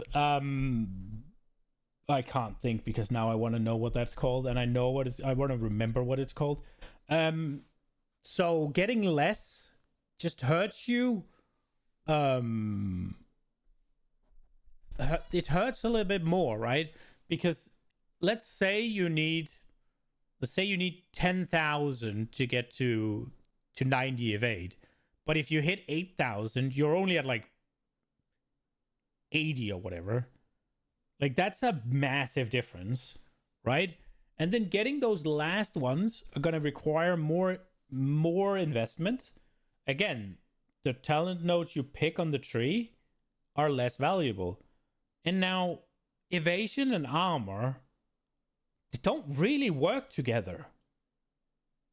Like, if you think about it, they really don't really work together, because if you evade, your armor does nothing. So most of the time, your armor does nothing. And then that one time the hit goes through, that'll kill you. A bell curve? No, it doesn't go down again. It's just when it goes, like, it starts going sort of like this, and then it goes more. I can't remember what it's called, but the bell curve goes back down again.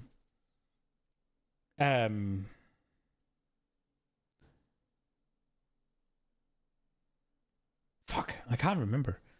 That one time you don't evade, then you get hit, right? And if it's a big hit, then armor doesn't really reduce it. So armor evasion rating together doesn't really do anything. They kind of don't work together. So they should be higher. Like, in order for that to be effective, you should get good evasion rating and good armor, right? And unironically, a fully invested evasion character is not significantly like less tanky than if you had the same amount of evasion rating with an equivalent amount of armor, because that armor is only going to come into play that one time. And now, don't get me wrong, that might save you from the one shot, and that will obviously make you infinitely more tanky, but those two, having them be... You need other things working together with evasion and armor, like damage scaling based off it, like scaling other things based off it, in order for that to be worth it together, kinda. Because neither of them apply to degen and stuff, right? So evasion and energy shield, also, again, it doesn't really interact that much, because evasion is just that thing where you don't get hit at all, right? So defenses are useless. But then once you get that hit, DES then makes it so you don't get one shot. Armor and energy shield is really fucking good together, because it's just armor and life together. So it's just armor just does what it does even better, because it gets to do it for twice the size of the health pool, right? So that's the only one that you should be wary of, I think. The other ones should be... Like, I feel like you should be able to go... I feel like you should be able to get almost as much armor and evasion rating on a hybrid as you do on a non-hybrid. But not quite, right? There has to be a payoff. Dude, what is all these crap emotes, bro? Dude, what is this? Well, guys, you're... Bro, stop with this. Okay. Really derailing the stream here, bro. I'm trying to, like, focus here, but you just got Crip ripping his fucking shirt off and shit, but man, goddamn. 1,000. You're gonna do this again. It's almost impossible for most pieces of gear. The bases do Why differ, do I so pause some of it as well? some of them do, but most of them don't. Most of them don't even go to 1,000 armor and 500 energy shield. So then, like, what's the point of using hybrid gear? Most of the time, honestly, there isn't a point in using hybrid gear. I think they kind of over-nerfed hybrid gear. It probably needs to be brought up at least. I came to this conclusion yesterday as well. It's kind of funny. I'm happy to be confirmed. I think we talked about it like a couple of days ago when I was bitching about the Witch Hunter defenses and stuff. And I looked into it and I said I couldn't reasonably get 90 and all that. I did look into it there and I was like, I thought maybe I needed more investment and stuff. I thought maybe, but it wasn't until like, I mean, I was thinking that the hybrid is probably not going to, I did say that the hybrid wasn't going to work and I was going to go full evasion, right? I didn't realize it was because they nerfed the rolls on there. Slightly. I think the reason that they did this is because the new bonuses are really powerful, and hybrid... They have hybrid nodes on the tree and hybrid support, which, like, specifically are strong if you are doing hybrid gear. But I guess, I mean, I don't know. I tried armor evasion, and it just felt explicitly worse. It was basically just said shitty armor with shitty evasion, and instead of having at least solid armor that gave me good DR, I didn't, and then I basically never evaded, so... Yeah, exactly. It's just shit. Those two don't work well together. And it's like, yeah, you get the illusion that the nodes are really efficient, right? Because rather than getting 15% evasion rating, you get 12% armor and 12% evasion rating, or is it 10? It might be 10. But you get 20% rather than 15, right? Like, ooh. But there's still, if you don't have a lot of armor, then your armor gets crushed more easily and you don't... Like, you need a lot of armor to mitigate hits, right? The bigger the hit, the more armor you need. So you having some armor is just kind of shit, because most things are just going to overpower it. And if you then don't evade either, it's like... Pfft. It was just not good. It was just really not good. It was actually shit, and I died to a monkey. Got one shot. Gear can have both of them. One shot anyways, for example, right? If you want deflection and armor applies the elemental damage on an armor evasion piece of gear, you could get both of those bonuses. So to them, it might make sense that the base defenses on this piece of gear are less than half of each of the maximum of the alternative. But in practice, yeah, it doesn't really work out that way. Hybrid gear is kind of garbage. If you do want to play a character that utilizes hybrid defenses, you're typically going to want to use standalone pieces. So, for example, on my initial Infernalist, where I wanted to use armor and energy shield, I would use just a piece with only armor, and then I would use a piece with only energy shield. And that seems to be the better approach in most use cases anyway. And That's while so defense changes are overall massive wins across the board, the huge question mark here is like, how do they not buff life? Bro! It kind of blows my mind. Bro! Because of the improved crafting systems, you're basically able... Or just nerf the fuck out of ES. Dude, hear me out. ES is completely redesigned to be an entirely different defensive mechanic. What? And it is not a resource. Because ES is just life. It's just, it's stolen valor. ES is just blue life. Just completely redesign ES to an entirely different defense type. I mean, it is and it isn't, right? Like, yeah, it is just kind of blue life, but the whole point of it is that you mitigate the hit by you don't mitigate the hit. That is the whole point of it. You don't mitigate the hit. You just fucking take the damage. But your HP pool is so big. That is the point of it. Instead of you being like, oh, I'm very armored, so this hit for 100 only hits me for 10. Haha. Easy. You just like, oh, this hit for 100? Well, I have 1,000 HP, so it doesn't matter. Right? And like, both of them only get hit for like fucking 10%, right? So it's the same thing. It is. But it's just different ways of doing it. Like, it's not like you get ES and you just have armor as well. It's not like you have 30,000 life, right? And you also have a 90% reduction on everything. And you also have a whatever. Against elemental damage? Yeah, absolutely. But not against physical. Not against chaos. Chaos goes through energy shields. So you need a different way of dealing with chaos. Right? So, like... it's just... Also, the options of getting it back is harder. Like, I get it.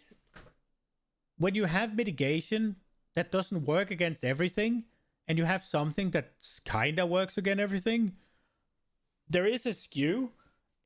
And I'm not saying it's not overpowered and it's not the best, but it's not just life. And it's not just... Life doesn't... I've said it like 100 times today. Life doesn't need to compete with energy shield. Just change ES to ward, bro. You don't think neither of them is saying anything else, but ES needs some nerf, and with this, I think they mean like current max 30k ES, change to max. Both of them are saying that life needs a buff because ES is out of control, right? Like, especially Quinn is like, it's stolen valor, it's just life. It isn't. Like, again, I'm not saying that ES isn't overpowered, right? But if we just think about it for a second, right? Crib is saying he has 30k, he has just about 3k life, right? Just about 3k life. And armor mitigates by 90%, right? So if we take a hit and I remove 90% of the hit,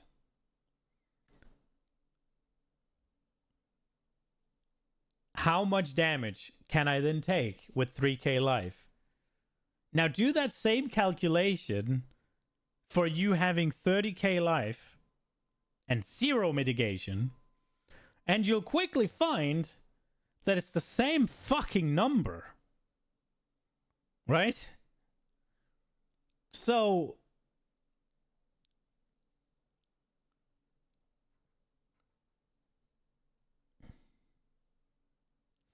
the problem is that when armor gets hit hard, it's not 90% anymore. It lowers, right? So you need a lot of armor to get to that point. Now, I'm willing to bet that if you take, let's just say a 30k hit, right? Let's just say a 30k hit. In order for you to invest into armor to the point where you can mitigate a 30k hit with 90%, it's not unlikely that you need the same amount of investment to get 30k ES, right? Right? Now, the problem here is armor doesn't work against elemental, but it does now with the thing, right? Armor applies to elemental damage. So all of a sudden, they're shoring up the weakness that armor has. So now armor not only applies to elemental damage, so you do get the benefit of having armor before your resistances come in, which is kind of shit. But that just means that is a leg up that ES no longer has over armor, right? Because one of the things where ES was overpowered, right, is that, well, you have this massive hit pool, and the biggest hits are elemental damage. So once you get hit, then it's reduced by your resistances.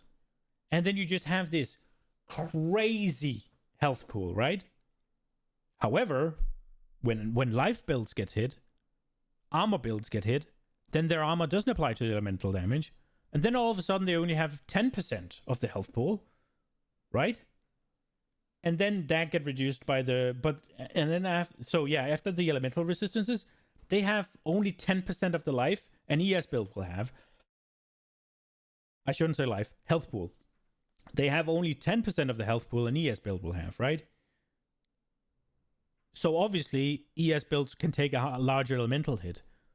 However, now that you have the functionality of armor doing freaking elemental resist, then they both have that, what's it called? They can both be used to massively increase your survivability against elemental hits as well. Now the question is the armor against elemental strong enough? What is the investment, right? Because yeah, you can argue, oh, but then that is one more thing that armor has to invest into. Yeah, but ES has to invest into scaling the ES just like you scale the armor.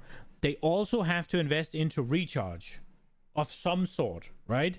Because if you just play it with recharge, it's not very good. Because you need to not get hit for 4 seconds or something, right? If there's constant action, that ain't happening. You're just dying. You can't just leech anymore. So you need to invest into the recharge. You need to invest into all of that shit, right? So that is the same thing as then investing into the elemental resist. I think people are extremely hyperbolic because they just decide, I don't like energy shield. And they're like, I'm an armor guy. I want armor. And armor is not as good. It's just like, it's the same thing in WoW whenever somebody's playing something and they can't see how fucking broken it is, and they think it's always bad. It's just complete fucking tunnel vision on the weaknesses. And just like, they have 30k life, right? Like, if you say it like that, yeah, it sounds insane, but they don't. They don't fucking have 30k life. Right? Like, you gotta look at it like effective HP. They have 30k hit pool and 0 fucking defenses against against physical and chaos damage. Right? They have, sure, they have the chaos resist. Everybody else has, but it goes through energy shield. So, it's the same. If you have armor, it goes through the armor. It's the same if you have energy shield. It goes through the energy shield. Right? Now, you can take CI, obviously. And you probably will at 30k fucking ES, right? But that's an investment. That is an investment. They're like Crip's doing, you can take freaking Mom. Right? Like, there you go. It's just... I'm not saying it's not overpowered. I'm just saying armor is not fucking as weak, neither mechanically, nor I think actually in the game, as people are making it out to be. And it's sort of annoying to hear the whole like, oh, ES is just blue life. Yeah, sure. But what you have to give up to get it. Right? Like, it sounds like they're like, oh, if you just take ES nodes, then you can also just have the armor and be...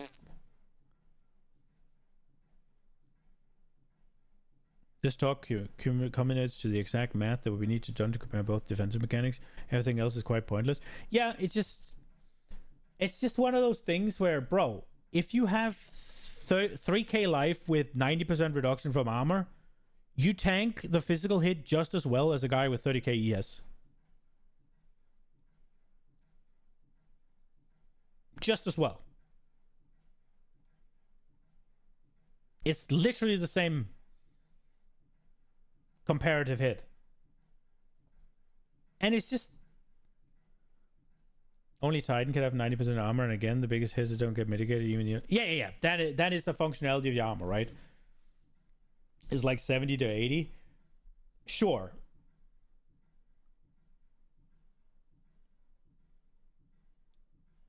But we could then talk about, should you really get hit that hard, right? But then you can have he said 400% armor against elemental, right? I wonder if that's better. How hard that fucking mitigates. If you mitigate some, like an elemental hit by 90% and then by 75, that's gonna be massive. Even if you mitigate it by like fucking 60%, that's still massive, right? It's really good against some bosses. Yeah. And it's like, yeah, sure, armor is weak against chaos damage and degen. And energy shield is also weak against chaos damage and degen, unless you take CI. Right? Like, and it's just like, it's just so volatile, because every time it's like they just say it's live, you just get the feeling, or the oh, right, so you just have all your, you take the same amount of damage as a warrior, but you just have 10x the fucking hit pool. No, you do not. You take way more damage as well. Just change ES to 1. Just see what happens.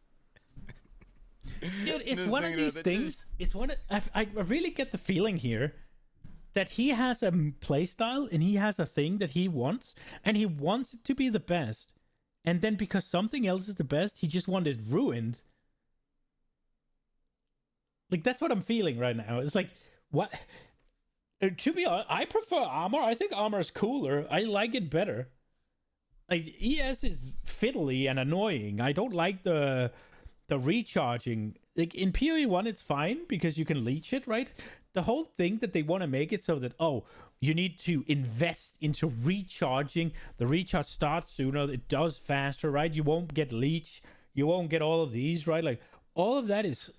I don't want to do that. Then we look at evasion. I hate the fact that sometimes you just get clapped. I hate it. Absolutely despise it. I'm an armor dude. If I had to pick, I just build armor. Like, honestly, I just build armor. The thing I like the most, if I had to pick the best thing, it would be PoE 1, and it would be Templar, where you get some ES, and you get a bunch of armor, and you make it do like 50. You could use that node where it does 50-50, right? Like half goes to the energy shield, half goes to the life.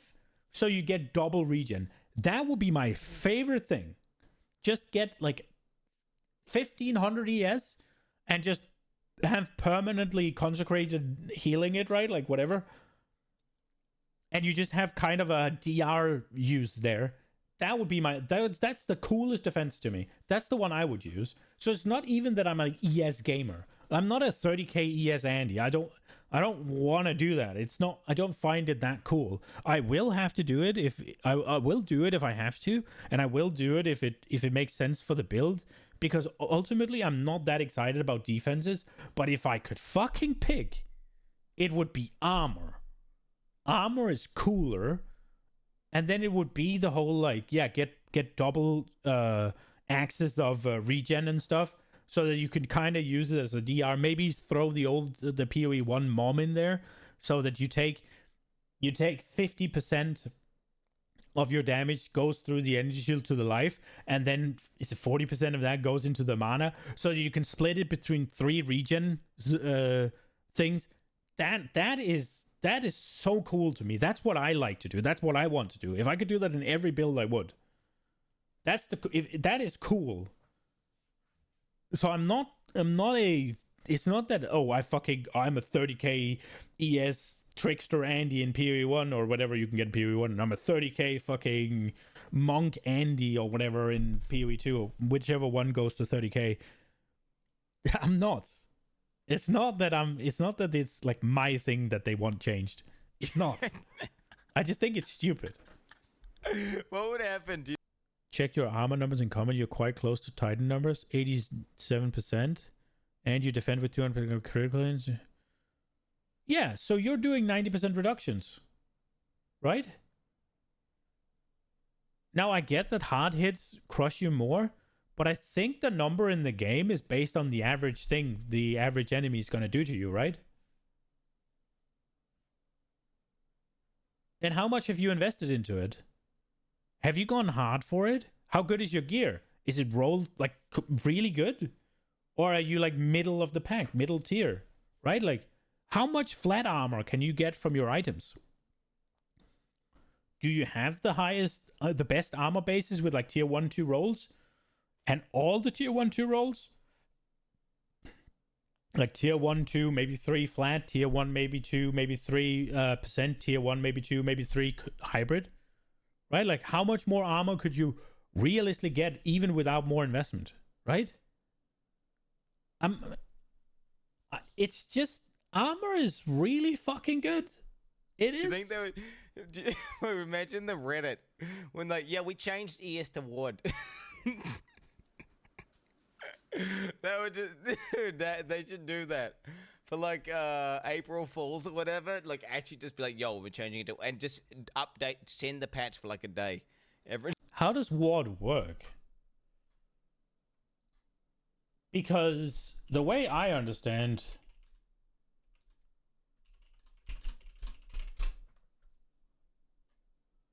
Ward acts as a damage-absorbing barrier that protects your character before any shield alive. It works by absorbing damage up to its total value from the next hit taken, which then causes the ward to break. After 2 seconds, the ward automatically restores to its full value. Even if you continue to take damage, ward is a useful defensive layer when combined with other defenses like evasion, block, and dodge, especially for builds that rarely get hit.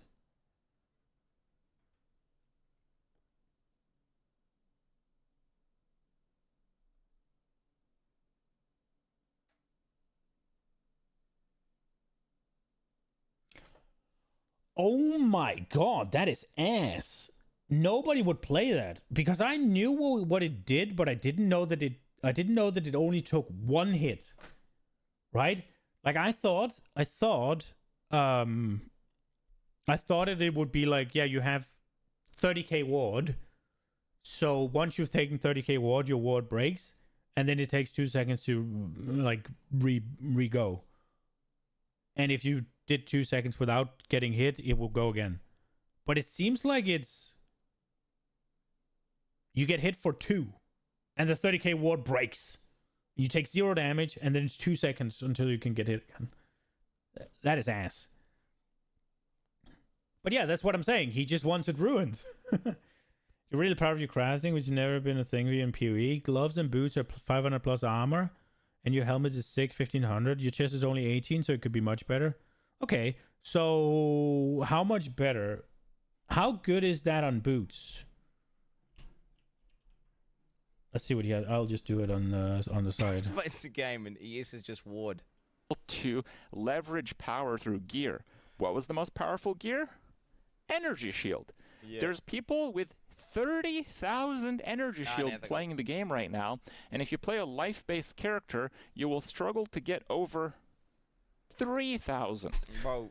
And let me just paint the picture. Because it's not the fucking same. You have to multiply that amount of health by the damage reduction you get from the other thing you're using. There. So if you had a life character with 3,000 health, let's say you had quadrillions of armor and it applied to elemental damage, and damage over time or chaos damage didn't exist. It would still pretty much be the same as having no defenses with 30,000 energy shield, because the armor reduction cap is 90%.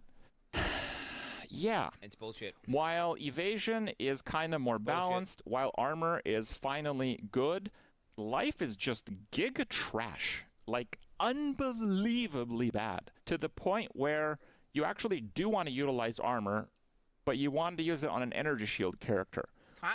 Yeah, obviously. But you can't.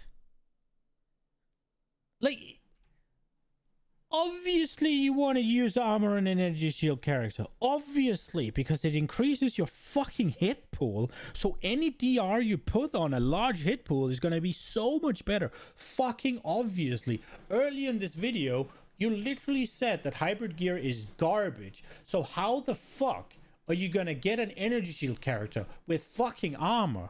You can't, because it comes from the same thing. Because you don't, that's why you don't compare energy shield to fucking life. Yeah, if you could have 30k energy shield with fucking 25k armor or however much is good, obviously that would be broken. But you fucking can't.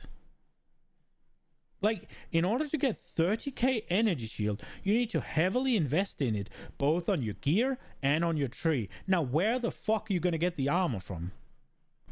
Now, if you can crack that code, you will make the best build in the fucking game. If you can get as much armor as a Titan and as much, like 30k ES, you make that character, I guarantee you, you will have millions of views. Like, you can't. And maybe you can do crazy things, but there's no fucking way that you get 30k ES without fucking investing heavily into it on the tree. And then also, let's remind ourselves, you need to invest into some sort of fucking recoup, regeneration, or whatever way of regaining your energy shield, right? Because you can't just leech it anymore, because they removed that shit, right? Maybe I'm wrong, I haven't looked into it yet, but they said that in the fucking patch notes.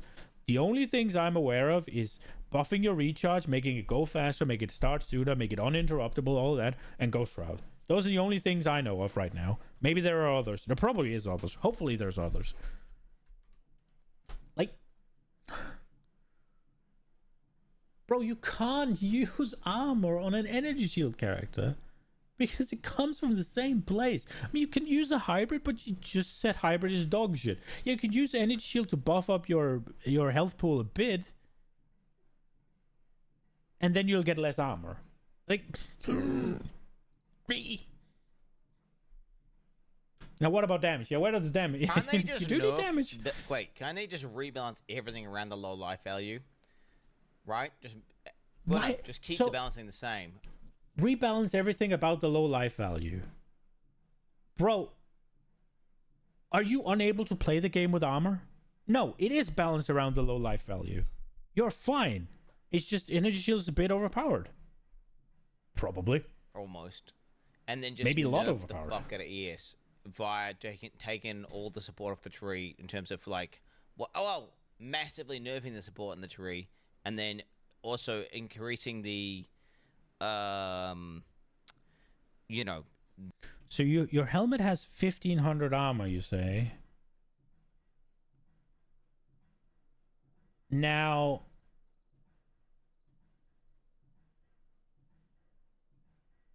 I made a helmet here, right? And it has 1470 without the runes, right?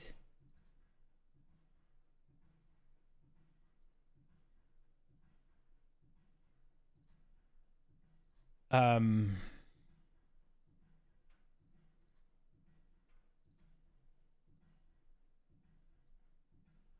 for some reason, I can't put runes in here.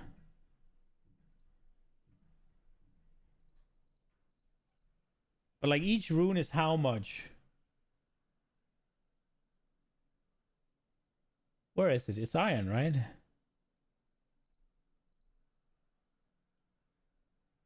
So you have your helmet does seem to be really sick, but I'm assuming it's with a socket, right? With a rune in it. So you can get a bit more on the helmet flat. You said you can get a lot more on the chest, which is the biggest place, right? You said 500 on your gloves. Now, I'm not saying that your gear is shit or anything. I'm just wondering how much more you realistically, well, really, how much more you could gain. Now, I didn't go for like max rolls or anything on this. I just kind of, well, I did go tier 1, but I didn't roll to get them insane. So you have like, without runes, you have at least 350 to gain on your gloves, right? And 350 to gain on your boots. And then there's a good probably 100, 200 on the helmet, right? 800. And then what, you have 400, 500 on your chest or something? So we're into like 1200 flat armor, right? And then there's corruption to get an extra one. And then there's exceptional quality, right? To have the over 20. So even without being Titan, and you're at what, 80 what? 87? You still have 1200 flat armor to get. And then comes the sockets, right? And then comes the corruption with sockets. And then comes the quality, right? So you have a lot to gain, and you are really high up, right? So you can get a lot. It is, obviously, that is peak end game, right? It's just to kind of put it in perspective. Now, I don't think it was your character, Lola. It was more the whole like, oh yeah, let me just use armor on an ES character.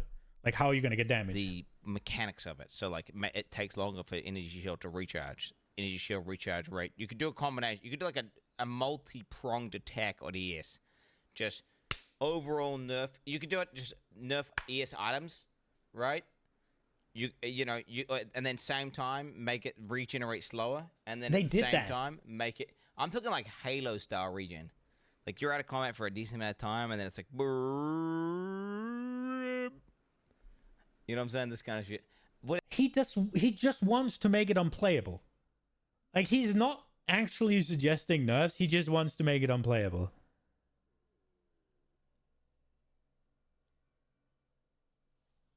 Like, I mean, if you make ES unplayable, honestly, I won't suffer. I'm fine. I will say, I think one of the coolest nodes on the tree are is CI. So if you make ES unplayable, that'll be sad. I always want to make a CI build, and I never do. It takes too much effort. I always want to do it because I think it's so cool, and I just never get around to it. The leveling does go slow after I think it's after 95 it starts going real slow. Are you dying? Are you running like tier 15s and stuff? If you're running tier 15s, then it's just go faster, not die. That's the way to do it better. Breach historically has been the leveling thing, so maybe focus on Breach. It's a lot of monsters. I think Breach and Abyss together are really good for leveling. You should be blasting, I think. If you're dying a bit, then there's your answer, I guess. But yeah, you are right. People would rage a little bit. But then again, the game's not even out yet. I mean, I think GGG... Oh, I'm okay, wait. Wait, did GGG understand? Because I said evasion was the weakest. Because it... Oh my god. Here we go again.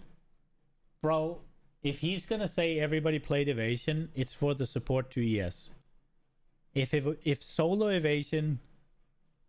when I was leveling, I absolutely felt solo evasion was the weakest.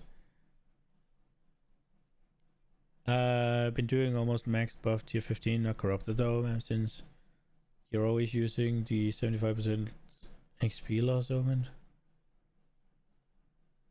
Oh, okay. I guess go faster? I don't know. It does slow down dramatically. If you're not dying, then it's just go faster. There's nothing more to it, honestly. If you want to level, it's just go faster.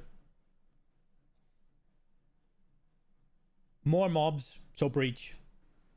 They said evasion was the weakest. I don't know. Wait, let me think here.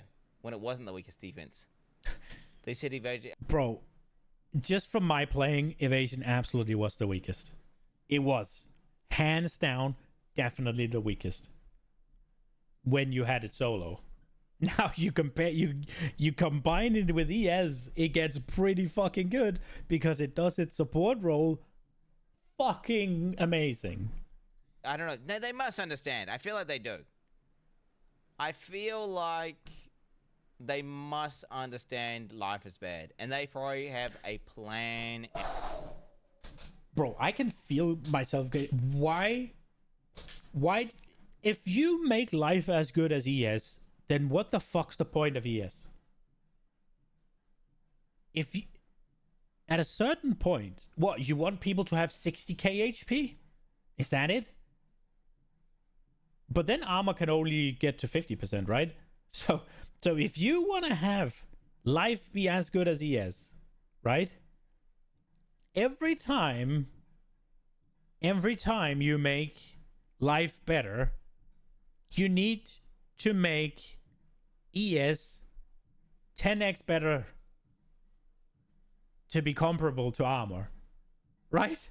Like, if you say, oh, now you have 30k life and you get 90% armor reduction from 90% reduction from armor, well, you have 30k effective health, right? So how much effective health do you have with ES? Well, you have the number, so you need 30k. If you then get 5k, then you have, all of a sudden, you have 50k effective health. Well then, you need to have 50k ES to compete. It's not fucking rocket science. And now, obviously, I'm simplifying it because they work somewhat differently. So there is some value to, like, there is some things that you have to kind of take into account, like the elemental damage, right? Like, if you have 50k fucking ES, then good luck getting killed by an elemental hit, right? But again, if you have a 90% reduction from armor onto elemental hits, then it's the same.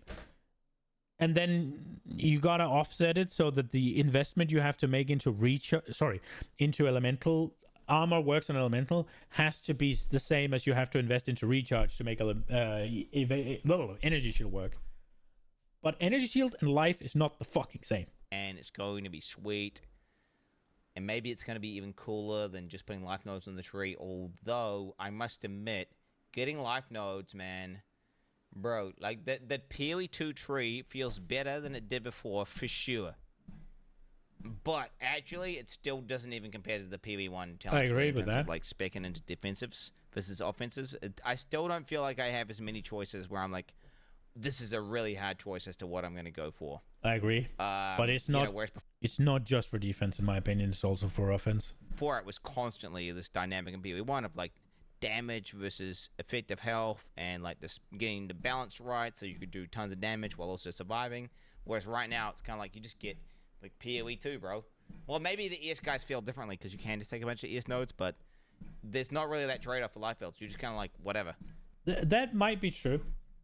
That you can maybe just take a bunch of ES nodes and you get more defenses and you get more survivability. But at the same time, if you can get to 3k life without really taking any choices, how many armor nodes are you speccing into? Doesn't that make armor kind of OP? If you don't really take any defensive nodes on the tree and you still get to the 90% reduction, doesn't that make armor really good? Like, I haven't done it. It sounds kind of not true, but it's I could have misunderstood, but that's what it sounds like, where it's like You don't have the balance. He's not interested in speccing into defensive civs. As such, I extrapolate that he's speccing into damage, and yet he's still having enough armor to survive.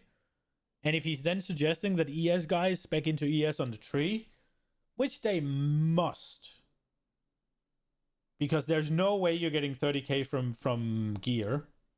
Zero way you're getting 30k from gear. You have to get a bunch of nodes, right? Like you got to get a bunch of scaling somewhere.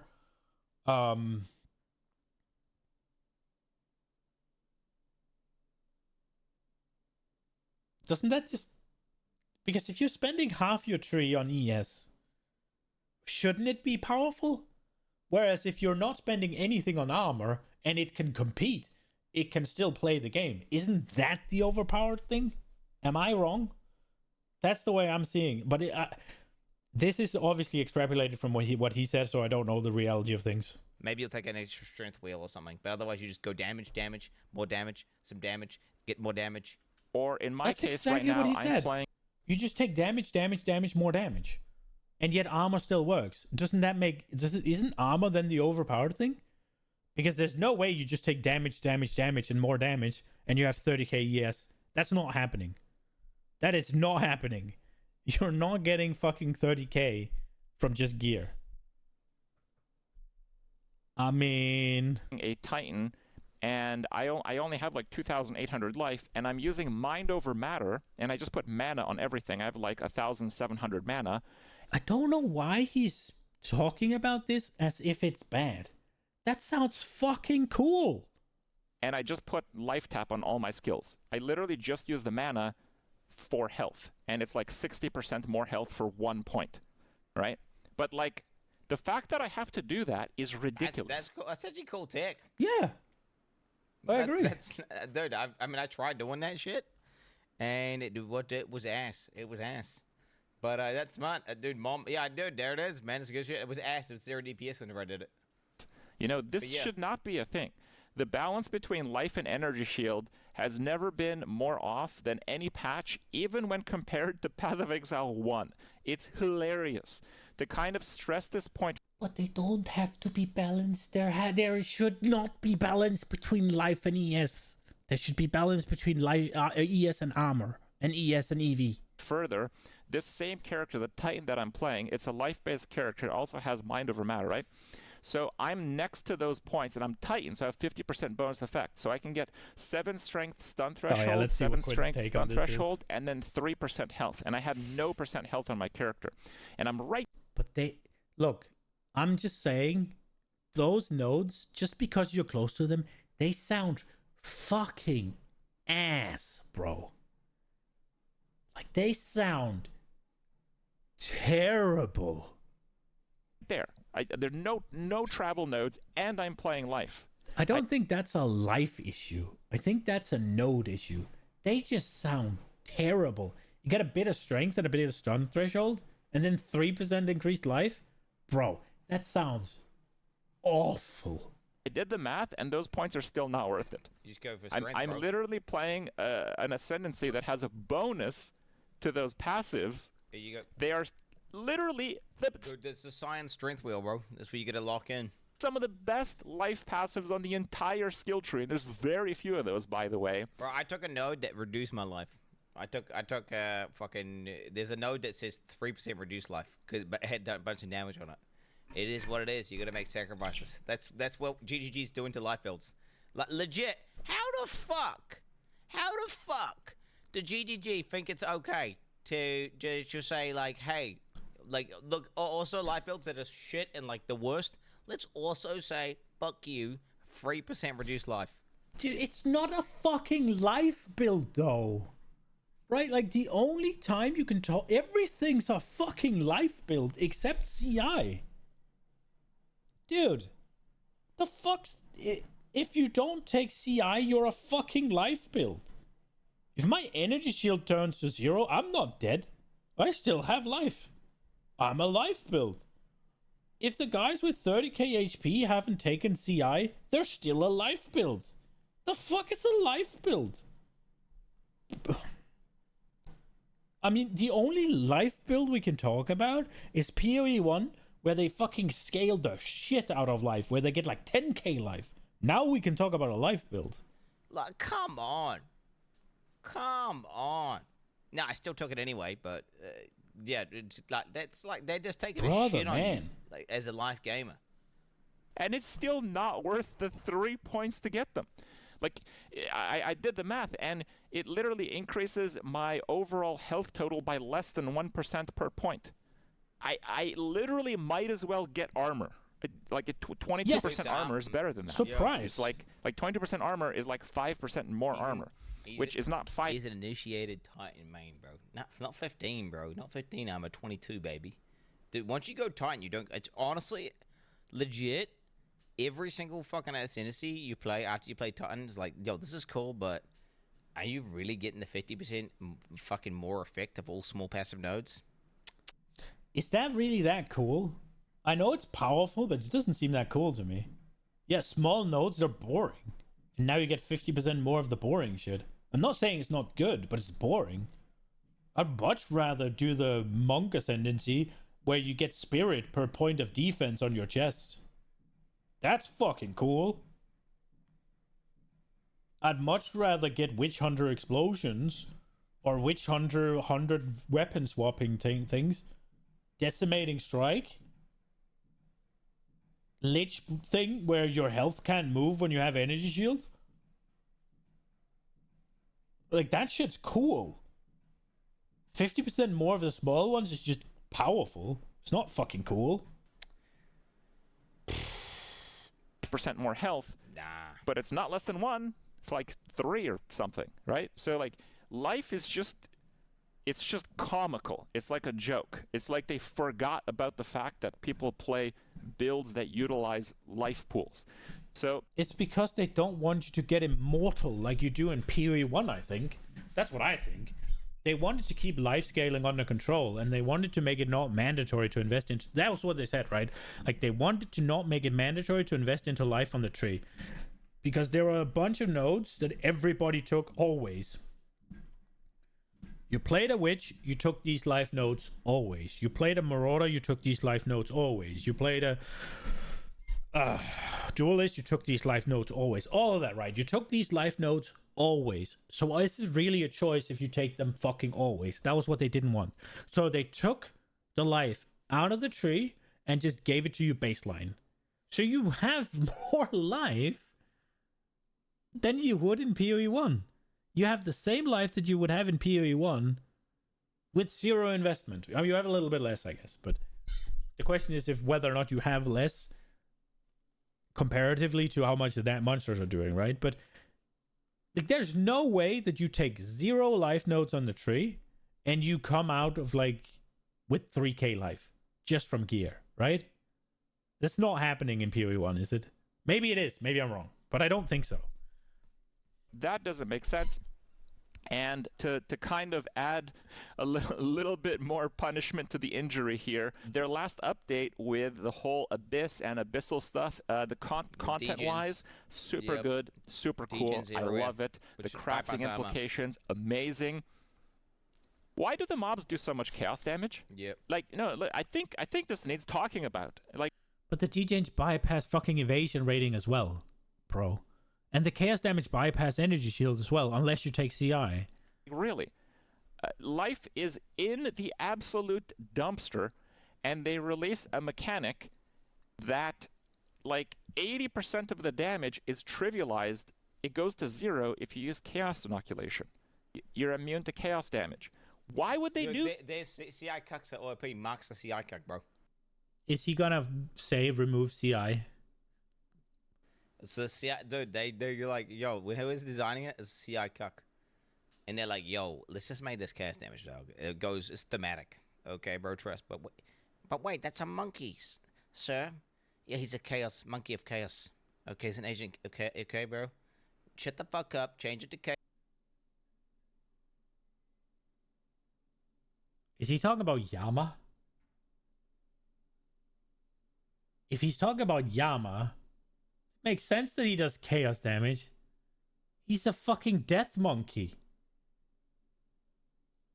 And I think he's called Yama because it means darkness. At least Yami, I think, in Japanese is dark, right? Or whatever. Darkness, I think. I think Yami is darkness. And I would assume that Yama gets pretty close to Yami, just like things in Danish, Swedish, Norwegian, to some extent German and fucking English as well gets close. I'd assume it's kind of the same for something of that origin, right? Like that they have the same root for the language. Chaos damage. And add in 2 degens. Also chaos damage. Why would you make a mechanic where 80% of the things that can kill you is from chaos damage? How does that make sense? And I said this on stream once. I really wanted to play the game more today, but we've spent fucking 2 hours watching videos because I've been reading.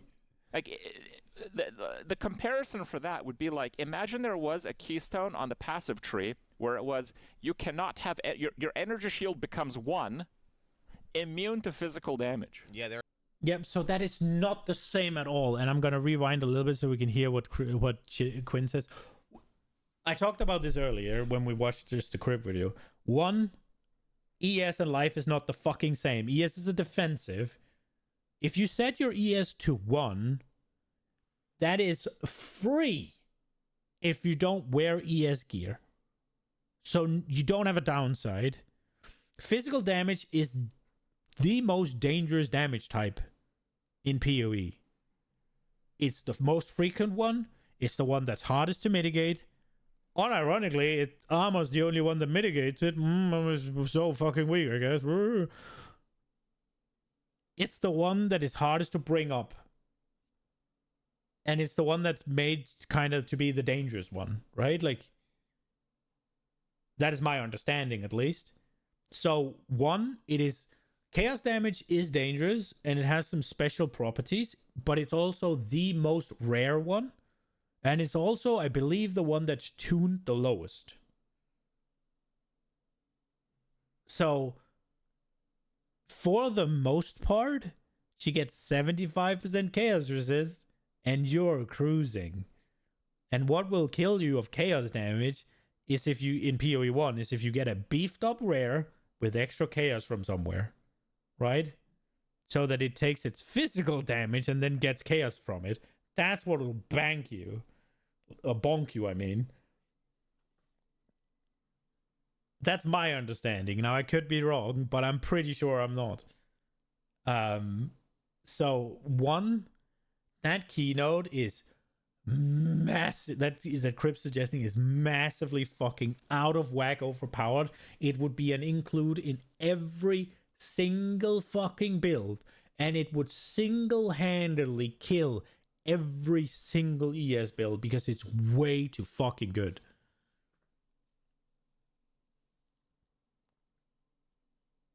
And it has no downside because setting your energy shield to 0 or to 1 or 0, whatever, to 1 makes no fucking difference if you don't invest into it.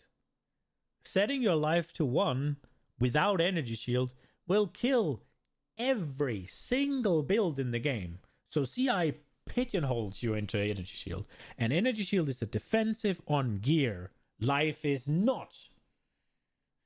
Until you make gear where you get life as the thing instead of armor, evasion rating, or energy shield, and you can get local percent increased life, flat life, we already get that, but right, but that then applies to the local and gets scaled, and you can get hybrid life and something, mana maybe, right? Like, until then, you can't compare them. Keystone on the passive tree, where it was, you cannot have, your energy shield becomes 1, immune to physical damage. Yeah, there it is. How ridiculous would that be, Put right? that note in, bro. Obviously, everyone would take that if they're not energy shield. Yo. That's literally the equivalent of chaos inoculation right now. No, it isn't. But he did say right now.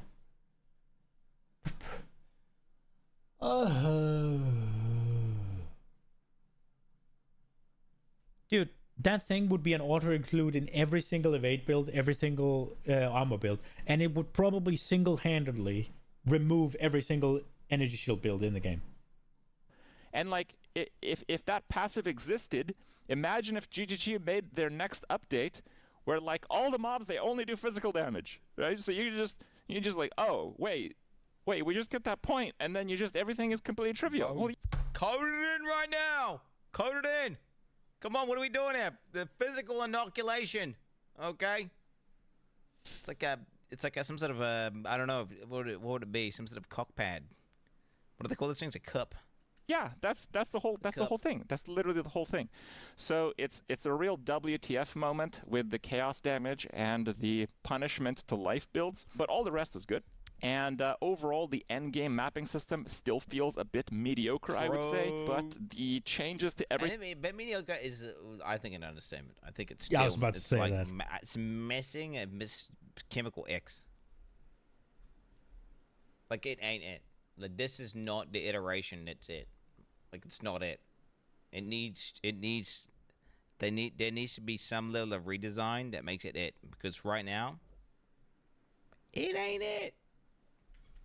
Everything else makes it fun enough to continue playing. So overall, I do plan 0 Abner kills. Guess what, dude? Because I fucking fall asleep in the end game before I can get there. I'm sorry to say that, but it is what it is. Unironically, on my Thorns character, I was yapping about rerolling. I kind of lost faith in my character. I was like, I'm just gonna get there. Just fucking focus up. Oh, fuck. Oh. I was like falling asleep at my keyboard, thinking about re-rolling, and then like fucking random Abyss mob kill my guy. But you know what I'm saying? It's like, it's one of these things where, yeah. There's a reason we're watching the fucking Crypt video after we just watched the Metal video. Okay? We do back-to-back reacts. Because the endgame, bro, right now is, Does an Abyssal video? We could watch that tomorrow when I eat, I guess. Faith. I know we're going to see the endgame update that's going to make it sick. It's coming, boys. It's coming. Playing Path of Exile 2, you know, if I do stress my arm a little bit too much, might have to go a little bit easy. I don't imagine playing Path of Exile 2, you know, year-round or anything like that, but I absolutely see myself playing more than I have in the past. Bro, he's got Bazaar to play, homie. He's logging into the new fucking Bazaar planch, okay? Raynad's dropping some hot updates. The only other thing I want to mention is overall... I didn't learn until recently that Raynad has been making the Bazaar. Dude, I used to watch him play Hearthstone. He was one of my favorites. And all of a sudden, he was just kind of gone. And I figured, oh, he finally rage quit. He always seemed like a bit of a rich kid that could just do whatever he wanted. So I wasn't surprised. And then I saw a picture or a video of him.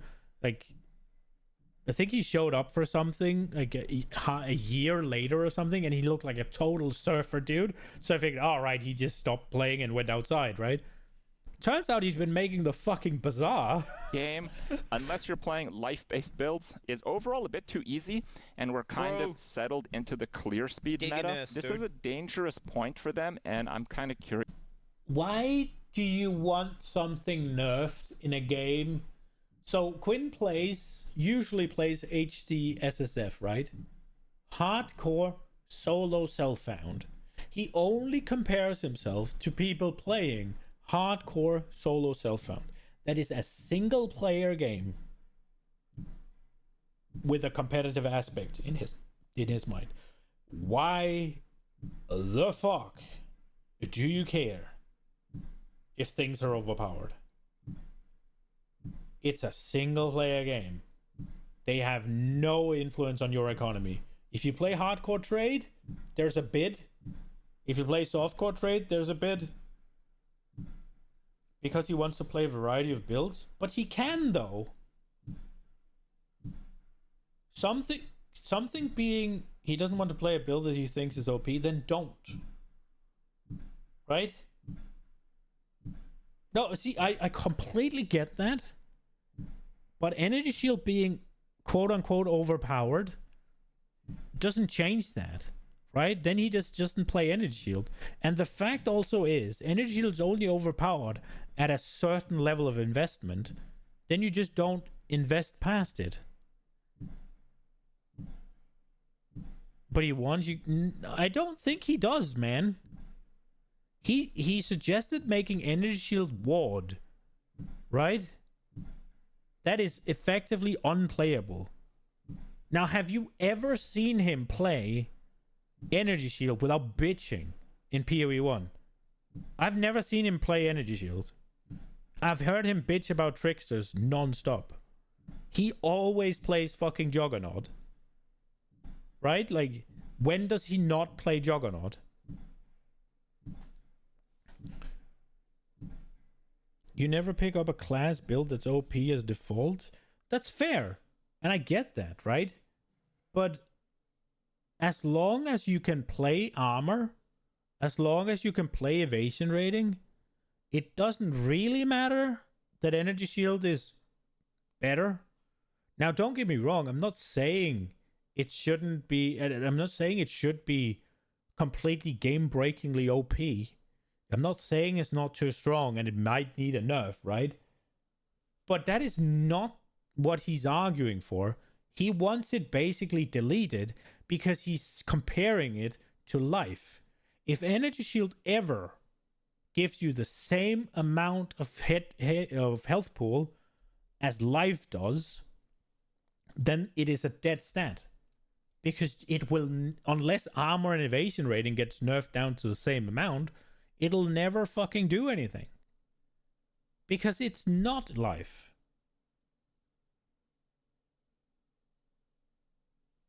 But like, you can play ES, right? If you think 30k ES is overpowered, well then only get 20.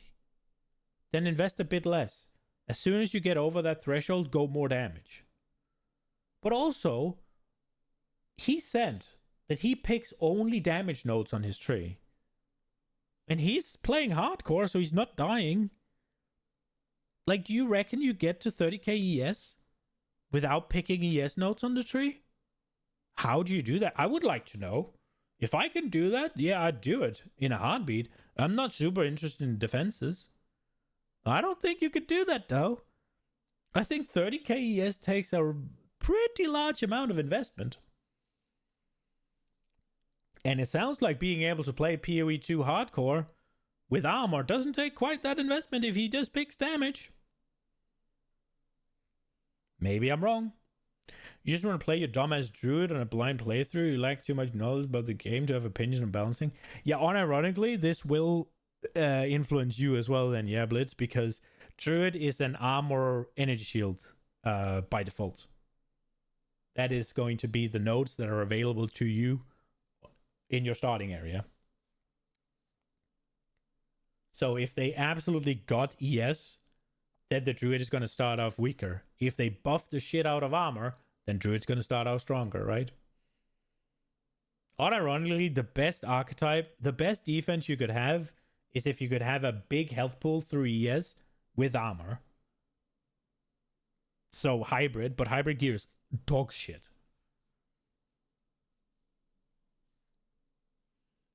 It is one of those things where the way they made ES might be regrettable because it is kind of just, well, it is just blue life, right? But you can't balance it around being life. You can't compare it to life because it takes up a different layer in your defenses than life. Life is like the base, and ES comes on top with armor and evasion, right? So if you pull ES down to where life is, you have a problem. Now you only have 2 defenses. And I feel like that's what's missing. Curious to see how they'll handle it in the future, because one thing that people don't like is to get nerfed. So I also don't... They need to do it. They have to do it. They need to turbo nerf like 80% of the skills in the game, straight up. I think you hot load it. That's such a weird take. Right? Why? You do that. Yeah. Okay, you say, like, look, the clear speed meta is out of control right now. We need to nerf it. Turbo nerf 80% of the skills. What? So you struggle boss through everything? That doesn't sound fun. Why would you... That's a take. Clear speed meta is out of control. You're always going to get that in ARPGs. It's always... It might go too fast right now, but clear speed meta is always going to be the thing. It will always be clear speed meta. Will always be go as fast as you can. There will never be a meta that doesn't revolve around going as fast as you can. Never. Ever. Never. That's how an ARPG works. Now, how fast as you can is what you can change. But it will always be clear speed. Always. thing. Obviously, you like front load it, give everyone the warning that it's coming. Send out the patch notes of the nerfs beforehand, like a day or two before the live stream. Everyone has a cry about it. They'll post on Reddit and have a little baby rage. Legit, do the nerf patch before the new patch. Do the nerf patch before the new patch. Let everyone cry. Like, just, you know what I'm saying? Let everyone cry, like okay. And then, boom, Factic. They announce 2 acts at the same time. Okay? And druids are out. Okay? Boom. Boom! And you get into the game and you get murdered by white mobs because you do 20% of their health with one combo that takes 5 button presses. And everybody quits day 1. That sounds like a great idea. A turbo nerf 80% of the skill gems. That is a wild fucking thing to say. Completely drowns out these little baby rages. Everyone's focused on the new shit with the new acts. You know what I'm saying? There it is. Although, wait, I don't know if they can do. They probably can't drop 2 acts, but if they have a druid ready and then an act, that's all they would need. They want Path of Exile 2 so early, and bro, like, it's not gonna be fun to play if you feel weak all the time. Like, it doesn't matter. They can drop 50 acts. They can drop 2 new acts with each of them having multiple 90s, early 2000 Blizzard level quality freaking cinematics with a storyline rivaling Lord of the Rings. They can have freaking 3, 4, 5 new characters with super interesting abilities. If you nerf the game to the point where it's a struggle bus to kill white mobs, people are gonna fucking quit. They're not gonna see those acts. Like, you should have learned that from 0.2. Like, everybody was fucking reeing. Development cycle to reach the point where, you know, it's like clear speed meta, and they're kind of afraid to nerf. There needs to be balance. Currently, endgame mapping can be done blindfolded. You'd much rather have the struggle killing mobs than face palming every map. So, I'm not necessarily disagreeing with you here. What I will say though is, 1, PoE 1 has a lot of juicing that's not in PoE 2, right? Are you running like 6, 8 maps? Are you slamming them with corrupted things to get level higher? Are you getting irradiated and corrupted on them to get plus? Well, maybe corrupted doesn't give plus 1 level anymore. Are you having all the things in there with all of the precursor shit on there? But even so, that is significantly less juice than in PoE 1. And juice usually comes with mobs being harder. There are certain things you can pick on the Atlas tree that also makes the maps harder. Obviously, running maps blindfolded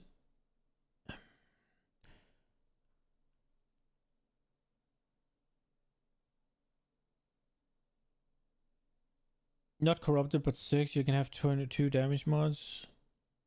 Atlas has +3 level to bosses. So you're missing a level to bosses. Yeah, so either you just happen to make a really good build, right? Or it's a bit too easy, maybe. But the baseline has to be a bit easy. But also, how much currency have you invested into your character? Right? There is that. Because even the most casual of builds with enough investment will cream the end game. You can make every single build in the game work if you throw enough currency at it, right? Like, you can absolutely get to the point where you can destroy Ubers in PoE 1 if you blast 6,000 divines into it, right? That is absolutely a thing you can do. So if you have a middle of the pack tier build at a very high investment, then it's not unlikely that you will destroy right? Now, I'm not saying that the game isn't too easy. It could be. Like, I finished Act 2 in my first, like, hardcore run today, yeah? And I haven't died. Now, I am also using a bit more resources than I would have available, but not as many as I thought I would be using. So yeah, it's quite possible that the game is a tad too easy. Now, how that translates into maps, I'm not sure. I haven't really gotten far into maps because I kind of got tired of my character, right? So it's not impossible, or it's not unlikely. I'm not saying it isn't too easy at the end game. But there is also the matter that the end game have to have a baseline that most people can approach, and then the juicing comes in. Because they haven't really added many options for you to juice maps yet, right? And juicing in PoE 1 is insanity. Like, they're not just twice as hard or 3 times as hard. It is insane levels of scaling. So there is that. But it is quite possible that the power, the base power is just a bit too high in PoE 2. But you are lacking the juice, right? So I would not call for nerfs to skills and buffs to campaign or maps or whatever until they start adding the juice in. It is probably a bit too easy this time around. Maybe they underestimated the level of crafting proficiency you could gain out of the omens. It could be that the game is balanced around a lower tier of gear than people have access to right now, that they just kind of just missed the mark on the tuning there. I think that is very likely, but I would also be a little bit hesitant to just say, oh, it's too easy, buff everything or nerf everything, right? Like, because fundamentally, if what Quinn's saying is 80% of skills needs to be turbo nerfed, right? So he thinks you're super overpowered basically at all times of the game. If you do that, be very prepared to have a fucking horrible experience throughout the campaign and into maps. Like, that's my take. I think if the game is too easy, sure, you can add a bit of difficulty by nerfing it somewhat. I think the nerfs should be very slight at the start and then heavier at the end. So the start stays roughly, if not exactly the same. The middle of the game gets a little bit more difficult, and then the end game can get the treatment, right? Now, the campaign might be too easy, but also there is an argument that getting pushback from the campaign makes it more fun, but at the same time, the campaign needs to kind of serve to the common denominator, right? And a lot of people are very shit at video games, and they should be able to play as well. Just saying.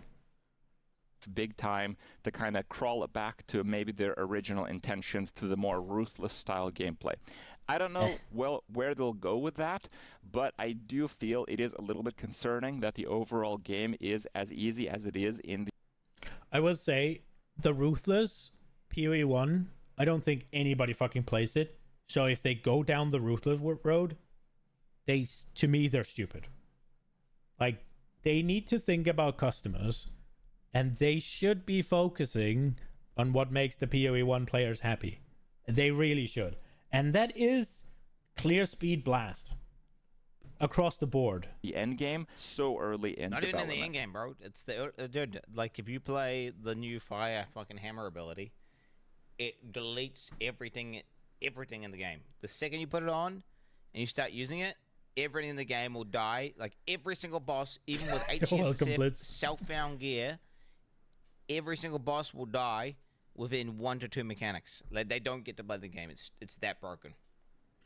On that, we'll have to see. It's kind of funny that he says they die within 1 to 2 mechanics, whereas if you play the actual broken things, they don't even get to do a mechanic. And I want to thank you guys for watching this video. and we'll see you next time. It's a good video. It was a good video. That was actually a high octane trip video.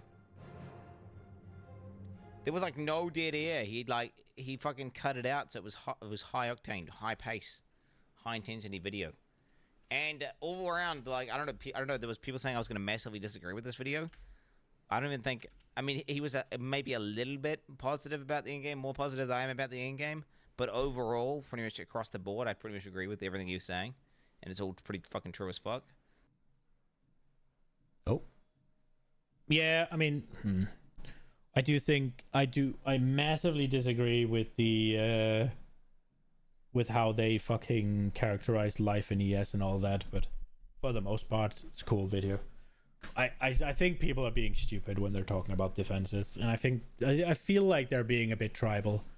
Like, Kripparrian got his name because he used to play Barbarian, right? Like, he's a warrior. Now he's minions because his hand is fucked, but like, and Quinn plays Juggernaut every fucking season, so it's like, there's a bit tribal.